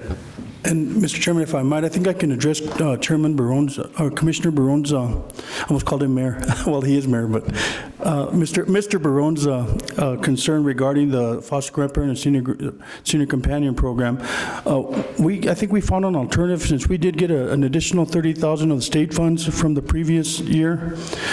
It looks like we're going to be able just to cut hours and not to lay anybody off. We're trying to look at that. I think we found a viable way to do that. So it looks like we might not have to lay any of the foster grandparents off or senior companions, but we might have to cut hours in the meantime just so that we can keep those programs running until the federal dollars kick in. Thank you, Mike. It just, I hate being in a room with those angry elderly ladies and wanting to know where their $3.80 an hour is, and I agree. I invite any of the commissioners to go with me next time they want to have a conversation. And I've been scratching my head trying to figure out ways how to do this, and luckily we're able to get, I spoke with Mr. Ramos and Secretary Rinaldi, and they were able to get an additional $30,000 from state funds to help alleviate the pain that we're going through now. So we've been trying to find ways to ensure that nobody loses their work. So moved to approve. I'll go ahead and second, Madam Clerk. Yes. Yes. Okay. Yes. Yes. Okay, go ahead and set a motion. Yes. Mr. Chairman, can we move item 12, G and H up? Okay. Is there a motion? That's in the form of a motion. Is there a second? Second. Okay, Madam Clerk? Yes. Yes. Yes. Yes. Okay, we'll go on to item 12G, proposed road maintenance expenditures for fiscal year 2014-15. Mr. Rick Chavez, Public Works Director.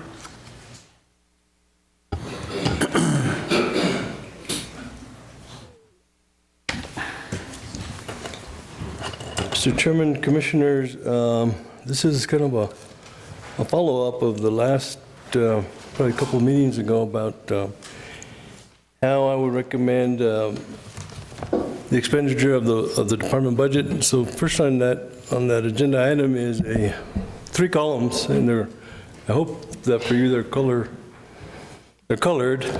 Mine aren't.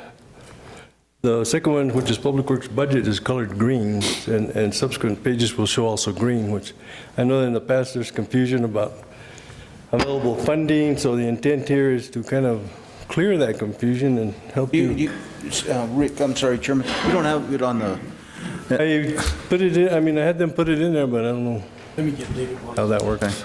Because my iPad is gone, you know. We went paperless, and we don't have anything to go on right now because even my iPad is down. Mine is too. Mine died. Yeah, mine too. You didn't leave it at the there, Mayor. No, he hasn't.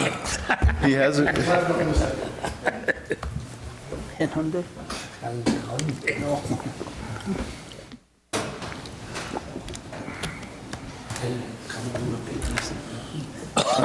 Mike, I don't have an iPad. He hasn't died. Mine did too. Since yesterday. Yeah.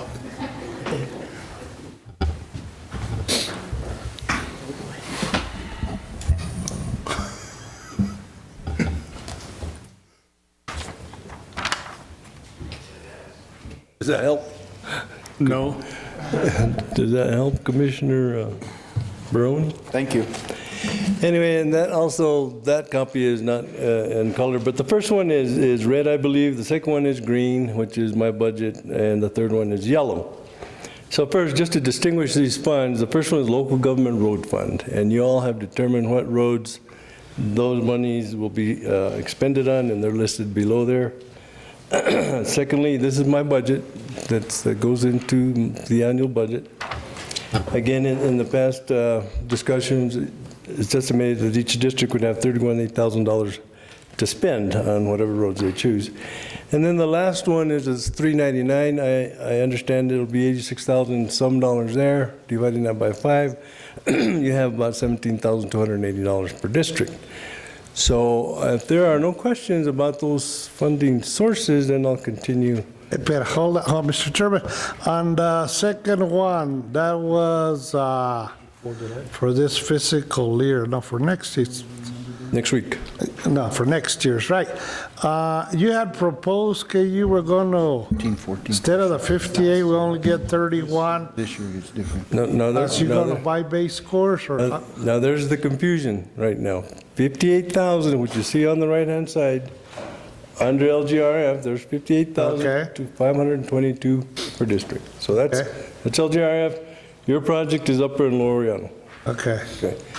My budget, the budget I get every year, operating budget, From here, yeah. from here goes to 31,800, and I'll go into more detail in the subsequent page. So again, And the other thing, Rick, is that local government road fund, that's 1314 now, and the Public Works 44030 is 1415. Right, So we don't want to confuse right. those also. yeah. Because we just recently received funding levels for the 1415. Right. Yeah. And actually, for your information, they're less than the 58,000. You'll be 56 or 52, something like that. Anyway, again, is that clear in everyone's mind about the funding? Okay. So I'm going to the next page, which is very similar to what I presented at the last meeting, which discussed this. Again, I'm assuming a budget of $216,000. I propose to spend $22,000 of that on cold mix. In fact, I'm going to have to expand that next week, and probably we'll have more discussion on that. Anyway, some of it will go to striping of roads countywide. Base course for periodic repairs, kind of a, emergency type, 16,000. And then bags of cold mix, which are required during the winter if it becomes necessary to get patching material, where at that time there's no mix available locally or elsewhere, perhaps. So $8,000 in that item. So adding those up is $159,000, which is subtracted from the $216,000 that I'm assuming will be in the final budget, which leaves $31,800 per district to be expended wherever you choose. So again, the last discussion was that you all would like to look at these roads with me and make your final decision. I've only met with Commissioner Blankenhorn. Of course, Duran knows exactly what he wants, which I still don't know, but we'll figure that out. And I talked to Commissioner Sanchez, and he told me where he would like the money expended. So leaving districts 1 and 3, again, District 3 wanted pictures, which as a matter of fact, I got some. However, not for all the roads listed. Thank you. So the roads listed for 3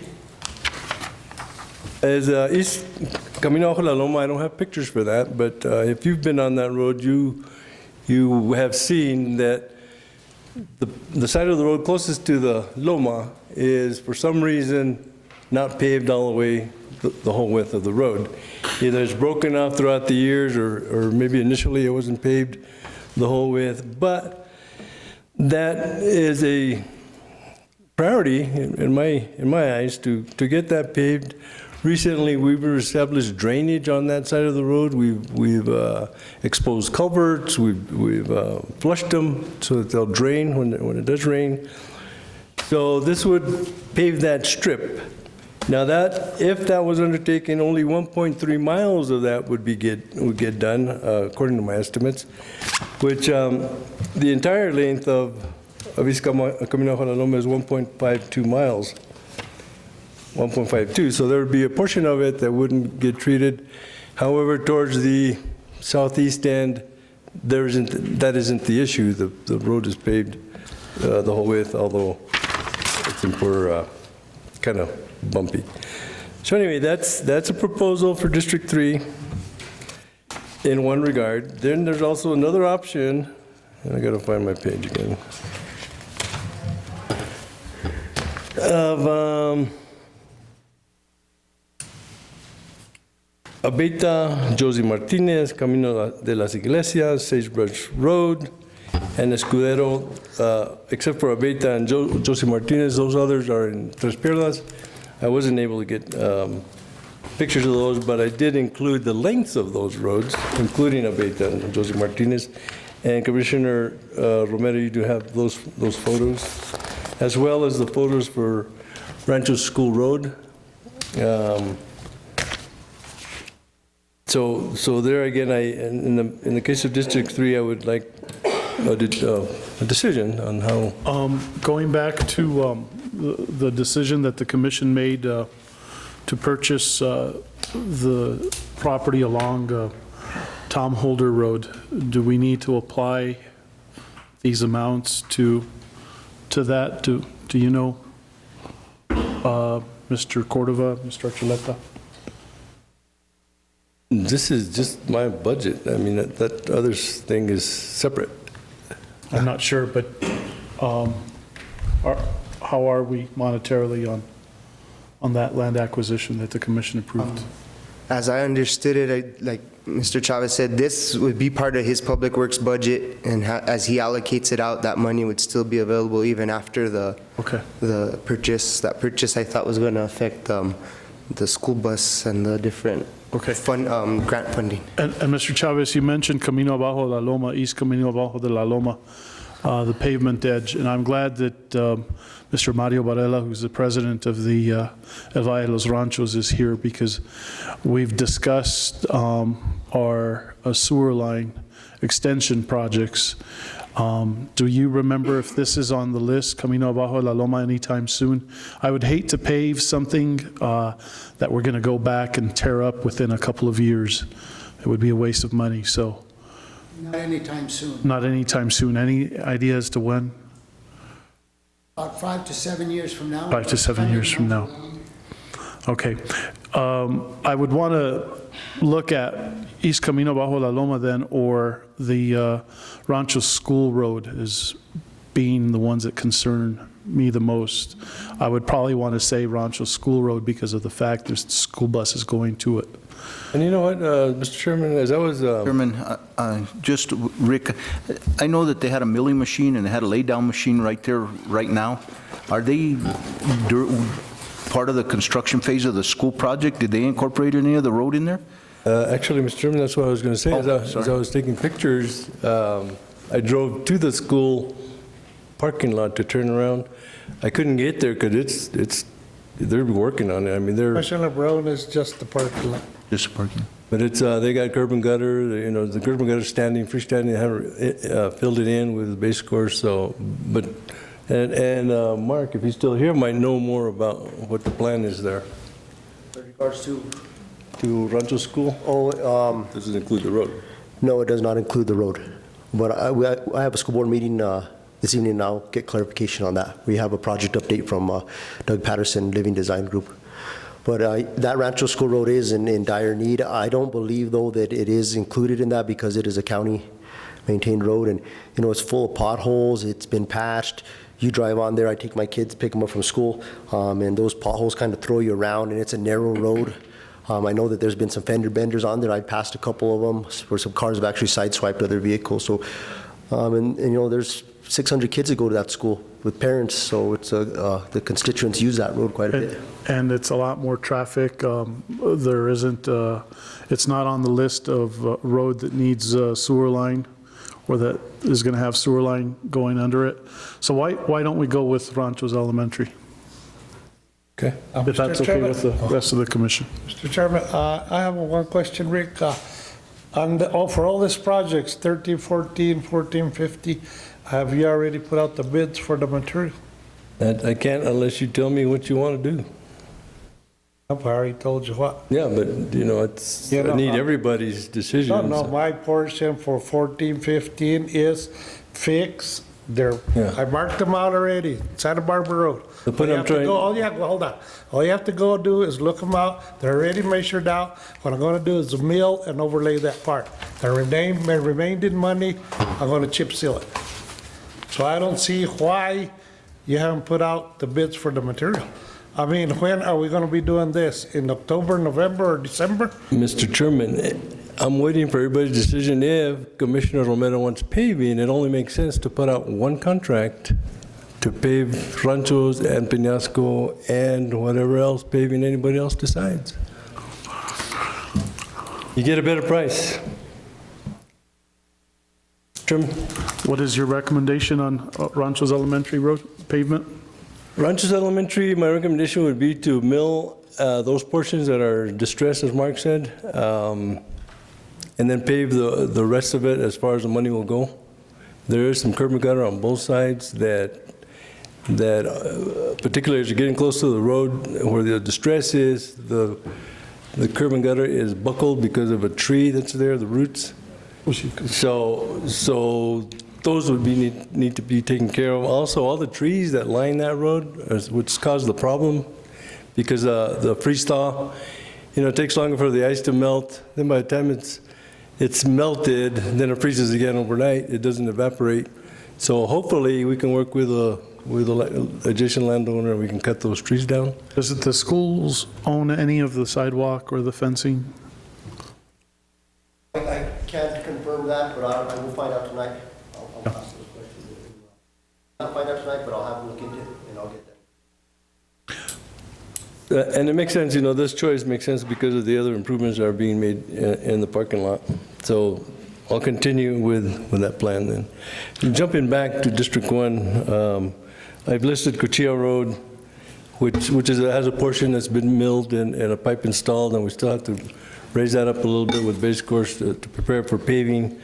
You see the associated costs there. Cactus Flower Road is just down the road from there, base course on that road. And then the other one, which is Camino del Medio, Chamisa intersection, and you see those pictures there. I think that the curb and gutter that was installed there some time ago is probably contributing to that deterioration. So nevertheless, the plan there, the proposed improvements would be to mill those distressed areas and then to pave, to overlay that with 3 inches of hot mix. So.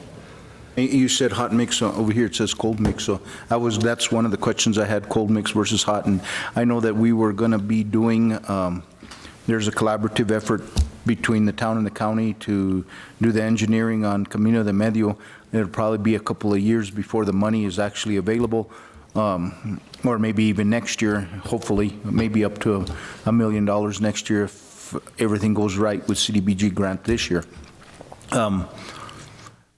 So I know that would probably mitigate or help with the possibility of some of the liability that lies right there because of those potholes. So I don't have a problem with it, Rick. And additionally, Mr. Chairman, Commissioner Barone, is that as Anita has said in the past, any money that you expend on a proposed project is counted and gives you a better chance of funding as you go through that process. Thank you. So your decision then, Commissioner, is to work on all those 3? Thank you. And just to be assured, Commissioner Sanchez, we will put base course on 1.3 miles of Antero Road in the Amalia area, and then remove and replace the speed humps on Garcia Road. We discussed that last year, and you chose to take the ones off of San Cristobal State Road 3. Which we did. So these ones are pretty pronounced. They're short. I heard stories where a new priest going to the church lost his muffler because he wasn't familiar. So that's proposed to just replace those, and the cost for those are $1,000. And Rick, let me ask you this: they will be lower than the ones that were there before, correct? They will be according to specifications, which is 12 foot along the roadway and 4 inches high. Okay. Thank you, Rick. Even your lowrider can get over those. Okay, Mr. Chairman, Commissioners, District 4, in our discussion and our meeting, me and Commissioner Blankenhorn looked at Millicent Rogers. We looked also at the money that you 3 commissioners put into that on the 13-14 LGRF, which is still my understanding that's going to go to Millicent Rogers. We looked at the area that we should address first, which is kind of in the middle, which is the worst part of Millicent Rogers. In addition, there's a portion that's milled on Millicent Rogers near the intersection of Upper Ranchitos, which would be added on to that contract, the LGRF contract, to do the work. So again, you get better prices for mobilization. You're already there, you can get to do the work. And then Gallina Canyon, again, from its intersection with New Mexico 520, 530, what is it, 350? what is it? With its intersection to the state road. Yeah, that one. Anyway, from there, about 0.21 miles.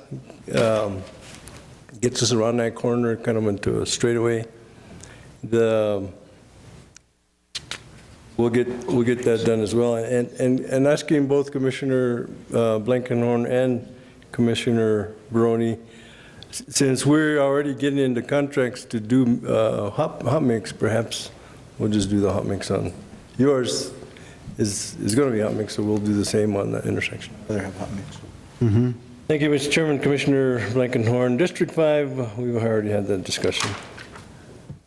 And I included a photo, I don't know if it's color for you, Commissioner Romero, of the roads in Tres Piedras. But that's moot now since you've made the decision on your roads. We're done? Well, just when would the contract go out? I share Commissioner Duran's concern about the timing.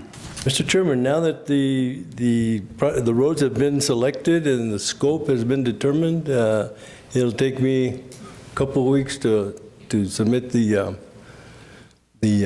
schedule of values or the items to procurement, to the purchasing officer.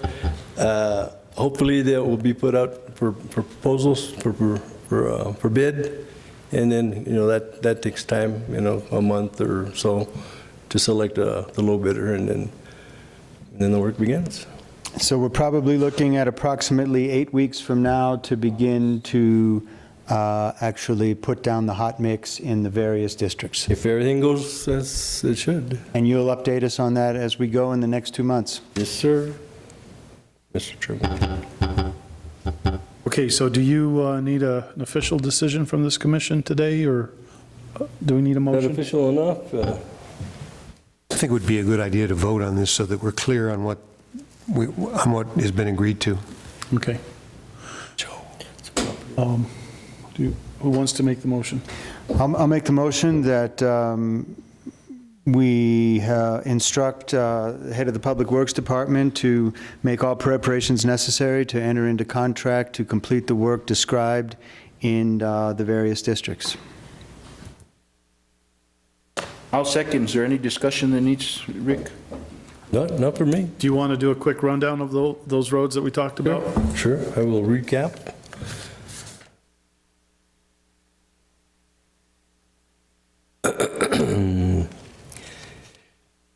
District 1 will be overlay the mill portion of Cuchilla Road, base course on Cactus Flower, and then to mill and overlay with cold mix the intersection of Camino del Medio and Chamisa.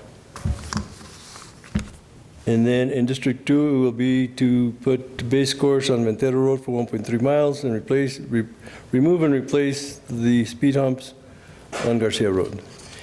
District 3, to work on Rancho School Road to be milled and then hot mix overlaid. And then District 4 will be to mill and overlay Milson Rogers as far as, the portion that's already, Milson Rogers to pave the portion that's already been milled, and then to hot mix overlay 0.2 miles of Guyana Canyon Road from New Mexico 230 for 0.21 miles. And then District 5, the areas marked out by Commissioner Duran, assuming that it doesn't surpass the available money. And I meant to mention a while ago when he said the rest of the money he wants to chip seal. There ain't going to be no rest of the money. So those are the roads. Okay. Motion has been made and seconded. Any other discussion, Commissioners? Madam Clerk? Commissioner Blankenhorn. Yes. Vice Chair Sanchez. Yes. Commissioner Brown. Yes. Chairman Romero. Yes. Okay, we'll move on to item 12H. This is bridge priorities. Mr. Chavez? Okay. Go back to the top. Thank you, Mr. Chairman. Commissioner, again, at the last meeting that we discussed recommended road improvements, it was requested that I provide a list of bridge priorities and additional direction from the county county manager to include probable costs and then other discussion after that. So to me, the priorities for bridges are those that are posted. And that first sheet there are bridges in Taos County that are posted for weight limits. Then the subsequent page shows a resolution by the Board of Commissioners at that time that allowed for us to post those bridges. Those are reflected in the first page, but also in addition, there were already 3 that had been posted, and those were in the Arroyo Hondo area. The first 2 bridges on Lower Hondo, and then the last bridge on done before you get to the Rio Grande. Mr. Chavez, is the Pilar Bridge on here? Is that Camino del Rio Grande? Yes. Okay. Yes, and that was initially posted in the list in the resolution for 5 tons.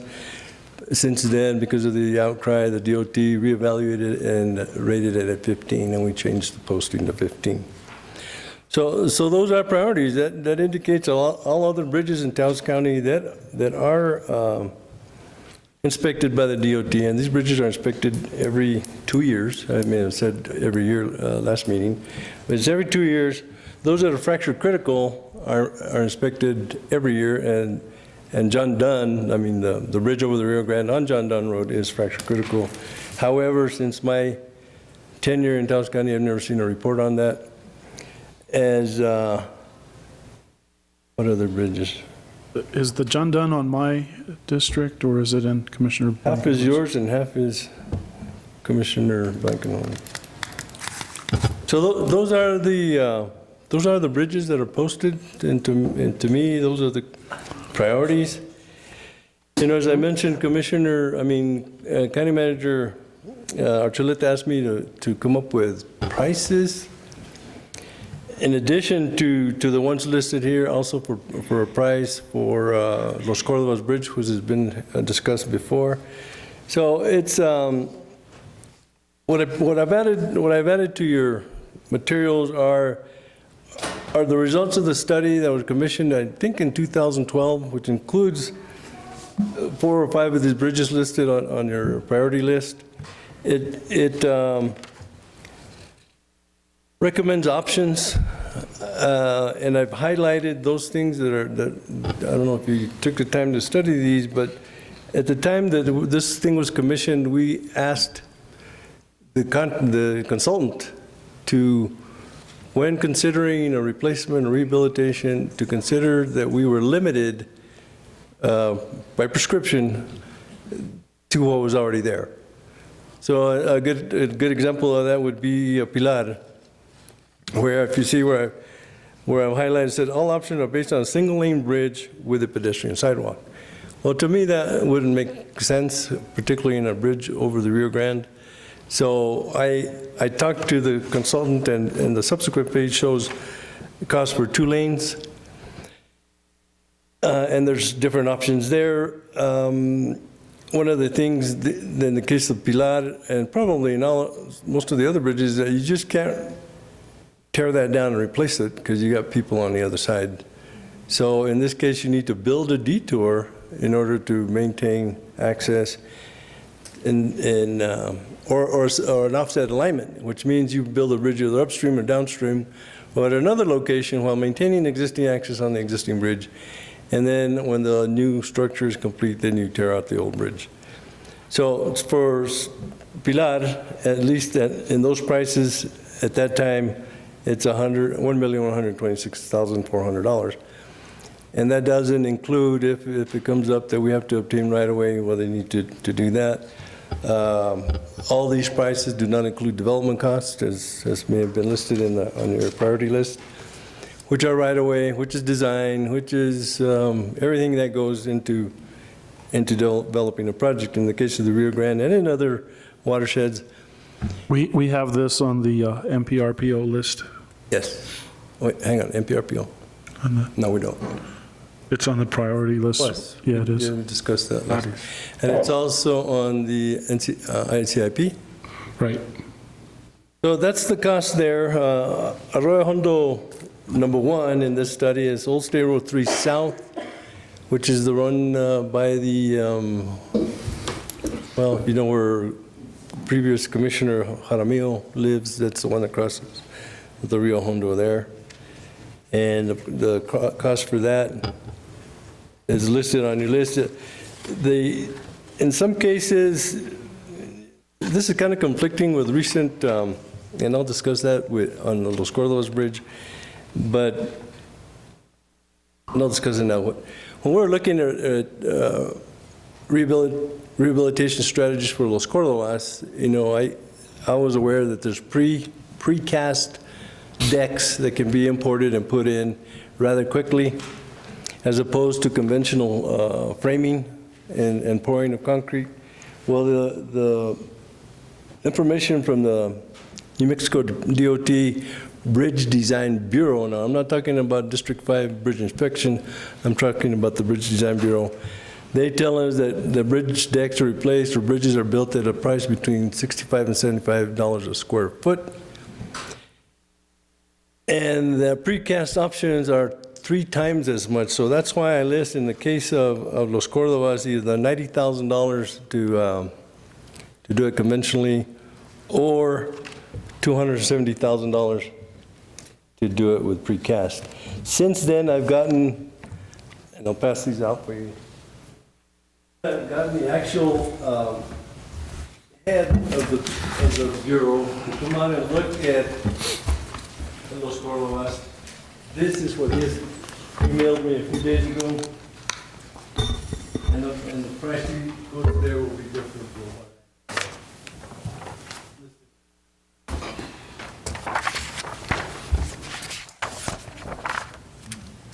So, no.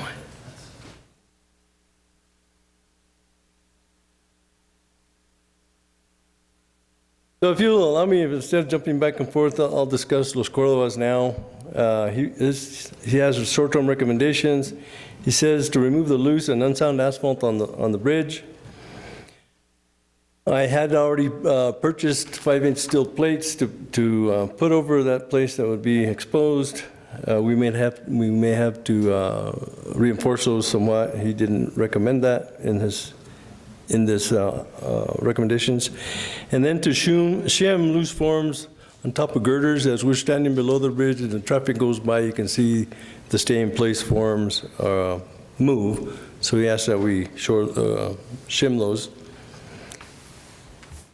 Long-term is to remove and replace the deck with reinforced concrete. Remove corrosion for the isolated portions of bare metal on steel girders and steel diaphragms and repaint. Place side-mounted metal barrier. Repair unsound concrete on abutment caps and wing walls. Backfill underneath the concrete cap at south abutment and replace wire enclosed riprap at both abutments. As stated before, there is a scour issue at the south abutment. Clean all dirt and debris off abutment caps. Replace and repaint existing bearing devices. And we couldn't really tell from going down there to see what kind of systems those were, so that's going to have to be determined. He makes other recommendations or suggestions is to make the deck composite, which means that you have steel girders, and you may have seen this as you go by construction in Albuquerque elsewhere. You got a steel girder that's spanning from abutment to abutment, from span to span, and you'll see kind of like bolts sticking out of those. So those bolts are intended to grab onto the deck, so it's composite now between the deck and the substructure. So that's his recommendation for load distribution. The other thing, and there was to just replace the deck the way it is, you know, to say, well, we're just going to replace it with 6 inches, 7 inches, or 8 inches of concrete. They had to make, or someone has to make an engineering assessment to see if the span of that bridge and the spacing of the girders will be sufficient to take that additional load. So all that would have to be taken care of. Widen the bridge deck an additional 2 feet to each side to provide 2 12-foot lanes and 2-foot shoulders. Right now it's 24 feet. It would end up being 26 or 28 rather. Remove a portion of the abutment back walls to extend a new concrete deck over the back walls. This will eliminate the joints of the abutments and will prevent water, dirt, and debris from coming in contact with the steel girder ends and steel bearing devices. If I kind of can describe this to you, the way it exists now is you got the steel girders bearing on your abutment pier cap, which then bears on 3 piles that are driven into the ground. Those end there, then you have the head wall that goes, that doesn't flare out, it goes in the direction of the roadway. The steel stay-in-place forms continues over that and also includes the hot mix that is deteriorating the rest of the bridge deck. So what he's proposing is that, you strip off the deck, you strip off those stay-in-place forms as it goes out into the approach or the departure. The wing walls are then up to the level of the road. What he's proposing is to cut those wing walls down. You now have 2 extra feet of deck that you're going to extend past those wing walls. At the same time, you're encapsulating the ends of the girders, which means that now those are not subjected to the elements. Those will not be rusted, water can't go in there. So they're encapsulated, they'll last longer. So that is what he means by that recommendation. And he also says that this is the bridge in Los Cordobas on the south side of that intersection that goes up to Ranchitos. Okay, 240. And he says that the cost for all work described above approximately $70 per square foot of deck area, which equates to approximately $105,000. It's 54 feet long, which probably be longer than that as I described the stay-in-place forms, plus times 28 feet, which is the additional 2 feet for shoulder. Now that does not include traffic control, mobilization, approach roadway work, taxes, contingencies, and also anytime you're working on a live stream, you have what's called the clean water permit, which is the 401, and then the 404, which means that you can't be doing stuff in the river, dredging or putting stuff in it. But in addition to that, there are swallows, the mud swallows. You may have seen the news in Albuquerque somewhere where it's an issue, there's a health issue, but also they're protected. So you can't do anything to those until they migrate, they're gone, then you can do whatever you're going to do. So that also will be if the county... Mr. Varela is pretty familiar with those. Yeah.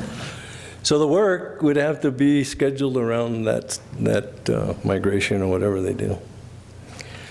So I ask for your forgiveness for jumping around back and forth, but if you want me to go for each bridge, I mean, the intent here is to give you priorities, to give you ideas of what it might cost, what it takes to replace. Also, this ties into the budgets, but in particular, my budget and then the 399, so that you as a board can say, okay, we have 86,000, let's do Lower Hondo or whatever, or 2 bridges that's covered by that amount.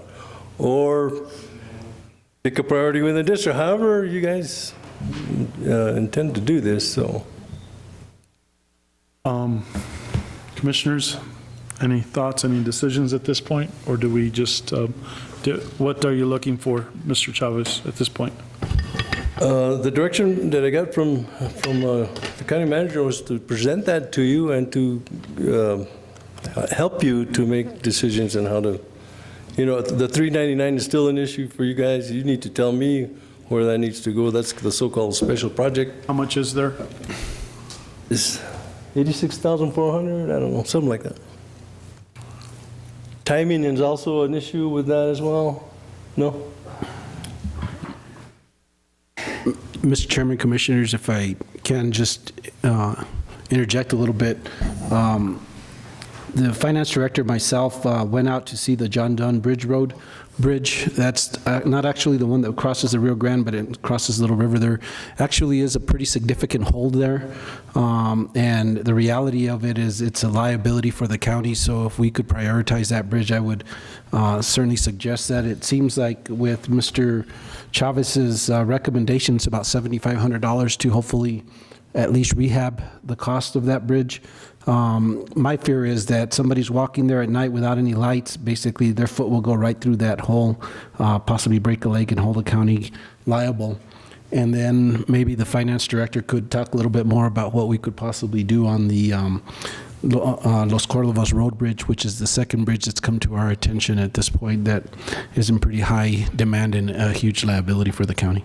Also, commissioners, on the Tom Holder Bridge, you know, the wish for that is to be able to acquire the funding to redo the whole thing. But in the meantime, the railing on the sides is collapsing. So I guess I would say recommend a cheap remedy to that. That, Mr. Chairman, has been, I failed to submit the weekly work plan last week, included that. Oh, okay. The crews did go out to look at it, but what has happened is the posts have sheared, so they're not reusable. So yesterday I got a materials list from your foreman. So now we'll wait for the cycle to buy those and put them back. Very good. Okay. But if I may, before finance, that bridge near John Dunn is included in this recommendation from the consultant that we hired, and their recommendation is to replace the whole thing. Now DOT's recommendation is to replace three wooden beams underneath there that are on the downstream side. The intent there would be to strip the deck. We'd have to do that anyway to replace the beams. I have 3 beams already. We would replace those and then redeck it, and that's the $7,500 cost in addition to labor and equipment. But also, and then we'd have to put back the railing in some form or fashion. So $75,000, $8,000. So we can do that as soon as we're able to acquire the needed material. How soon, as far as the bridge that goes over the Arroyo, what is it, the Arroyo Hondo River? Is that the one with the hole on the deck? Yes. That's the one we've been talking about. How soon can you do that? As soon as we can procure materials. We can do that. We can do that ourselves. And incidentally, the one on Cayo Romero and Peñasco, which I don't think is in the state's inspection list, but will be. We'll notify them after we complete it. We've been waiting for weeks to get the decking on that. They told us they would be in today. I got a call recently asking me for what spacing between planks that I had proposed. So I'm assuming that it's here and we're redecking that. And as soon as we can procure other material, we'll put railing on that as well. So we'll go ahead and do the one near John Dunn. Of course, this other one's complete, and then whatever else you want us to work on. Okay. Everybody's fine? Good. Okay. Thank you very much, Mr. Chavez. You're welcome. Let's go back up on the agenda to item 10A. This is Amendment 2 to Contract TCC 2011. Ms. Jana Gonzalez, Detention Administrator. Sorry for the long wait. We need a motion to bring it back on the table, Chairman.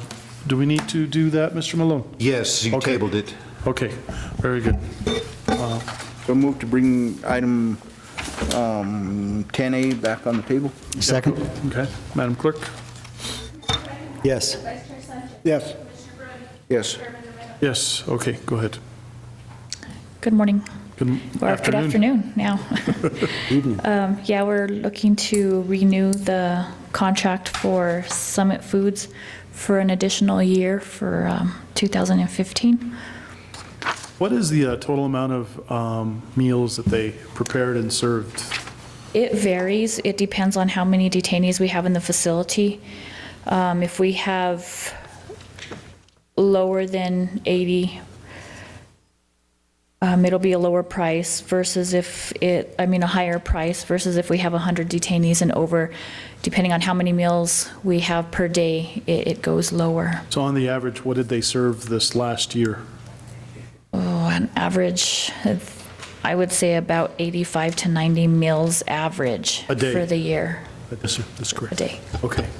And this is just a far-flung question, but if ancianos needed that service, could we provide it through somehow negotiate or is it a little different?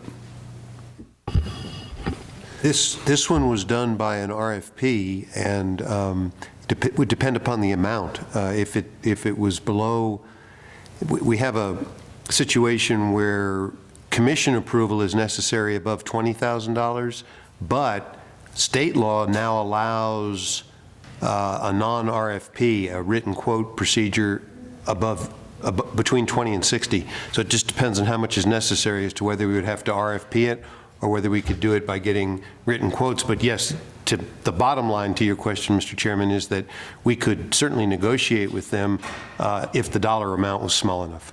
Okay. I was just curious if maybe we could possibly use them to provide meals on wheels or however that's done, if it would be actually more reasonable.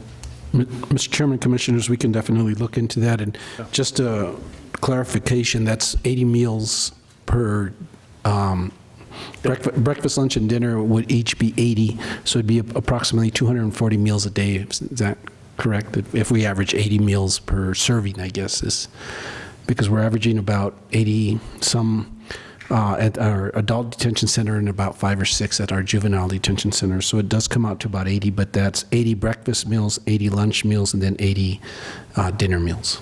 Very good. And Okay. I believe also snacks. Okay. Okay. So with that, yeah, we're just wanting to see if the Summit Foods contract would be approved for one additional year. And this is your recommendation? That is my recommendation.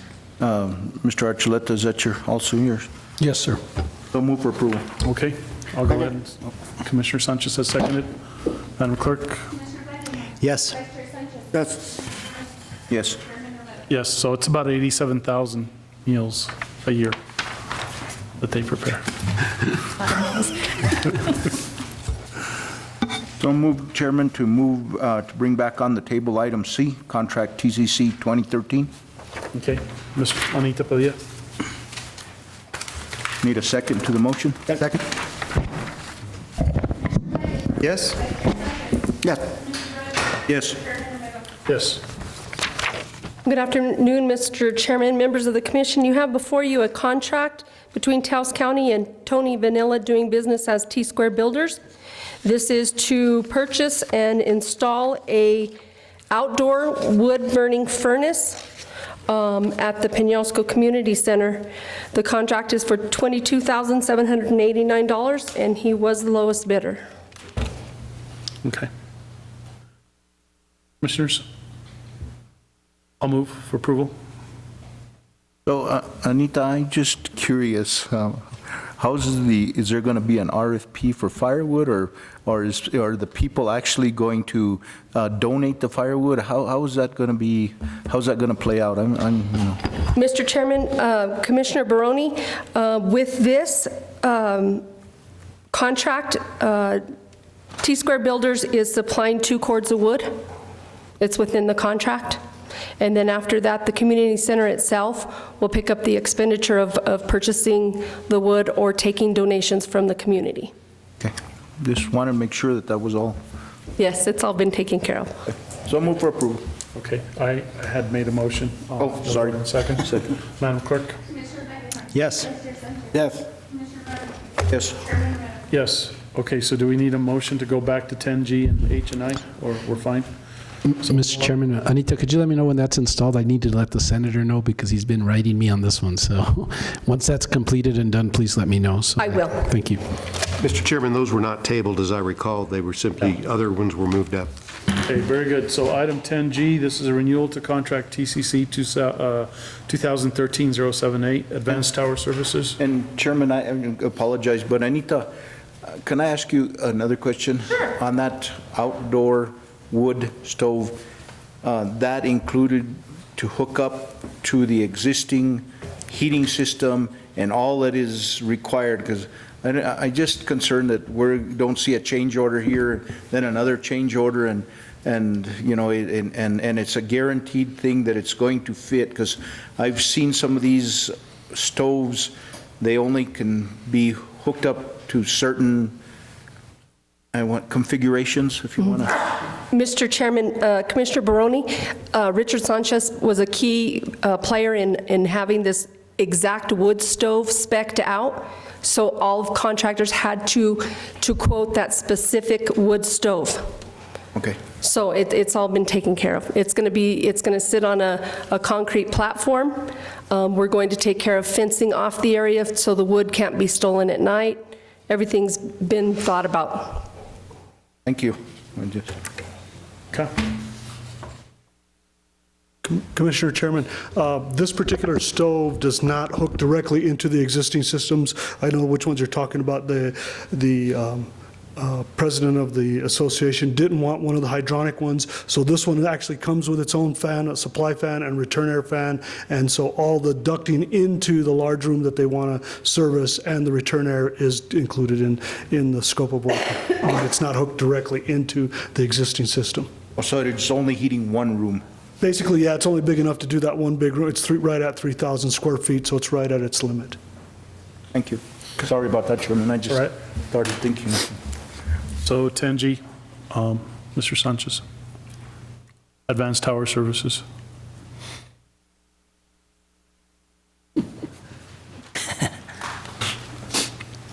Chairman, Commissioners, before you is a request to extend the Advanced Tower Services contract. As you can all see, that the tower has been erected outside of the detention facility ready for E911, but part of Advanced Towers contract is also to do the electrical in the server room for 911. That won't come until we relocate the sheriff to 599, and then they'll prep the room for all the additional UPSs and power needs for the 911 electronics. And so their contract was expires at the end of this month, and so we need to extend it because they probably, if everything goes to schedule, they don't need to be in until probably the first week or second week of August to do the actual work at the detention facility. So this is just an extension, not a change order or anything else, no monetary change. Okay. Move to approve. Okay, I'll go ahead and second. Madam Clerk? Yes. Yes. Yes. Yes. Okay, we'll move on to 10H.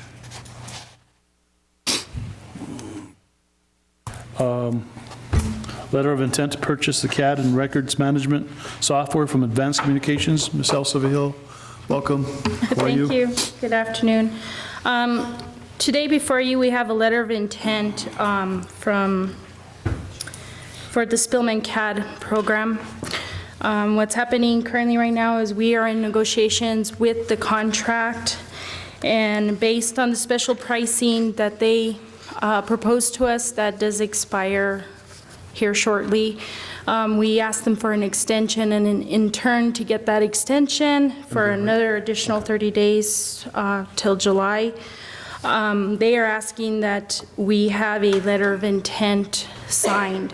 They originally sent us a letter of intent that was reviewed by our legal department by Mr. Floyd Lopez, and he came back with this verbiage back to Advanced, and Advanced agreed to this verbiage, but they need this letter of intent in order to continue with the special pricing discount that they're giving us on top of our proposal. They need this by tomorrow. So I'm coming before you today for approval for signature on this letter of intent to give to Advanced Communications.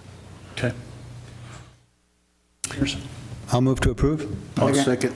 Okay, Madam Clerk? Yes. Yes. Yes. Yes. We'll move on to item I, approval of recommendation to award RFP 2014-8, animal sheltering and care service to the Humane Society Incorporated, doing business as Stray Hearts Animal Shelter. Ms. Vihil? Before you is a recommendation to award this RFP out to the Humane Society Incorporated, DBA Stray Hearts. Currently, we do have a contract with them, but that is due to expire here on the 30th. So we placed out an RFP. They were the only response out there. Their proposal actually spells out their basic services and what they currently provide within our current contract, and the proposal also was for the same amount in which we currently have in contract with them. Mr. Archuleta? Well, Mr. Chairman, we can go ahead and let her finish, and then I think we have some other things that we want to make sure that we have in this contract. Okay, go ahead. So currently, the only proposal I have is this one from the Humane Society. I know our county manager has some other words to say in terms of this proposal and in terms of the negotiations with the contract itself. Mr. Chairman, Commissioners, I think it's important for the Commission to recognize that there's been some meetings reference the Stray Hearts Animal Shelter, and in a meeting that was held, there was a cooperation between the town and the county to ask for an independent veterinarian to come in and give them a seal of approval or a bill of good health or whatever you want to call it, so that we can make sure that the services to the animals are being provided properly. I'd like to see that in the contract. The other thing is, until that's done and we get that, I'd like to see this go on a month-to-month basis.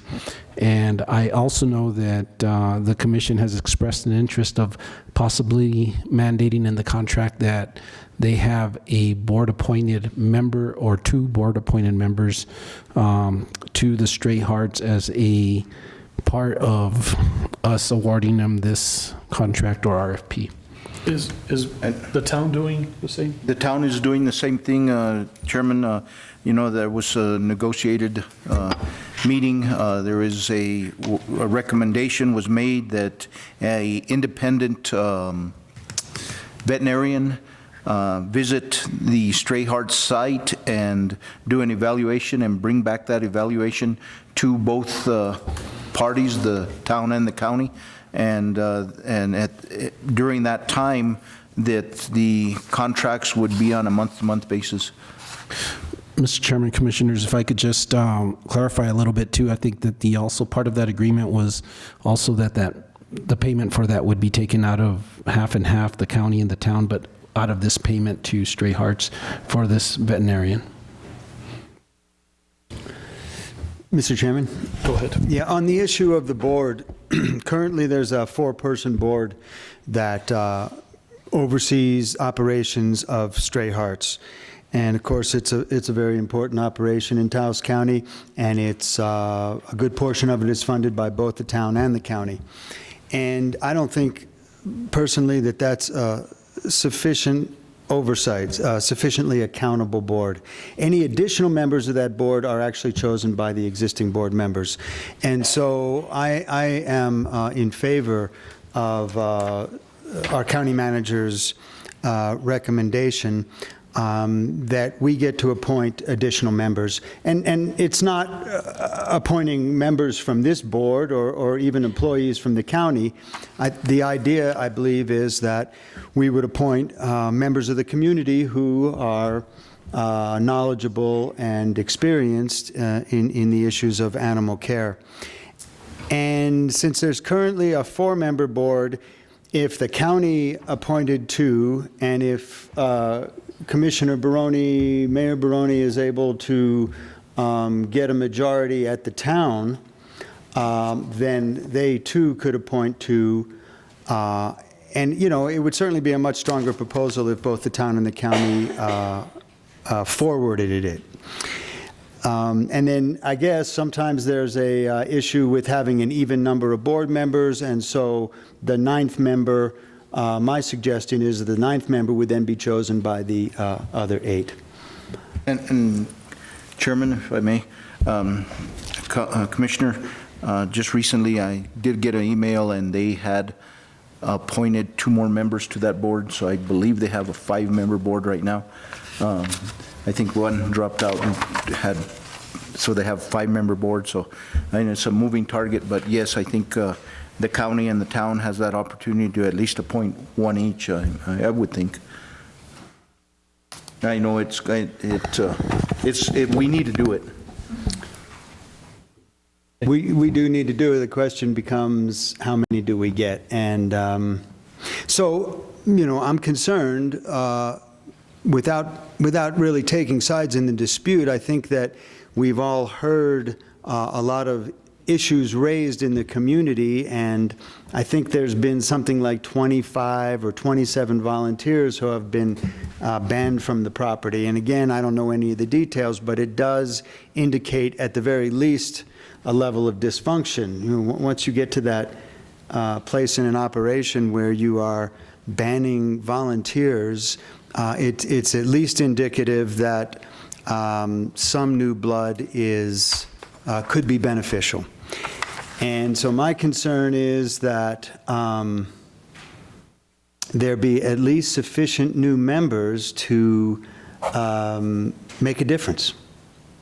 And so I worry that if we each only get 1 and there's 5 now, that would not be sufficient to make a difference in the operations. And, without identifying any particular agenda, just recognizing that there are some managerial issues going on there, and I'm not comfortable leaving it as a status quo. And so I'll just go ahead and make a motion that we approve the RFP and instruct staff to negotiate 2 additional terms to the contract. One would be the independent appraiser as described, and the other would be that the county would get the ability to appoint 2 board members from the community. And the Commissioner or Mr. Archuleta had recommended on a month-to-month basis. Thank you. I'd like to add that to my motion. Mr. Malone. One quick practical observation. I don't know what their bylaws say about what kind of notice they have to have before they can make a change like that. This particular contract runs through the end of June, and so if they're not able, we would bring it back in front of the commission on July 1st, so that there would be uninterrupted service. But if they're not able to make the board member change, then by that time, would it be acceptable if in the contract they committed to doing it within the time allowed? And we can always terminate because of the 30 days that we're talking about. Yes, that would be acceptable under my motion. Okay, a motion has been made and seconded. Has it been seconded? Seconded by Commissioner Sanchez. Madam Clerk? Yes. Yes. Yes. Yes. And Chairman, and just go on a little bit more about what's going on down at the, and there was, I know Commissioner Blankenhorn brought up a number of issues that have been going on. There was actually a car burned down there also, so just so that people are aware that there is some issues going on. So.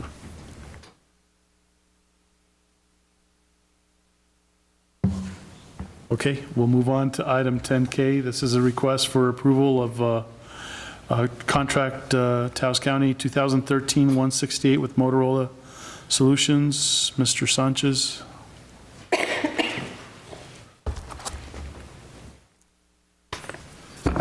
Chairman, Commissioners, what you guys have before you should be the contract for the 911 equipment and installation to our new facility and the relocation of the existing 911, the existing telephony at Gusdorf to the new facility. Mr. Malone has been in contact with Motorola, and I believe everything has been worked out, and so it's ready for approval, so we can purchase our equipment and keep the show moving forward. Okay. I'll move for approval. Is there a second? Move for approval. Is there a second? Second. Okay, Madam Clerk. Oh, no, just discussion, a couple questions. Almost. How does the newly negotiated budget, newly negotiated contract work within the last numbers that we had seen? I believe all the numbers, with all the discounts and everything that we have, the total budget for the project should come in at below the 1.1478 that you approved back in whenever. The budget that was budgeted for equipment was $1.1 million. The Motorola equipment, the relocation of the existing telephony, and the initial CAD system from Spillman brings the total with tax and everything to $1,101,044. So we'll be about $1,200 over budget for 3 consoles, the telephony, and the CAD system. Well, that's way better than what we started with some 6 months ago. Yes, sir. About $800,000 better, so thank you to staff and everyone who's worked on that. Anything else? Little by little. Thank you, Mr. Sanchez. The motion has been made and seconded. Madam Clerk? Yes. Yes.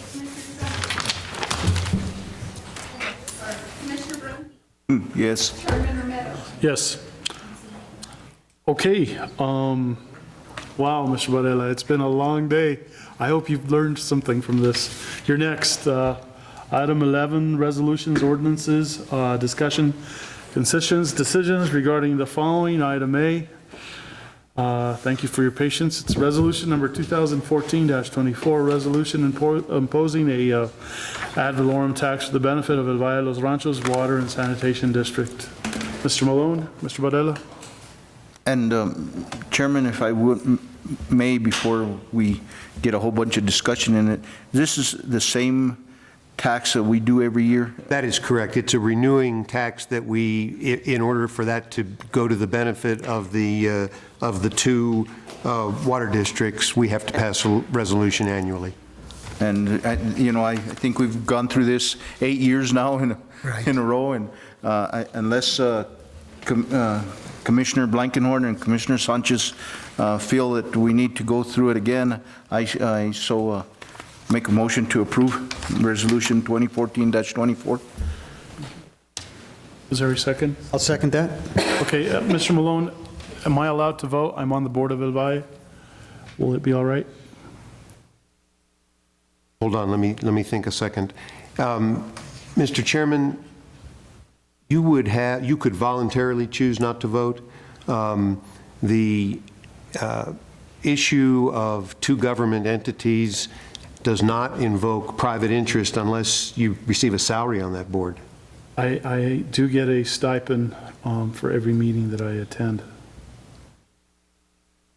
There's no clear guidance on that, Mr. Chairman. And in light of that, all I can tell you is that the statute only talks about personal financial interest. This tax would indirectly affect that, but not in a direct way. Okay. Thank you for the answer. Unfortunately, no case has ever challenged that point. Yeah, okay. Okay, go ahead, Madam Clerk. Yes. Yes. Yes. So use my conscience, I'll vote yes. Thank you very much. Appreciate it. Thank you, Mr. Varela. You have a great day. Okay, and then the next one is the ad valorem for El Prado Water and Sanitation District. The same. So move for approval, Chairman. I'll go ahead and second. Any other discussion? Madam Clerk? Yes. Yes. Yes. Okay, item 11C, this is Resolution 2004. Chairman, since we don't have an audience anymore, can we bring back the county courthouse? Any takers? That would be cruel, but I'll bring out the rest of the questions. We'll continue, item 11C. This is Resolution 2014-26, a resolution imposing an annual non-prohibitive license tax upon the privileges of a person holding state liquor license for fiscal year 2014, 2015. Ms. Martinez, County Clerk, Anna Martinez, County Clerk. So this is a resolution that comes up every year. There aren't any changes on it. It's just for the year 2014-15. And Floyd helped me with it, so he's gone through it. Recommend approval. Yes. And what does it actually bring to the community? We have a dollar amount or? Well, we have about 15 liquor licenses that we sell on a yearly basis, and that brings $275 a piece. Okay. So move for approval. Okay. Just because it's on. Just because it's. Now second. Madam Clerk? Oh, yes. Commissioner Brody. Yes, ma'am. Chairman Romero. Yes. Okay.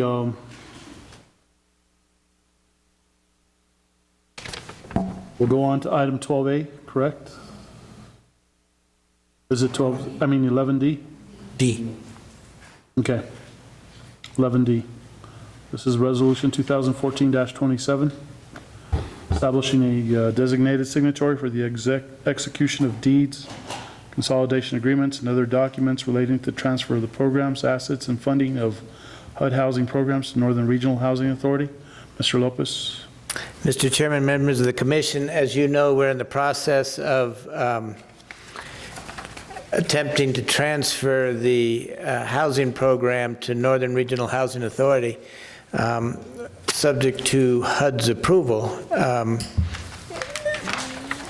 Josh Allison, a lawyer with Sheehan & Sheehan in Albuquerque, represents the Mortgage Finance Authority, and he's very capably obtained title commitments from the old Taos title, which is now Fidelity. The transfer was going to be effective as of July 1st. However, the documents have been forwarded from Albuquerque to Dallas and then to Washington, D.C. They have not been approved yet, so the HUD has extended the period until October 1st, on or before October 1st. What this resolution does is establish the chairman of the Taos County Board of Commissioners to be the designated signatory for the execution of the deeds. The transfer is going to be done by a consolidation agreement, and any other documents relating to the transfer, those documents would be subject both to HUD approval and to the Taos County Attorney's approval. And so we're asking that that you approve the resolution so that the county will be ready to move once the, if and when HUD approves the entire transfer with all the related documents. Commissioners? I'll move to approve. I'll go ahead and second. Madam Clerk? Commissioner Blakenhart. Yes. Commissioner Brody. Yes. Chairman Romero. Yes. Okay, we'll move on to item 12A. This is the approval of change in the job description for our Chief Planner, Mr. Edward Vigil, Acting Planning Director. Mr. Vigil. Good afternoon, Mr. Chairman, Commissioners, Mr. Archuleta, Mr. Malone. I know it's been a long day, and you got a lot of items still, so I'm not going to stay here too long. Mr. Chairman, Commissioners, I come before you today to respectfully obtain your approval to change the job description of the Chief Planner, who is the position currently held by Mr. Nathan Sanchez. The employment status for the position of chief planner is currently deemed as an unclassified position exempt as per the Taos County Personnel Policy Ordinance 2006-1. Unclassified employees are exempt under the Fair Labor Standards Act and are terminable at will. My request today is to retain the job description of the chief planner as referenced in the existing job description for chief planner, with the exception of changing the employment status of the chief planner from unclassified to classified to grant Mr. Sanchez protection under the Fair Labor Standards Act, and for the ability for Mr. Sanchez to accrue overtime hours to be used as compensatory leave, or if during negotiations of the Taos County Collective Bargaining Agreement, an approval is reached to allow for flex time. Mr. Sanchez has been a Taos County employee for nearly 8 years and has held the position of chief planner for approximately 6 years. Mr. Sanchez served an important role in the rewrite of the land use regulations, including but not limited to conducting several meetings throughout Taos County in relation to the land use regulations. Most, if not all, of these meetings were held after normal working hours or during the weekend in efforts to accommodate the working citizens of Taos County. At no point has Mr. Sanchez requested overtime pay or compensatory time. With the recent approval of Ordinance 2014-1 Taos County Land Use Regulations, the opportunity for neighborhood overlays and county overlays has been established. Effectively, Mr. Sanchez will be meeting with neighborhoods throughout Taos County primarily after normal working hours and on weekends, providing guidance and assistance in establishing neighborhood overlays. In addition, Mr. Sanchez is also involved with other neighborhood meetings such as the Firewise Communities, Water Plan, and Comprehensive Plan Update meetings. For the reasons previously identified or identified just a few minutes ago, it is my recommendation today that the Board of County Commissioners act favorably on the request to change the classification of chief planner from unclassified exempt to classified non-exempt. Mr. Chairman, Commissioners, tentatively at this time, I believe there are 11 neighborhoods that have come forward that are wishing to have an overlay established. Mr. Sanchez will be the contact person or the lead person with the majority of these overlays in these neighborhoods. Therefore, we as the planning director, as the acting planning director, deem it appropriate that Mr. Sanchez be allowed the opportunity to accrue compensatory time that he may be able to use as accrued. Mr. Chairman, Commissioners. Commissioners? And so, Mr. Vigil,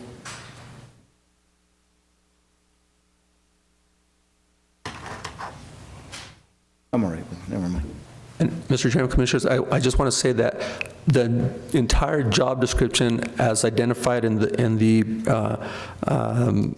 Human Resources Department will remain the same with the exception of allowing Mr. Sanchez to accumulate compensatory time for all the meetings that are scheduled or anticipated in advance of the overlays.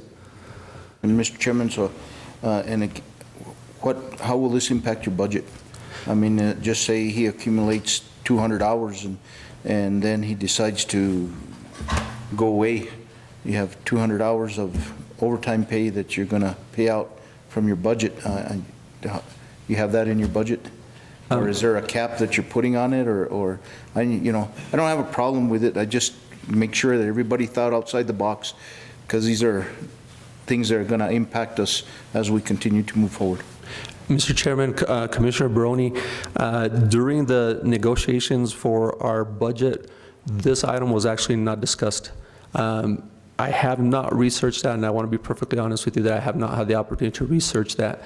I didn't anticipate that question, or else I would have did a little bit more research and I would have been better prepared for that response. Mr. Chairman, Commissioners, I also want to just state that basically what we'd be doing is managing that position. Mr. Vigil would have the opportunity of actually allowing Nathan to take, if he spends 2 hours at a meeting tomorrow night with the neighborhood association, to possibly within that same work week take 2 hours off during that work week in order to accommodate that. He does not have that option right now as a possibility, and that's why we're wanting to identify that and make sure that we're actually treating Mr. Sanchez properly in the work that he's doing for Taos County. So then again, and just asking the question is, if he accumulates a couple of hundred hours in that time, then if on his own will he decides to leave the county that he can take those 200 hours and not be here for 200 hours, and then... Mr. Chairman, Commissioner Barone, yes, in a scenario, that is correct. But again, I get a overtime report that comes to my office of who has overtime and what accumulated numbers they have. Again, the manager from that department would basically ask Mr. Sanchez to take that time within that work week, which is a 2-week period of a pay period, in order to do that. And so that's, again, if on Tuesday night he was 2 hours, and then by Friday, we would ask him to make sure that he took those 2 hours for that work week so that it would all even out. And, my hope would be that, the manager wouldn't allow him to accumulate 200 hours or even 100 hours of leave, because then it would put a strain on his budget, and we'd have to leave some positions vacant if that was the situation until he could accumulate that, so. Yeah, because, that just happens, with people retiring and the different aspects of it, and I just want to make sure that, get it all covered. We do try to look at, Commissioner Barone, I'm sorry, excuse me. We do try to look at who's retiring within that year. We try to make sure that that's budgeted in. The finance director and Lupe have been very diligent in that. Sometimes people leave unexpectedly and we have to pay out annual leave in that. And, we do that. But at that point, we basically leave when, let's say Mr. Sanchez did leave, and we had to pay that out, we would basically leave his position vacant until we made up that different money, and I wouldn't allow Edward to hire into that position until we actually made that up and he stayed within his budget for the year. Mr. Chairman, Commissioner Barone, there is an allotment allowed within the planning department for overtime, and as Mr. Archuleta said, it would be up to the supervisor to kind of find that balance and make sure that there's not too many hours accumulated that go beyond what's already allotted for him. There is some allotment for overtime for the entire department. And then one final question before I make a motion. We have any problem with the union? So move for approval. Okay. I'll go ahead and second. Madam Clerk? Yes. Yes. Yes. We'll move on to... Thank you. Thank you. Review of water transfer application number SP 01097, subfiles 4.15. Mr. Sanchez? Mr. Chairman, County Commissioners, yeah, we had a water transfer that's come before the Water Advisory Board. Just to give you a short history on the water transfer, we noticed, staff noticed published in the Taos News. We checked in the clerk's office and there was no filing in the clerk's office by the El Prado Water and Sanitation District. Per the ordinance, it allows us to still review the application. But what we found is that in the information provided within the publication, we had a hard time still establishing criteria in our review, in the committee's review. Basically, they felt that without proper information, they had a hard time establishing if protest should be filed by the Board of Commissioners. They did make a determination that a protest be filed, but there's really not sufficient evidence or information to file a protest. So it'd be based on the information provided to the board by the publication, the decision of the Water Advisory Committee, and the matrices that they submitted, that were submitted. I need a decision if the board would want to file a protest. Any questions?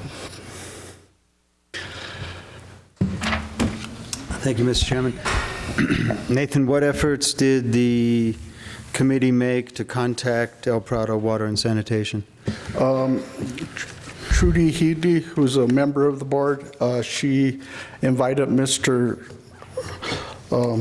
Painter. Excuse me? Painter? Yeah, to her house to discuss the matter.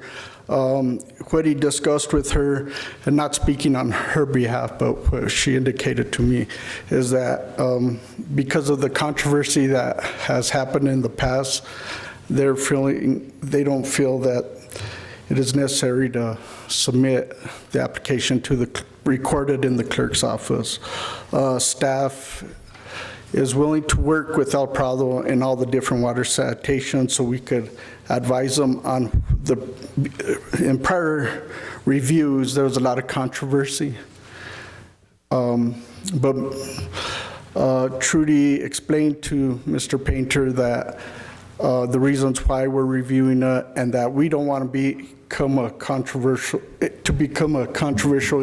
each time a transfer is taking place. So we're going to basically just go by what is submitted to the state engineer and what we review. I don't think the committee can ask for any more information than that. So we'll help with all the information we can with our GIS technology that the county has to supply them with information. But basically, we will try to set up meetings with Mr. Painter and the other water Advaya and all the other water districts. And what's the recommendation? The committee recommended that a protest be filed, but we don't really have real evidence to file a protest. They didn't come up with significant findings. Well, what does that mean then? I'm not really following this. If we don't have sufficient evidence, you can file a protest without evidence, right? You can just file a protest. Yeah. I guess I'm looking at... Yeah, and I don't know the answer to that, Commissioner Blankenhorn, but let me find out from Nathan, when did you say that this was last published? Thursday, June the 19th. So if we're going to file something, it has to be filed within 10 days. And I've never been faced with filing one of these before, and I honestly don't know the answer. As a general proposition, if all we need to do is file a protest and we don't have to have any reasons, we can get that done. But if there have to be reasons stated, and Nathan indicates that there are no reasons, then I would be very reluctant to recommend filing a protest where we're required to state reasons and don't have any. And I guess I would ask for the Commission's guidance in that regard. Nathan, do you know whether there have to be reasons stated at the state engineer's office? I would think that there would be, but I don't know the answer to that. Yeah, and it was hard because we didn't have the actual application, what they submit to the state engineer for that review. So it's hard to come up with that information. I know when they published on the owners where they're transferring the property from, it stated that they're unknown owners. So it was real complicated just based on what was published. It was real confusing to come up with some answers. This is one of those water transfers that's necessary for El Prado Water and Sanitation to comply with the Abeta settlement. And so it's important in my mind, as I've stated many times in the past, that we show deference to these transfers unless there's some clear evidence that they're going to harm an irrigation system or an acequia system, rather. Something substantial. There has to be substantial reasons for us to file a protest that actually impedes the implementation of Abeta, which is so important to the community. And we don't have those reasons. And we don't have those reasons. At the same time, I am concerned that El Prado Water and Sanitation hasn't complied with our ordinance. That's basically the bottom line here, Yes. right? I mean, I think under our ordinance, you're supposed to notify the county whenever there's an application for a water transfer. And then I guess you're supposed to also go to a hearing and supply the information requested. Yes. And we did notify them. I noticed the publication on, it was the second publication, and we did notify them. We noticed it on June 12th, and we called them, basically, after I reviewed everything, we called them on that Friday, and let them know that there would be a meeting on Monday. And if they could supply us with that information, we would review that application. Basically, they stated they would email me the information, but I never received it. So if we do file a protest and then we give El Prado Water and Sanitation another opportunity to comply with our ordinance, I imagine we can withdraw the protest? That seems reasonable, but again, I'm new to this entire protest process, Commissioner Blankenhorn, and I don't want to give you an answer that's incorrect. I'm so reluctant to vote in favor of this, but at the same time, it's either we repeal the ordinance we have or enforce the ordinance we have. And is there a deadline? There is a deadline. You have to file, I know that it's 10 days. I don't know if it's 10 calendar days or business days. We've obviously got time. Friday would be the earliest deadline that we would have to do it by. Do we have another commission meeting? We have a commission meeting on Tuesday, the 1st. But I don't know that, let's see, from the 19th, that would not, if it's 10 calendar days, that's too late. To bring it back in front of the commission. Right, okay. Well, I'll make a motion to file the protest if the protest can be filed without evidence, and to instruct staff to give El Prado Water and Sanitation another opportunity to comply with our ordinance so that you can actually bring back a recommendation with the findings that you need, and then we can reconsider it and hopefully be able to withdraw the protest,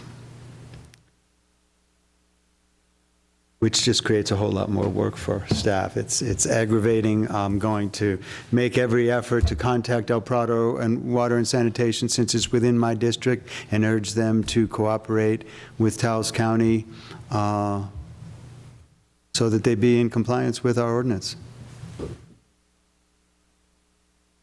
Okay, is there a second to that motion? Is this the only, go ahead. Go ahead. I'll go ahead and second the motion. Discussion. Is it basically, Bob, in your eyes, is this the only way to take care of this issue as it's presented to us today? The only way that we can preserve our right to file a protest is to go ahead and file it as long as I don't have to present reasons. And so, yes, Commissioner. We're doing that today. The only way that we can preserve our rights, because if the 10 days goes by, then the rights go away. Okay.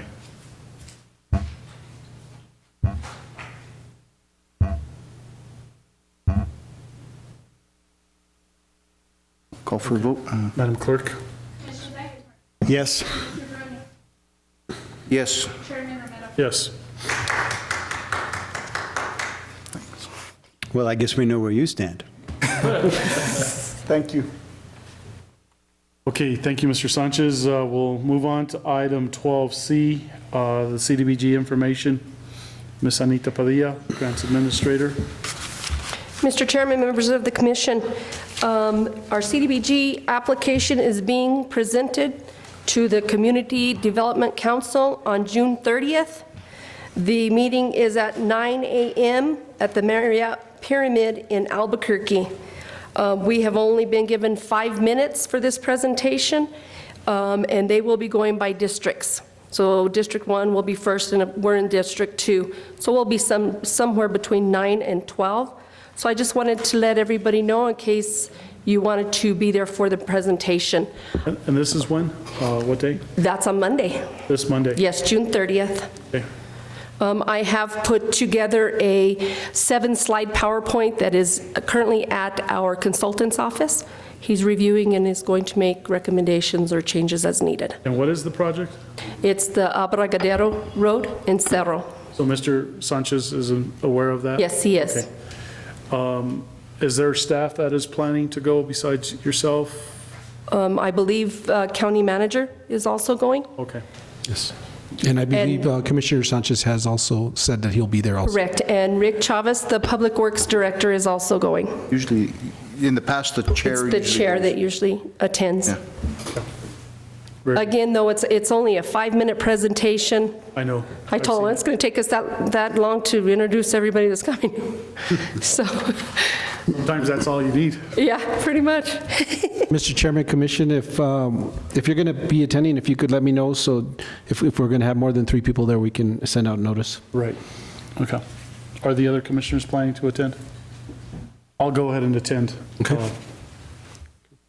Commissioner. Okay.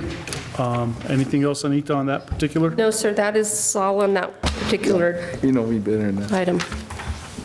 Okay, the 2014 ICIP priorities, procedures?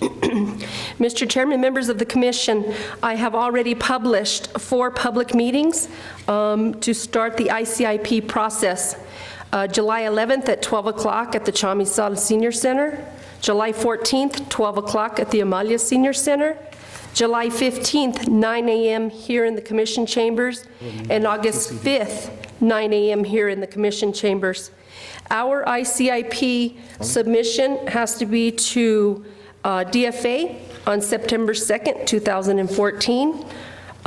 In your packet, you will find a request for your top 5 priorities for your district, and I have also included the ranking criteria that was used last year by the ICIP committee.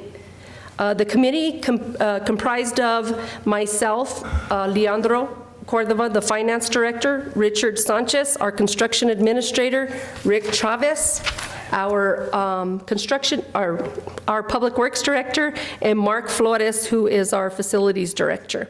Those were the people that were on the committee last year.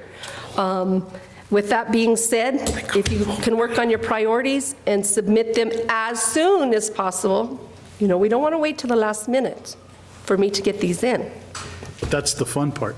Oh, yeah, I want till you yell at me because we waited until the last minute.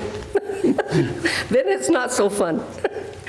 So if you have any questions, I will also contact Candace, but she's already here.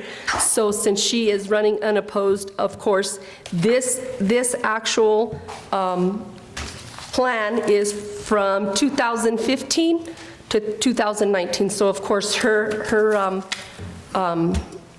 items should also be considered when this is being submitted. With that, With Commissioner Mr. Fambro. Bambro, yes, sir. Anybody who's running unopposed will be contacted. Okay. And I'll work with him. Okay. Questions, comments? Thank you very much. I've been advised by Commissioner Barone, you have to leave. Your council meeting is at 6? I'd like to be out of here by 6, Chairman. The council meeting at 6:30. I'd like to at least change shirts and take my work shirt off and put my good shirt on. There was a lot of work in this meeting today. So you wear a good shirt to the town, but you wear a work shirt to the county? I don't know about that. Over here, that's why I say there was a lot of work here today. I'm not going to comment. It might take longer than that.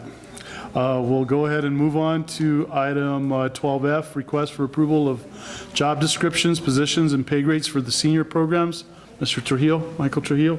Thank you, Mr. Chairman, members of the commission. I do have some good news for you, by the way, on that money from Agency on Aging. I spoke with Barbara from Long-Term Services. She sent out the grant agreement yesterday for the $62,000. We should get it today or tomorrow. Thank you. Okay, so I've been working on it. It just takes a while. So anyway, I just wanted to clarify that. So we might have the money to go ahead and move forward with the Yes, sir. remediation. Right away. Thank you. Cool. And in your package, you have some job descriptions that we need approved for the new Taos County Senior Program.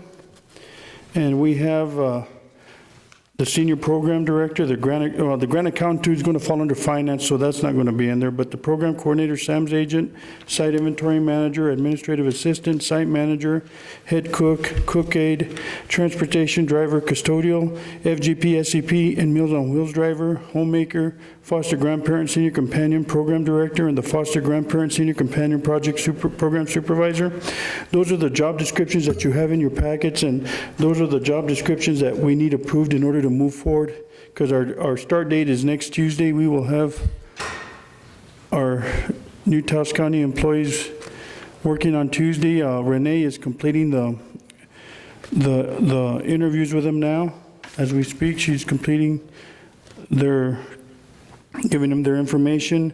So with that, I stand for questions on these job descriptions that I just mentioned. We've worked on them diligently for the last few months. We've taken job descriptions from Rio Arriba County and other areas and tried to formulate job descriptions that would fit our classification status and our personnel policy, and this is what we came up with. So I am requesting that you approve these job descriptions as presented to you. Okay. And Chairman, I just do have a question. Mike, you guys are living within a budget? We have a those budget. pay grades? Yes, those sir. Pay grades are living within that budget? I know that. We're stretching you it, don't but wanna bring we're within the parameters of the pay grades. Okay, because, now. moving people over, sometimes you want to. I agree. It's just been tough. That's our manager, Mr. Archuleta. It's been a tough road, and our finance directors. We've been working diligently trying to ensure that we fall within the parameters of what we have to offer here in the county. So, In regards to the, hello, I'm Renee Valdez, the Human Resource Coordinator, which actually worked in regards to the job descriptions and pay grades.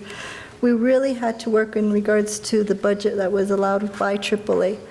So the pay grades had to go by what was actually given and budgeted in regards to it. They work over and beyond in regards to their job tasks. However, we'll have to reanalyze that when at a later point. However, that's how we actually had to establish the pay grades in regards to the positions that are being presented to you guys. okay. So move for approval. Go ahead and second, Madam Clerk. Yes. Yes. Yes. Mr. Chairman, Commissioner, if I could just say a couple of words. I just want to thank the staff, Renee, Mike, thank you guys, and the transition team that's been involved in this. Next Tuesday will be our drop dead date, and we're going to move forward at that point based on all the contracts that have been approved. And again, I want to extend my thanks because there's been a lot of long hours, a lot of late evenings, and a lot of interviews that have happened to make this happen. And Mr. Cordova, thank you also in the Finance Department and legal for the hard work on this. It's been a huge task. I would like to echo that as well. I know a lot of work and a lot of effort has gone on in this, a lot of headache and stress. And I would like to say that it's a good thing that it's over, but it's just the beginning. Well, the good thing is that we'll be able to just go in there Tuesday and just business as normal, but with a better understanding and tracking. We'll carry a bigger and stick. accountability.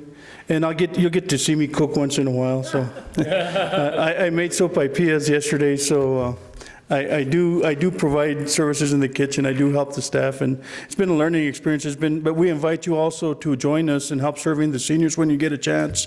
I know you guys are busy, but during the week it'd be good to have our seniors see you there serving their meals, because it's good for them to see their elected officials. And we welcome staff also. If the staff wants to go help, we certainly welcome their presence. Thank you. Thank you very much. Mike, they have a fundraiser going on Saturday, and I understand they requesting Commissioner Romero to do the number calling for the bingo. Yeah, they want him to make the announcement for the bingo. And also on Friday, the Ancianos is having a barbecue at the Filimon Sanchez Park. So the commissioners are welcome, the public, the staff also is welcome to attend.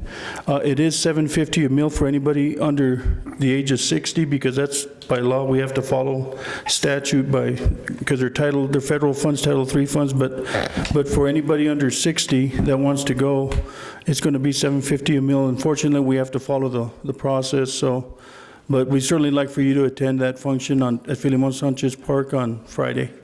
It's free over 60, right? It's free over 60. So I think it's just a donation of $1.50, I think is recommended, but it's up to you. We don't want to force you. A donation would be appropriate, yes. Candace, you want to come forward? Mr. Chairman, what time? It starts at, we're going to start at 11 to probably 3, so. We're going to feed all the seniors from every side. We're going to bus them over there, and we're going to throw a barbecue for them, and in with the, out with the old ancianos and in with the new Taos County program, so. And they have the rodeo going on right next door, so. So there you go. You'll be able to attend a couple of functions. But thank you. Thank you, Mike.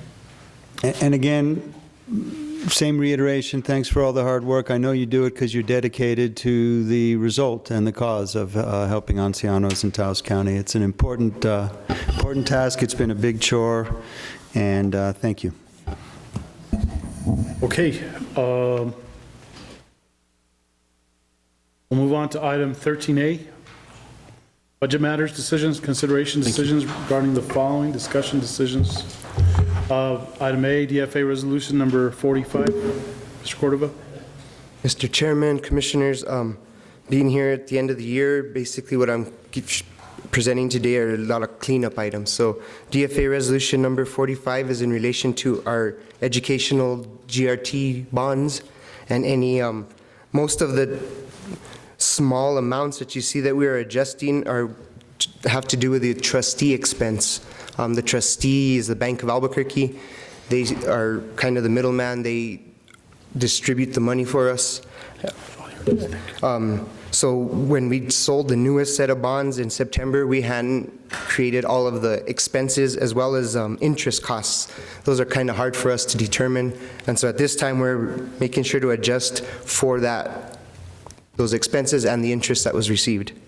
So I recommend approval. We worked in conjunction with the Treasurer's Office to get this finalized before the end of the year.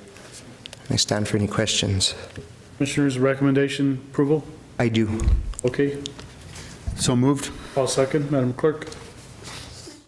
Yes? Yes. Yes. Item B? Item B is a budget line item adjustment for our solid waste administration. As we got here to the end of the year, it looks like we were just short of what we needed to pay for all of our tipping fees to the town of Taos. We need to increase our budget by about $2,500, and then we also need to increase the telephone budget by $250. I'd like to mention that upon realizing we were short on this line item, Solid Waste Administration have done some research. It looks like Solid Waste has been paying for some of the public works tipping fees, as well as a big project they did to level a home that had been burnt down. And the combination of those two added expenses is what pushed us over. So going forward, we will hope to have Public Works pay the expense that belongs to them, and then in the future, Solid Waste shouldn't have to be in this shortfall anymore. Okay. And I recommend approval. I'll move for approval. Second? Madam Clerk? Yes? Yes. Yes. Item C, budget adjustment, New Mexico Aging and Long-Term Services. Mr. Chairman, Commissioners, this budget line item adjustment is to a grant from the New Mexico Aging and Long-Term Services. There was a small balance remaining on this grant. In order to utilize that money, we put it into supplies in order to purchase some small kitchenware. And I recommend approval on this as well. Okay. Move for approval. Move for approval. So moved. Oh, Madam second. Clerk? Yes. Yes. Yes. Next item, budget adjustment, Latier Fire Department. Mr. Chairman, Commissioners, the Latier Fire Department, as many other departments, came up short on their utilities. We needed to add $1,894 in order to be able to meet the utility bills that they had for the year. And we're taking it out of a balance that was remaining in their property insurance line item, and I recommend approval. Okay. Move for approval. Second? Okay, Madam Clerk? Yes. Yes. Yes. Next item, budget adjustment for the commission. Mr. Chairman, this line item is, in order to increase the line item for Taos Local TV, we need to cover the remaining bills for the filming and the broadcasting of our meetings. We're taking it out of professional services. It's in the amount of $1,500, and I do recommend approval. Okay, move for approval. Second. Madam Clerk? Yes. Yes. Yes. Item F, budget adjustment for the close-up fiscal year 2014. Mr. Cordova? Mr. Chairman, Commissioners, there's a few budget adjustments in one. On this one, we're just kind of clearing up negative accounts here at the end of the year. The EMS needed to increase health insurance by $4,100. They took that out of full-time positions where they had some vacancy savings. The detention center needed to increase their community custody program and their care of prisoners. We took that out of full-time positions where they had vacancy savings. The treasurer's office needed to increase temporary positions by 44 cents and contractual Xerox lease, and we took that out of employee training. Public Works needed to increase their line item for the lease payments on a road grader, and they had vacancy savings from a lease payment on Mack trucks that had been paid off previous to the end of the year. The 399 Capital Enhancement Fund, we paid $5,000 for other contractual services. That was actually used for, I believe it was a land acquisition survey, and so we were taking that out of non-capital furniture and equipment. And then the last one on this page is for DWI. We're increasing full-time positions by $19.75, taking it out of supplies and the Xerox lease.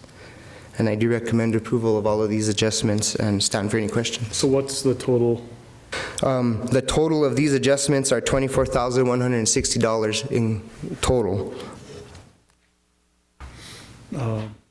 Move to approve? I'll second. Madam Clerk? Yes. Yes. Yes. Okay, item G, addendum to preliminary budget for 2015. Mr. Chairman, Commissioners, I have been in contact with our budget analyst at DFA, Susan Rodriguez. Last week, she was ready to approve our preliminary budget. However, at that time, we learned of the necessity to carry the Housing Authority for up to potentially another 90 days. And so before she issued actual approval of our preliminary budget, she suggested that I can add this in by bringing it to the Commission for your knowledge and let you know what we're planning on doing. So what we're doing is taking the current budget as it stands, dividing it into 3 months, and we're just going to do a 3-month budget to get us through the end of September. And also, one other mention I would like to make on a change to the indigent fund. We're going to increase the claim line item by $200,000 and the ambulance line item by $30,000 to accommodate this year's expenses that will be carried over into next year. We want to make sure that if they had been reimbursing on the new Medicaid rate, that they have the money available to get reimbursed. And so those are the two changes I wanted to bring to your attention in the preliminary budget, that upon you being aware of it, they should be approving so that we can get started on July 1. And I stand for any questions, if you have any questions about any of the changes. Don't have any questions totally on these. It's a little off, but you know, we talk about indigent care. You know, I know that money was given to the state, and other additional things have happened within our health care. Is the indigent care or the need for care going to still be within the county, and is that we have the same pool of money, or there's a lesser pool of money? So well, because there was still some uncertainty, we created the budget in the preliminary basis with the fund balance that was remaining, being able to continue to contribute if no changes were made. There's a large fund balance carried forward, what we have in the bank. Like I said, we increased those budgetary line items so that we can make sure to be able to pay any claims or ambulance claims that do carry over from the previous year. In terms of the third and fourth quarter payments that are required for sole community provider, I know that our indigent coordinator, Ms. Jaramillo, has some more insight on that, but it appears we don't have to pay them. It's kind of up to the discretion of the commission. The money's there if we choose to make that decision, as I understand that. So I actually would defer to Ms. Jaramillo to answer. And it could be a topic for another day, because I know that this is going to be some issues that will continue to come up, and we want to probably at some point have a briefing on how all this will play out. And we have 2 other commissioners that had to leave earlier. I think that, it impacts their districts more than anybody else's. So I think this is something that, you can bring back to us on a regular meeting. Chairman, Commissioners, I'll just give you a slight rundown to kind of clarify why the carryover. So we have approximately, I don't want to drop your papers here.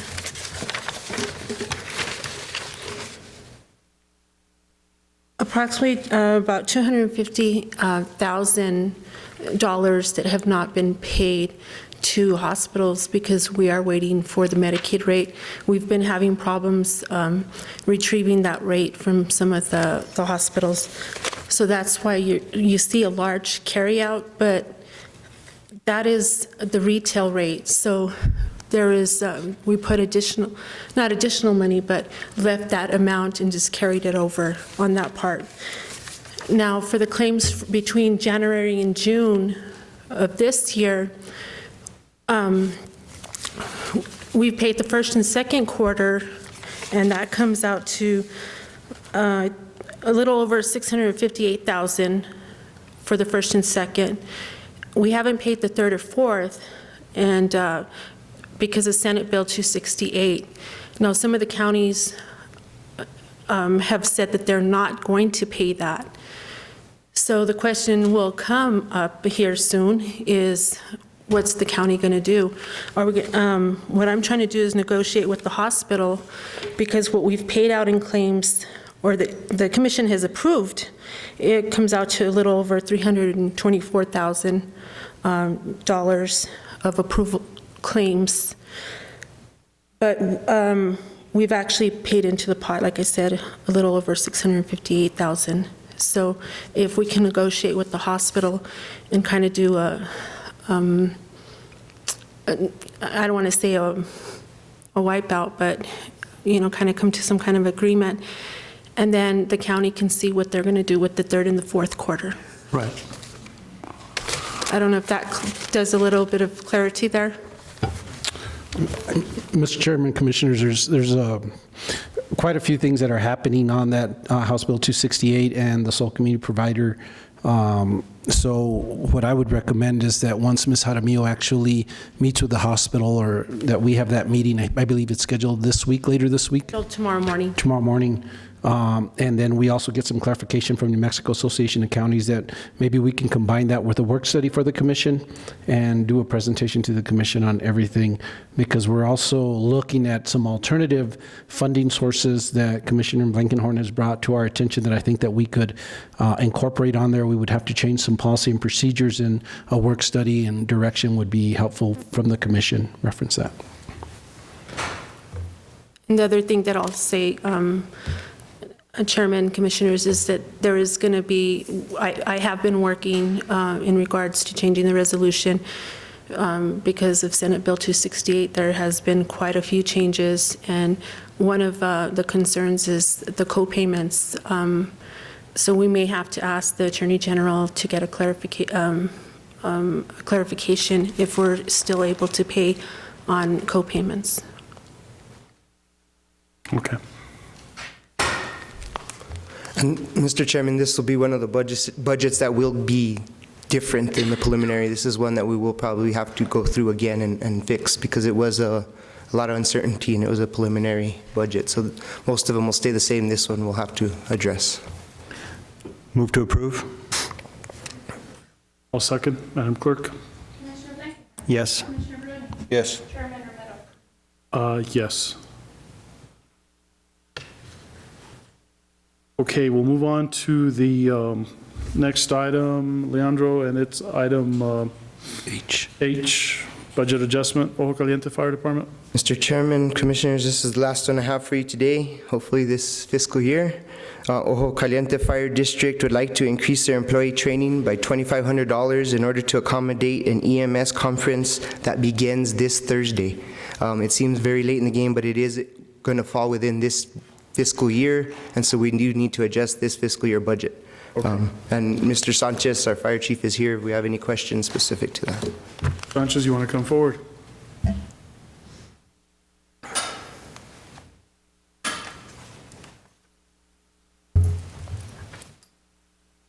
Chairman, Commissioners, just as a point of clarification, this is an annual EMS conference that the State EMS Bureau provides. It kind of is unfortunate that it also coincides with the end of the fiscal year, but then again, so does the State Fire Academy annual schooling. So just to get their members that hold EMS licenses to the conference so they can get some continuing education hours so they can retain their license for the future. That's the purpose for the line item adjustment. Very good. Okay. Commissioners? So moved. Second? Okay. Yes? Yes. Yes. Okay. Thank you, Leandro and Mr. Sanchez. Next item, 14, County Manager's Report and Matters, Discussion, Consideration, Decisions regarding the following. Item A, SB 268 lawsuit and possible participation from Taos County. Mr. Chairman, Commissioners, I come before you this afternoon to discuss an item that was brought up during the New Mexico Association of Counties meeting. Commissioner Romero, or Chairman Romero, actually was a participant in this meeting, and there was some discussion on that. Last year during the session, Senate Bill 268 was passed and was actually line item vetoed, reference the sunset clause of House Bill 268. A lot of attorneys and a lot of counties have questioned this authority of the governor to line item veto, that the New Mexico Association of Counties cannot legally represent the association or all of the counties in this, but they're asking at this point if Taos County would consider going in on the possibility of a lawsuit with other counties across the state of New Mexico on Senate Bill 268. I'm not asking the commission at this point whether or not you want to put money in this or whether or not you just want to sort of wait and see. I'm just asking for some direction from the commission so I can get back with the New Mexico Association of Counties. And I don't know if Ms. Jaramillo or Commissioner Romero have any additional information to add to this. Basically, Steve, what you said, I believe the majority of the counties feel that they do need to pursue this lawsuit on Senate Bill 268 with regards to the opinion of the governor and what she can do. So I would eventually recommend that we do follow the train and do the same with the rest of the counties from the state of New Mexico. I have no idea as to what the expense of it will be and what the outcome of it will be, but certainly everybody feels, all of the board of directors feels that it's something that is more than likely going to be very necessary to do. Mr. Chairman, I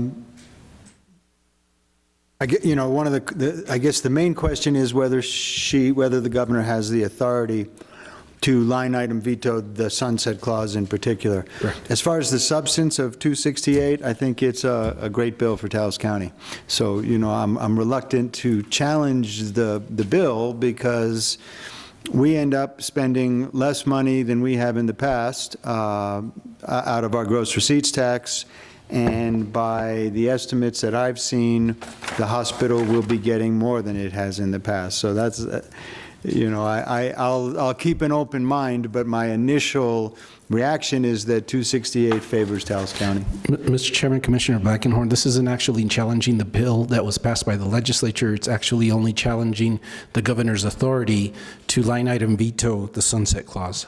Right, but under her line item, this continues for more years than less, and so that's correct. The more years that it continues is likely to be the more years that Taos County is benefited. But again, I will keep an open mind and listen to recommendations from staff and New Mexico Association of Counties.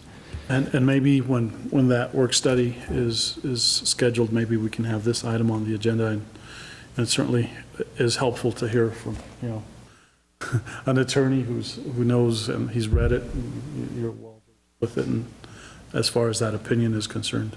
Yes, sir. Commissioner Brony, do you have anything? Or all right with it. Okay. I know that we benefit big time from that House bill. I just don't know on the back end of it, how that will impact us, or if it will impact us, if it carries on more than 4 years. Somebody needs to, I've been pretty familiar with it, so I know we benefit big. Thank you. If I was Farmington, I would be jumping up and down. They are. I don't know if legal has any comments at all.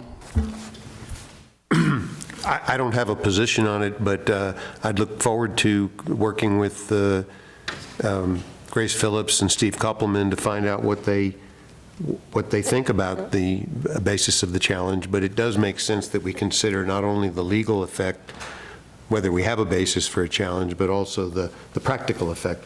Yeah. Thank you. And also, it's good that we come up with a decision as to whether or not to pursue this, because eventually the NMAC will call its board of directors to take a vote on it. And so I'll have to give them whatever the majority of the commission feels. Yes, sir. Thank you very much. We'll move on to commission reports and matters, discussion, consideration. Everything under these items has been taken care of. However, Commissioner Barone, Blankenor, if we could amend the agenda, just an announcement, Mr. Malone, is that? There's no problem with just an announcement. Okay. I was just getting some text messages from Patty and Terry at Taos County Economic Development Corporation. Apparently, there is going to be a public announcement with regards to the economic development monies that came in for the food center, the rehabilitation of the food center. The public announcement is going to be made by Governor Senator Cisneros at Taos County Economic Development Corporation on June 30th to announce the funds to the county for the roads for the food center. And Patty did indicate also that the governor is coming. So this is on June 30th, and she does not know what time the meeting will take place. So if you're interested in attending that, and maybe Mr. Archuleta, you could post that as a possible day where the commission might be attending. We'll take a look at that and find out the time and date and post it. Okay, we'll move on to legal matters, item 16. 2 items, legal matters, discussion, consideration, decisions regarding the following. Item A, discussion concerning the acquisition of real property. This matter may be discussed in closed session under Open Meetings Act exemption of 1015-1H8, which allows for discussion of property acquisition or disposal of real property. Item B, discussion regarding litigation update concerning settlement negotiations involving a damages suit against Taos County Board of Commissioners. This matter may be discussed in executive session under the Open Meetings Act exemption of 1015-1H7, which allows for discussion of pending, threatened, or existing litigation. Is there a motion for executive session? So moved. I'll go ahead and second, Madam Clerk. Mr. Malone, any idea as to how long? This should not be terribly long. These are both Mr. Lopez's items, and I think we should just stay here. Okay, very good. Madam Clerk, go ahead. Yes. Yes. Yes. Okay, Mr. Okay, so executive session, we'll need to shut off the camera. We're ready, Mr. Chairman. Okay, motion to come back into session? So moved. Madam Clerk, go ahead. Yes. Yes. Yes, and a report, Mr. Lopez, on executive session? Yes, Mr. Chairman, members of the commission, we went into executive session and discussed the matter concerning the proposed acquisition of real property, which can be discussed in closed session under Open Meetings Act exemption 1015-1H8, which allows for discussion of property acquisition, disposal of real property. And we also discussed a litigation settlement negotiations involving a damage suit that has been pending against the Taos County Board of Commissioners. That matter can be discussed in executive session under Open Meetings Act exemption 1015-1H7, which allows for discussion of pending, threatened, or existing litigation. There were no other matters that were discussed in the executive session. And as a result of those discussions,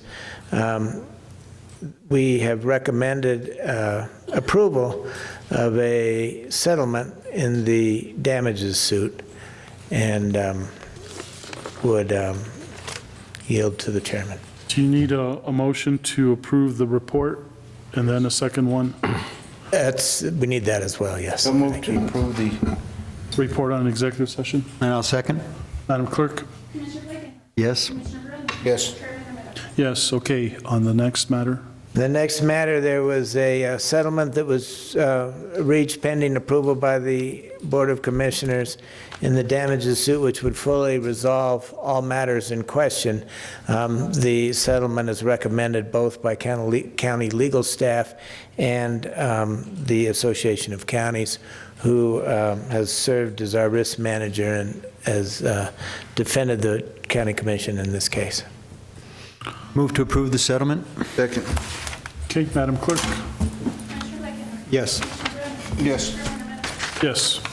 Okay, motion for adjournment? So moved? A second? Yes. Yes. Yes.